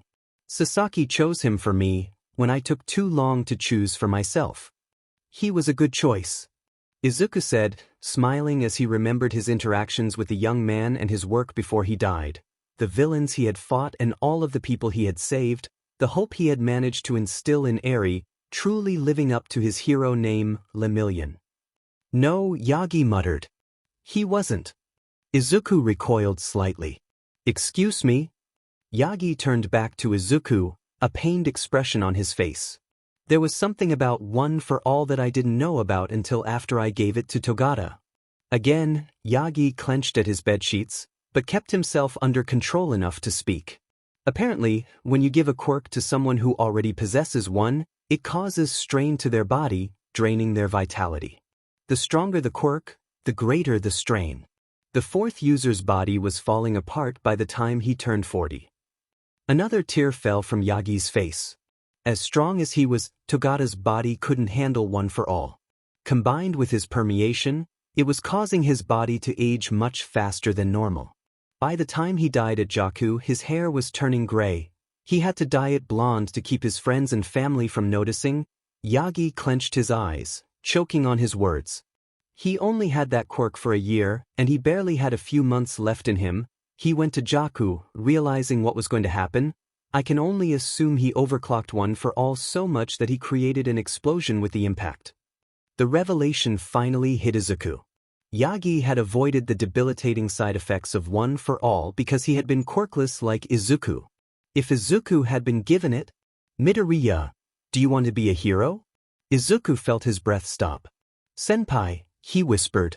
When you showed up, you were just like me, Yagi ummed, burying his head in his hands, unaware of just how much he had shaken Izuku with his words. A kid with big dreams, just wanting a chance to prove himself and help others. You didn't want to become a hero for fame or fortune, you just wanted to be like me. It was just like how I had met Nana, but when it was my turn to give the encouragement that my master gave, I let my weakness and my insecurity about my past get to me.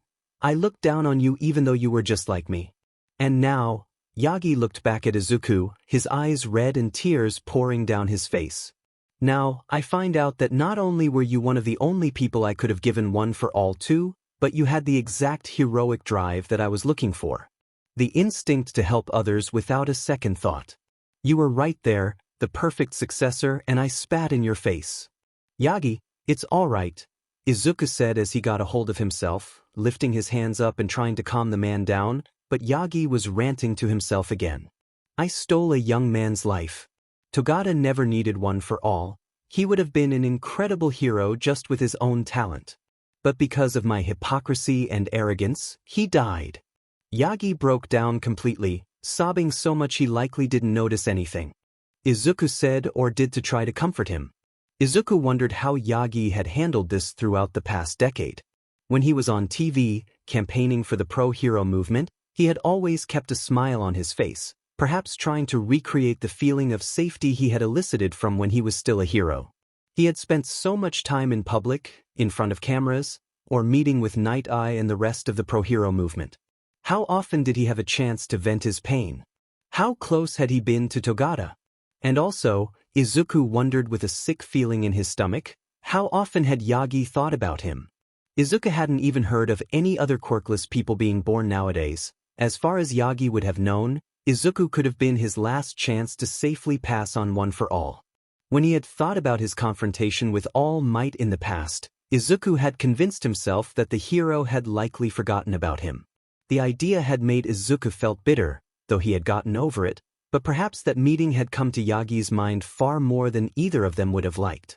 A constant reminder of how Yagi could have prevented the death of someone he had likely grown very close to and put all of his hopes on, and how his legacy could have carried on, had he simply paid forward the faith Nana had placed in him. The fact that Yagi had chosen the building where they had met said a lot to Izuku about how much that meeting had torn the man up over the years. And then there was the revelation of what had actually happened to Togata. Izuku had only known him for a few weeks, but even in that short a span of time, Togata had become someone Izuku had seen as a friend, as someone he admired on a personal level. But he also knew that Togata had been hiding something from him, trying to downplay how much pain he had been in. Togata's body was slowly falling apart at the age of 18. He had been hiding it all behind a smile, realizing that he had so little time left. But even with that, when Izuku had told him that he wasn't interested in becoming a hero, likely devastating the young man's last chance to rid himself of a quirk that was slowly and surely killing him, he had gone no further on that chance. He had let Izuku keep his happy life without guilt while carrying the burden of one for all on his own. Truly, as Izuku thought back to that time, it began to dawn on him just how noble of a man Togata really was. As Izuku was trying to comfort Yagi, the door to the room slammed open, making Izuku's heart jump into his throat. In the doorway, glaring as if he wanted to burn a hole through Izuku and Yagi's skulls, was Sasaki Mirai. Somehow, the years had no discernible effect on the former sidekick. He still wore the same white suit, his yellow-streaked green hair was still perfectly parted to the left, and still had the same sharp, uncaring face he had 10 years prior. The man's golden eyes bore into Izuku and Yagi, making Izuku shrink into his seat. Yagi, though, simply glowered at the man through eyes full of tears. "All Might, what are you doing?" Sasaki nearly shouted. "It's bad enough to hear that you tried to jump off a building, but why are you talking to this civilian about confidential information?" The man glared at Izuku contemptuously. "As for you, I would advise you to consider anything All Might has said to you as classified. I will treat any attempt to divulge this information as defamation and have you prosecuted to the fullest extent of the law." "Sasaki, shut up." Yagi had growled from his bed, barely glancing at his former sidekick. Sasaki's stoic image broke for just a moment, as he stared at Yagi aghast at being reprimanded. Izuku was glad to have the sidekick's attention taken off of him. "All Might, I'm just trying to protect your image. I don't care if he tells anyone. One for All is gone. All for One is gone. Even the embers of One for All are gone. There's no point anymore." Sasaki recoiled, his glare passing over Izuku again as the name of what he saw as a sacred torch was being thrown about so carelessly. "Leave," he said, glaring at Izuku. Izuku was intimidated, but didn't think it would be good to leave these two men alone together. Thankfully, Yagi cut in again. "No. I owe him an apology." Sasaki blinked, bewildered. "An apology? For what?" "That's none of your business." Yagi snapped back. Izuku felt grateful to the man. From what he could tell of Sasaki and how controlling he was, he would be even more hostile towards Izuku if he found out that Yagi considered him as a successor, even in retrospect. Sasaki tried to recollect himself and simply ignore Izuku for the time being. "Why did you try to jump off a roof?" Yagi didn't answer, didn't even look at Sasaki. "All Might, I am trying to help you." He shoved past Izuku. "We are trying to restore heroism to a lawless country, and your reputation is our greatest asset. If people find out that you had a moment of weakness, they'll lose even more faith than they already have." "Moment of weakness?" Yagi murmured before turning over and scowling at Sasaki. "The last 12 years have been nothing but a moment of weakness. There's nothing we can do anymore, Sasaki. I'm a dead man walking, and I'm tired of pretending otherwise." Sasaki recoiled. "So, you're just giving up? Is that it? Does Togata's sacrifice mean so little to you?" Yagi glowered at his former sidekick. For a moment, his hand twitched with the repressed urge to punch Sasaki. "Get out!" Yagi growled. Sasaki glared at Yagi for a moment before turning around, only to stop at the door. Once you are ready to speak rationally, I'll be at our office. The man said before shutting the door and storming away. Izuku was silent for a moment more, staring awkwardly at the floor, worried to stoke Yagi's temper so soon after Sasaki's departure. It's funny, you know? Izuku's attention snapped back up at Yagi. The old man was staring at the foot of his bed, unsmiling. When I got injured, Sasaki used his quirk on me without my consent, and saw a future where I was killed by a villain. He was convinced that I needed to pass on my quirk and retire. Maybe he was right. Maybe he was even right to find a successor for me with how long I put it off. Yagi's eyes furrowed into a glare. I hate what he did to Togata though. That young man was a wonderful hero in his own right, full of laughter and with a great spirit. He didn't always have the right drive. I sometimes wonder if it's because of how regimented Sasaki could be, not letting Togata grow on his own and make his own decisions. Over the years, looking back, I think I began to realize that Sasaki had been grooming Togata to not just be my successor, but my clone. He didn't care about what Togata could do or the legacy he could leave behind, but that Togata would carry on the legacy of All Might. When he died, and our hope for a new symbol of peace was lost, Sasaki put all of his efforts back on me, trying to make me act as if I was the same hero as before, to keep my legacy going and bring back the hero system. Before, he wanted me to step back, but now, after I'm an empty shell of my former self, he somehow expects me to be the same hero I used to be. Izuku looked at Yagi, confused. Apparently, Yagi wasn't as much the leader of the pro-hero movement as he had been led to believe, but more the face. That still begged the question though. Do you not want to bring the hero system back? Why have you been working with Sasaki, then? Yagi slumped in his bed and sighed. I guess I still wanted to fix my mistakes. I thought that I had made the world that I had envisioned for myself and my master, one where people could feel happy and safe, but the more time passes, the more I realize how much of a facade that all was. Even when I met you, I was starting to realize it. I had done so much of the work for heroes that they had become complacent. People didn't care about helping others or serving justice, they just assumed that someone else would handle it. The people who did become heroes saw it as a celebrity gig. The HPSC had people killed to maintain that world, and for all my work, I was just feeding into it. That selfishness, that corruption. Yagi grimaced, clenching his bedsheets for a moment before he could relax. Part of why I wanted a successor was to fix those problems in the system that I was starting to see, to truly make my dream a reality. But I squandered my last hope in passing you over, and in the process, doomed Togata. Yagi couldn't look at Izuku anymore, and instead turned towards the window, speaking more to himself than anyone else. I hoped that when I was this age, I'd be able to look back on my life and feel content that I had created a world that would honor my master. But the more I look back, the more I realize how much of a failure I am. I supported a corrupt system, and when it fell apart, my actions before simply made things worse. The heroes weren't prepared, and by propping the HPSC up so much, I allowed them to make the police and all other people who put their lives on the lines for the same purposes look like jokes that no one could take seriously. We had to ask for UN support just to police our own country. Yagi shook his head in disgust. And then there was my work as a teacher, to Togata and to the other hero students. Do you know what my advice was to Togata to control one for all? Clench your butt cheeks and yell, smash. He kept on breaking his body so much from the strain of using one for all that I had to call my old teacher out of retirement just to let him handle it. I let students get injured all the time, even on the first day. Yagi covered his eyes with his hands in shame. I let young Bakugu into a combat exercise with what were essentially grenade launchers and ended up putting 3 other students in the hospital. And I kept supporting him like everyone else. I let Mineta Sekuli harass his female classmates. I let Todoroki work with half his power. Yagi sputtered, miming in pain. Do you know who Shigaraki was? He was Shimura Nana's grandson. Her last living relative was brought under the wing of the man who murdered her, turning him into a monster that Togata had to kill himself for just to keep him from destroying everything. The last bit of Nana left and I couldn't save him. Izuku felt Yagi's pain as the old man shook his head. Even if he thought it would be a good idea to interrupt, he was too horrified at the revelation that the monster that had sought to destroy the society All Might had created was the grandchild of his mentor. It's just gone, all of it.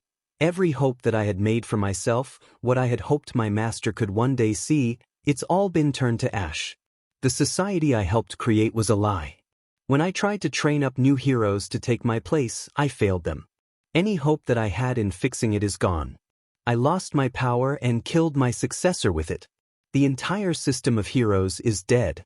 All because I didn't consider you as someone who could have been a hero. Yagi looked at Izuku in the eye, drained. I'm sorry, I'm so sorry. I think you could have been the greatest hero in history. You could have fixed everything, you could have stopped the League, you could have inspired heroes in a new era and turned everyone away from the HPSC's corruption. In a lifetime of failures, you were my one chance to fix everything, and I messed it up, all because I'm such a worthless hypocrite. Yagi fell silent, eyes shut as if he just wanted to go to sleep and never wake up. Izuku meanwhile was left reeling from what the former hero had just dumped on him. Once he thought about what Yagi had said to him, he spoke. Yahu, you're being way too hard on yourself. Yagi didn't look at Izuku, clearly not believing him, but Izuku went on. First of all, what exactly could Izuku say? It wasn't as if he didn't still sometimes think about what All Might had said to him, but the pain had dulled with time just like his experience at Aldera. He wasn't angry, but he also didn't feel as if he wasn't somewhat wronged with this revelation. I'm disappointed in what you said to me when you were yourself quirkless. I forgive you. I can understand why you said it. Maybe you could have phrased what you said to me differently, but that is the most of what you have to apologize for. As for not giving me one for all, I'm not hurt by that, and you don't need to apologize for that. When we met, I was a timid, scrawny teenager with big dreams but no way of achieving them. No one could blame you for not seeing me as hero material. Izuku smiled meekly and shrugged. Sure, it was upsetting when you told me I couldn't be a hero, but I got over it. Just because I didn't become a hero doesn't mean that I couldn't be happy. I found a different way that I could help people and I feel proud of it. I found friends who respected me even though I don't have a quirk. I married a wonderful wife and have a beautiful son and daughter. I've had a really great life that I wouldn't trade for anything. Yagi looked up at Izuku.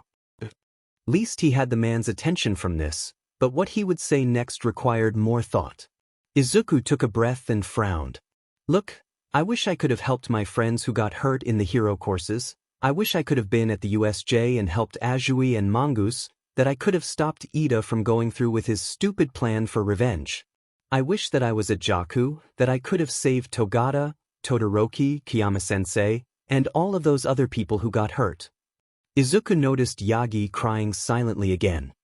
He grimaced, allowing himself a moment to mourn Togata, as a man he wished now more than ever he could have gotten to know. But also, I think that you're putting way too much stock in me. Tell me, Izuku leaned forward, when did you meet Togata? When did you give him one for all? Yagi blinked. He glanced at the wall, thinking for a moment before turning back to Izuku. I met him a few days after I met you. I gave him one for all a few months later, just before his third year at UA started. If I recall, Togata was already pretty strong by that point. Was that part of the reason why you gave him one for all? Izuku asked. Yagi nodded in response. Alright, if it was still a few months before you gave it to him, I guess that means you were using that time to try to better prepare him for it, right? Yagi nodded again. But even with all of that preparation, you said that Togata still struggled to handle one for all. Izuku pointed out. If he had a hard time, what do you think it would have been like for me? You remember what shape my body was like when we first met, right? How do you think I would have handled it? Yagi paled, a sick expression coming over his face. Well, I wouldn't have just given it to you then, I would have trained you. But would you have the time to do so? Maybe I could have gotten stronger by the time I could have applied to UA, but that's not a guarantee that I would have been able to handle a quirk with that much power, especially not when someone already as strong as Togata had issues. And what if I had ended up in 1A with Aizawa? Izuku pointed out. I know about his expulsion record. How do you think he would have reacted towards a student who couldn't control his own quirk? Yagi looked away in thought, a disconcerted expression on his face. And even if I could get into UA, do you really think I would have gotten a good enough handle on One for All in time to face off against Shigaraki and the PLF at Jaku? I've heard about what Shigaraki was like then, what Dr. Garaki did to him. The top heroes didn't stand a chance against him, and that's without taking the Nomu and Gigantomachia into account. Yagi paled, shaking. Perhaps it wasn't a good idea for Izuku to bring up such a memory, but he felt he needed to make a point here, and continued. Togata was just barely able to stop the League, and that was only by overclocking One for All. Izuku lowered his head, sobered by the weight of Togata's sacrifice. I wish, so much, that he hadn't died. I wish that he could have still been around for Eri, that I could have gotten to know him more, but I can't see who else could have stopped Shigaraki with who we had available at the time. I don't mean to be callous, but if Togata had been any weaker, Shigaraki and All for One would have won, and they would have either taken over the world, or killed millions of people, or both. How do you think someone who wasn't as strong as Togata was at that time would have fared? What would the world be like afterwards? Togata was the only person strong enough to beat Shigaraki. Yagi looked at Izuku, sobered, but shook his head. You're stronger than you think. I still believe you could have done it. Izuku shook his own head in response. I wish I had your faith. But let's say you're right, and that I was able to defeat Shigaraki and All for One.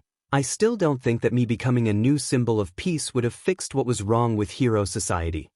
How can you say that? Yagi asked, sitting up, an almost desperate look in his eyes. I saw the way your eyes looked when I was in despair. I saw your spirit. Tell me, if you had the power to help someone, can you honestly tell me that you wouldn't? That your feet wouldn't move on their own to help? Worried about antagonizing Yagi, Izuku put his hands up and tried to speak more gently. If I see someone who looks like they need help, yes, I still can't help but to run in. However, I can't guarantee that I would always know when to run in, or what to do. Yagi still seemed angry and confused, so Izuku quickly tried to explain himself. Listen, I told you, I was naive when I met you. I still saw heroes as paragons of justice. I was just as shocked and disbelieving as anyone else when the truth about Endeavor and Lady Nagant were revealed. Yagi still had the same stubborn expression. Izuku realized he'd have to go with a more personal example. He looked up at the ceiling and grimaced. You know how Bakugo and I went to the same middle school? The day that I met you, he suicide baited me because I wanted to become a hero without a quirk. Yagi gasped, shocked out of his anger towards Izuku. Perhaps he hadn't seen the Aldra documentary, probably for the best. He looked sick, but Izuku kept on speaking. He was my worst bully since we were 4. I still have scars from him using his quirk on me, whether it was because I was writing in one of my notebooks, I said something about heroes, I scored higher than him on a test, or I accidentally looked at him the wrong way. But do you know what the sickest part about our relationship was? I still saw him as a hero even back then. It was only after I had started to spend time away from him that I realized the kind of person he really was, and how distorted my view of him was. I saw him at his worst and still somehow twisted my perception into seeing him as an ideal. Izuku chuckled sadly, rubbing at a shoulder where he could still sometimes see a red, discolored burn on his skin. Maybe the fact that I had experienced prejudice and injustice could have made me more aware of it, but it didn't make me see it as wrong or drive me to change it at all. I could have told people about what Bakugo did, to try to keep him from getting more power to abuse, but I chose not to. I told myself, he's got such great potential. I couldn't take away his future for something like this. Somehow, Yagi looked even sicker. Izuku grimaced, gesturing to the former hero. You thought the same thing, right? Everyone did. Even though he hurt people, used force far in excess of what was ever appropriate for the situation, and showed absolutely no concern for anyone else's well-being, I thought the same thing as everyone else. I had just accepted it. Izuku looked into his hands and sighed. I would have loved to have been a new symbol of peace, but honestly, I think I would have tried to be like you too much and have made the same mistakes. The HPSC would have taken advantage of me the same way they took advantage of you and would have used me to stay in power. I would have told myself to always have faith in people, to look for the best in them, regardless of what they had already done, regardless of how they had shown what they're actually like, and the consequences that they should face. If it's anything like how I looked at Bakugo, I would have just ignored it or not been able to see it at all. That corruption, the way society looked at certain people like quirkless and heteromorphs, the way we treated people who didn't fit in, as much as I would have hated it and wanted to do something about it, I don't think I would have understood just how bad it was enough to fix it. It still would have existed, and people would still have been hurt and angry. Even if I had beaten All for One in the PLF, and I had kept heroes from being banned, heck, even if we had saved Shigaraki, the problems that led to the League coming together would have still existed. It would have led to more villains rising, and someone else would have taken advantage of those problems, whether it would have been the MLA, Hummerise, the Creature Rejection Clan, or someone else, and they would eventually have tried to tear down society again. Sooner or later, I would have died or had to retire just like you, and we would have found ourselves in the same situation, but with a society that had even more time to rot. Izuku leaned back in his chair, exhausted by the thought of what he would be like as a hero. I hate to say it, Yagi, but I think that the collapse of hero society was inevitable. Me having a strong quirk wouldn't have fixed these problems. Yagi lay in his bed, horrified as he considered Izuku's reasoning. He stared up at the ceiling, his voice hollow. So that there was nothing I could have done. It was all pointless. No, Izuku said, standing up and realizing the line of thought he had led Yagi down. What you did wasn't pointless. Oh, come on, Yagi ummed, putting his head in his hands. I created a society built on a house of cards. Of course it was pointless. I was the patsy of the HPSC, and they used me as a cover for their own efforts to keep power. I didn't bring out the best in people, I just gave them the impression that heroics was a popularity contest. And when I tried to change anything, I couldn't. I was a useless teacher. 5 of my students died, and 3 went to prison. You also saved hundreds by your own hand. Izuku countered, cutting through Yagi's ems. Do you think that was pointless? Yagi's ems cut off and he stopped clenching at his face. When you became the symbol of peace, you gave people something to hope for. You let people feel safe and happy. It was just a facade. Yagi shouted. No, it wasn't. Izuku responded. True, it was wrong for us to act like nothing was wrong when there was, but it wasn't wrong for us to want to live in peace. You took All for One down, you brought the country out of anarchy, and made it possible for us to have a society at all. Hero society wasn't perfect, but it was a lot better than it was before. Izuku pointed out. The entire country was overrun by villains and anarchy, all controlled by an immortal megalomaniac. You gave people something to hope for, there isn't anything wrong with that. You were an icon that inspired people to be better, to be heroic. Don't tell me that what you did was pointless. Yagi was speechless for a moment, processing Izuku's words, before he looked down at his sheets. Still, for all my work, my hope to bring heroism to the country, I failed. I turned heroism into a popularity contest, and I only realized it years after the fact. Izuku sighed. Okay, granted, a lot of people went into heroics to become celebrities. Izuku thought of a memory from the day that he had met All Might, when Bakugo was boasting in their homeroom about his goal to become the richest and strongest hero. But not everyone. Izuku countered. Yaoyorozu wanted to use her wealth and her quirk to help others. Shoji wanted to change people's perception of heteromorphs. Shiozaki wanted to help people as an expression of her faith. Heck, even Kamakiri, who was like Bakugo at first, ended up changing his motivation to legitimately help people. Perhaps there were a lot of noble heroes out there, Yagi admitted before becoming more morose. But the system itself was so corrupt that it encouraged that celebrity mindset. Even truly noble heroes ended up being forced to play along with the system just to get by. Izuku frowned.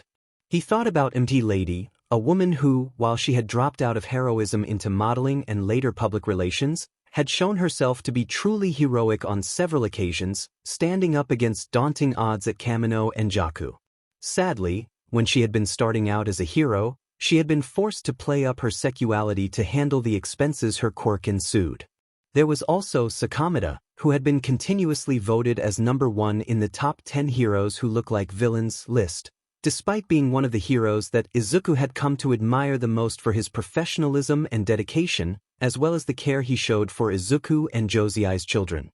Yes, the system was corrupt and prejudiced, but that isn't your fault, Izuku asserted. He raised his hand when Yagi opened his mouth to interrupt. Did you ever brag about your wealth or fame? Did you ever even act as if you cared about your rank? Yagi shut his mouth, letting Izuku carry on. You didn't act like heroism was about fame and fortune. You were always talking about how important it was to serve the community and help people for the sake of helping. It's not your fault that people ignored what you actually said in favor of what they wanted to hear. Yagi leaned back in his bed, still not looking convinced. But the HPC. You are not responsible for what they did. Izuku interrupted again. Hardly anyone knew what they were doing.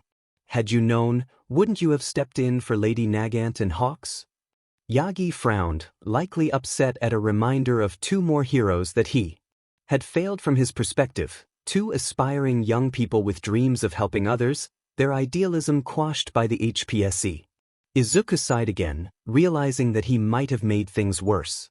The most that I think you could have done would have been to step back as a hero earlier on, to try to encourage other heroes to pick up the slack. Maybe you could have encouraged people to support the other emergency services, but I don't know if that would have changed that much. Retiring early probably would have still led to the same chaos. Izuku chuckled and rubbed the back of his head. Honestly, were I in your shoes, I would have run myself ragged too without considering how anyone else could help. Izuku took a breath, looking at Yagi in the eye. These problems you've brought up, almost all of them are the result of something you had no way of knowing. You didn't know that One for All was going to hurt Togata the way it did. You didn't realize that the HPSC was corrupt, but hardly anyone else did either. Izuku leaned back in his seat. As for what you were like at you, I've seen recordings of your earlier classes and, well, yeah, at first, you weren't a very good teacher. Izuku grimaced. But you got better. It was clear that you were putting effort into your classes and you were trying to help the students. You were a big help preparing them for the provisional license exams. You didn't try to push the classes into a stupid rivalry like Kan-sensei, and you put actual effort into teaching the students unlike Aizawa. Yes, you let Bakugu and Mineta get away with a lot in your classes, and that's not something to be proud of, but neither did anyone else, including Nizu, and he's one of the people I respect the most. Izuku smiled at Yagi, trying to be encouraging. Yagi stared at Izuku for a moment, and turned his head to his sheets. He wasn't crying anymore, but he still seemed somber. At the very least though, Izuku could work with this. He put his hand on the man's shoulder. You've made mistakes, Yagi, but you're only human. You also, however, have done a lot of good. You saved lives, defeated an immortal villain, brought the country out the Dark Ages, and inspired people to be heroic. Maybe it didn't quite work out how we would have liked it, but things are getting better. We're bringing our country back together and trying to learn from our mistakes. This wouldn't be possible if it weren't for you. Izuku smiled, wanting Yagi to realize how much the hero's life meant to him and so many others. No matter what, you have been one of, if not the greatest of heroes. Yagi was calm but quiet. I don't really feel like it. I feel like I'm a relic from an age people just want to forget about. Izuku pulled his phone out and flipped to a picture, showing the screen to Yagi. The old man's eyebrows lifted up. Is that? Izuku had brought up a picture of the Bakugas from years ago, when Ayane was 4. In many ways she still resembled her mother, but Izuku and Inko knew her to be a sweet little girl, who had acted as a big sister to Isho and Inori.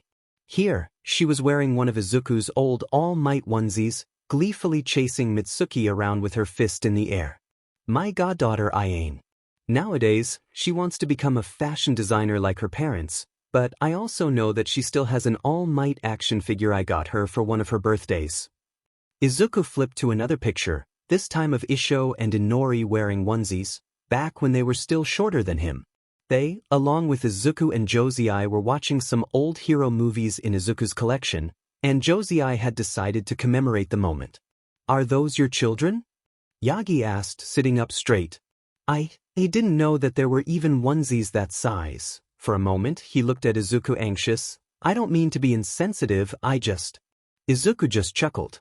Yeah, they inherited their size from Josei, don't worry about it. As for their onesies, if there's anything I know other than quirks, it's how to find rare hero merchandise. I'm probably keeping the last remaining merch companies afloat with my purchases. Izuku looked at the picture fondly, remembering the glee in Isho and Inori's voices as they shouted out, I am here, with him as they watched the movie. My kids want to work for the police like me, but they and Iane were still inspired by you. Iane wants to design clothes that look like pro-hero costumes, and Isho and Inori first wanted to help people because I showed you doing that. Izuku put his phone away and leaned forward. And then there's me. Yagi frowned. But, I told you to give up on your dream. You did. Izuku nodded. But you still inspired me afterwards. You made me want to help people and make them smile. Sure, when I was younger, I wanted to do that by becoming a hero, but even after I gave up on that dream, I never stopped wanting to help people and I eventually found a way to do that. Izuku smiled.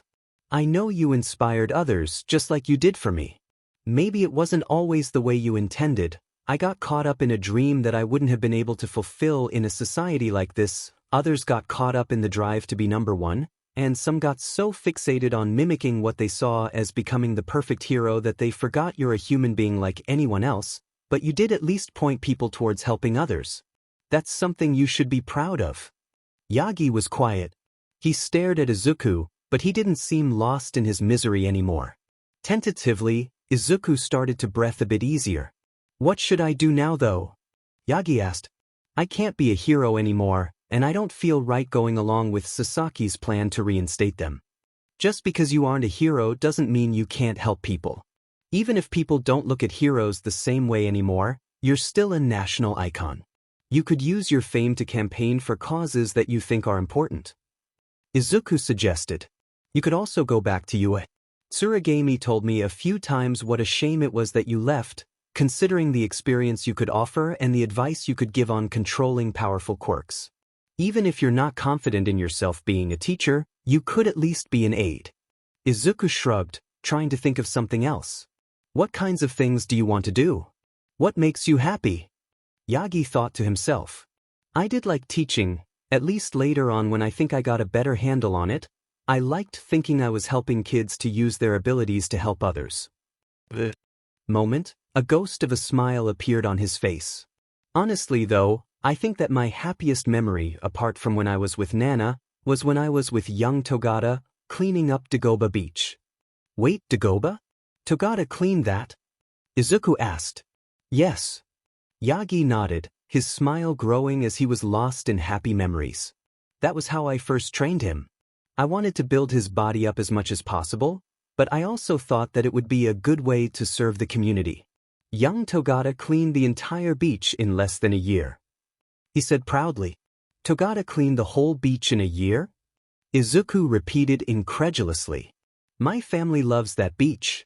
My old Gen Ed class spent a bunch of our summers there. I had heard that it used to be a dump. Are you saying that Togata cleaned that on his own? Yagi nodded. I think I'd like to do something like that again, even if it's just a small thing. I think it would be a good way to honor Togata's memory. Izuku smiled. Knowing that he and his family got to enjoy something so much by the effort of his senpai made it feel that much more special to him. Izuku regretted more than ever that he hadn't gotten to know Togata more while he could. However, this gave Izuku an idea. You know, my family was planning on having a barbecue at Dagoba next week. My little sister Eri, the girl that Togata rescued from the 8 precepts, is going to be there. Would you like to join us? It would be nice to hear more stories about Togata. Maybe you could tell us more about Nana and Gran Torino too. Yagi's smile grew even more. It wasn't his old all-might smile, but in a way, it felt more genuine, like he wasn't trying to put up a front. I'd like that.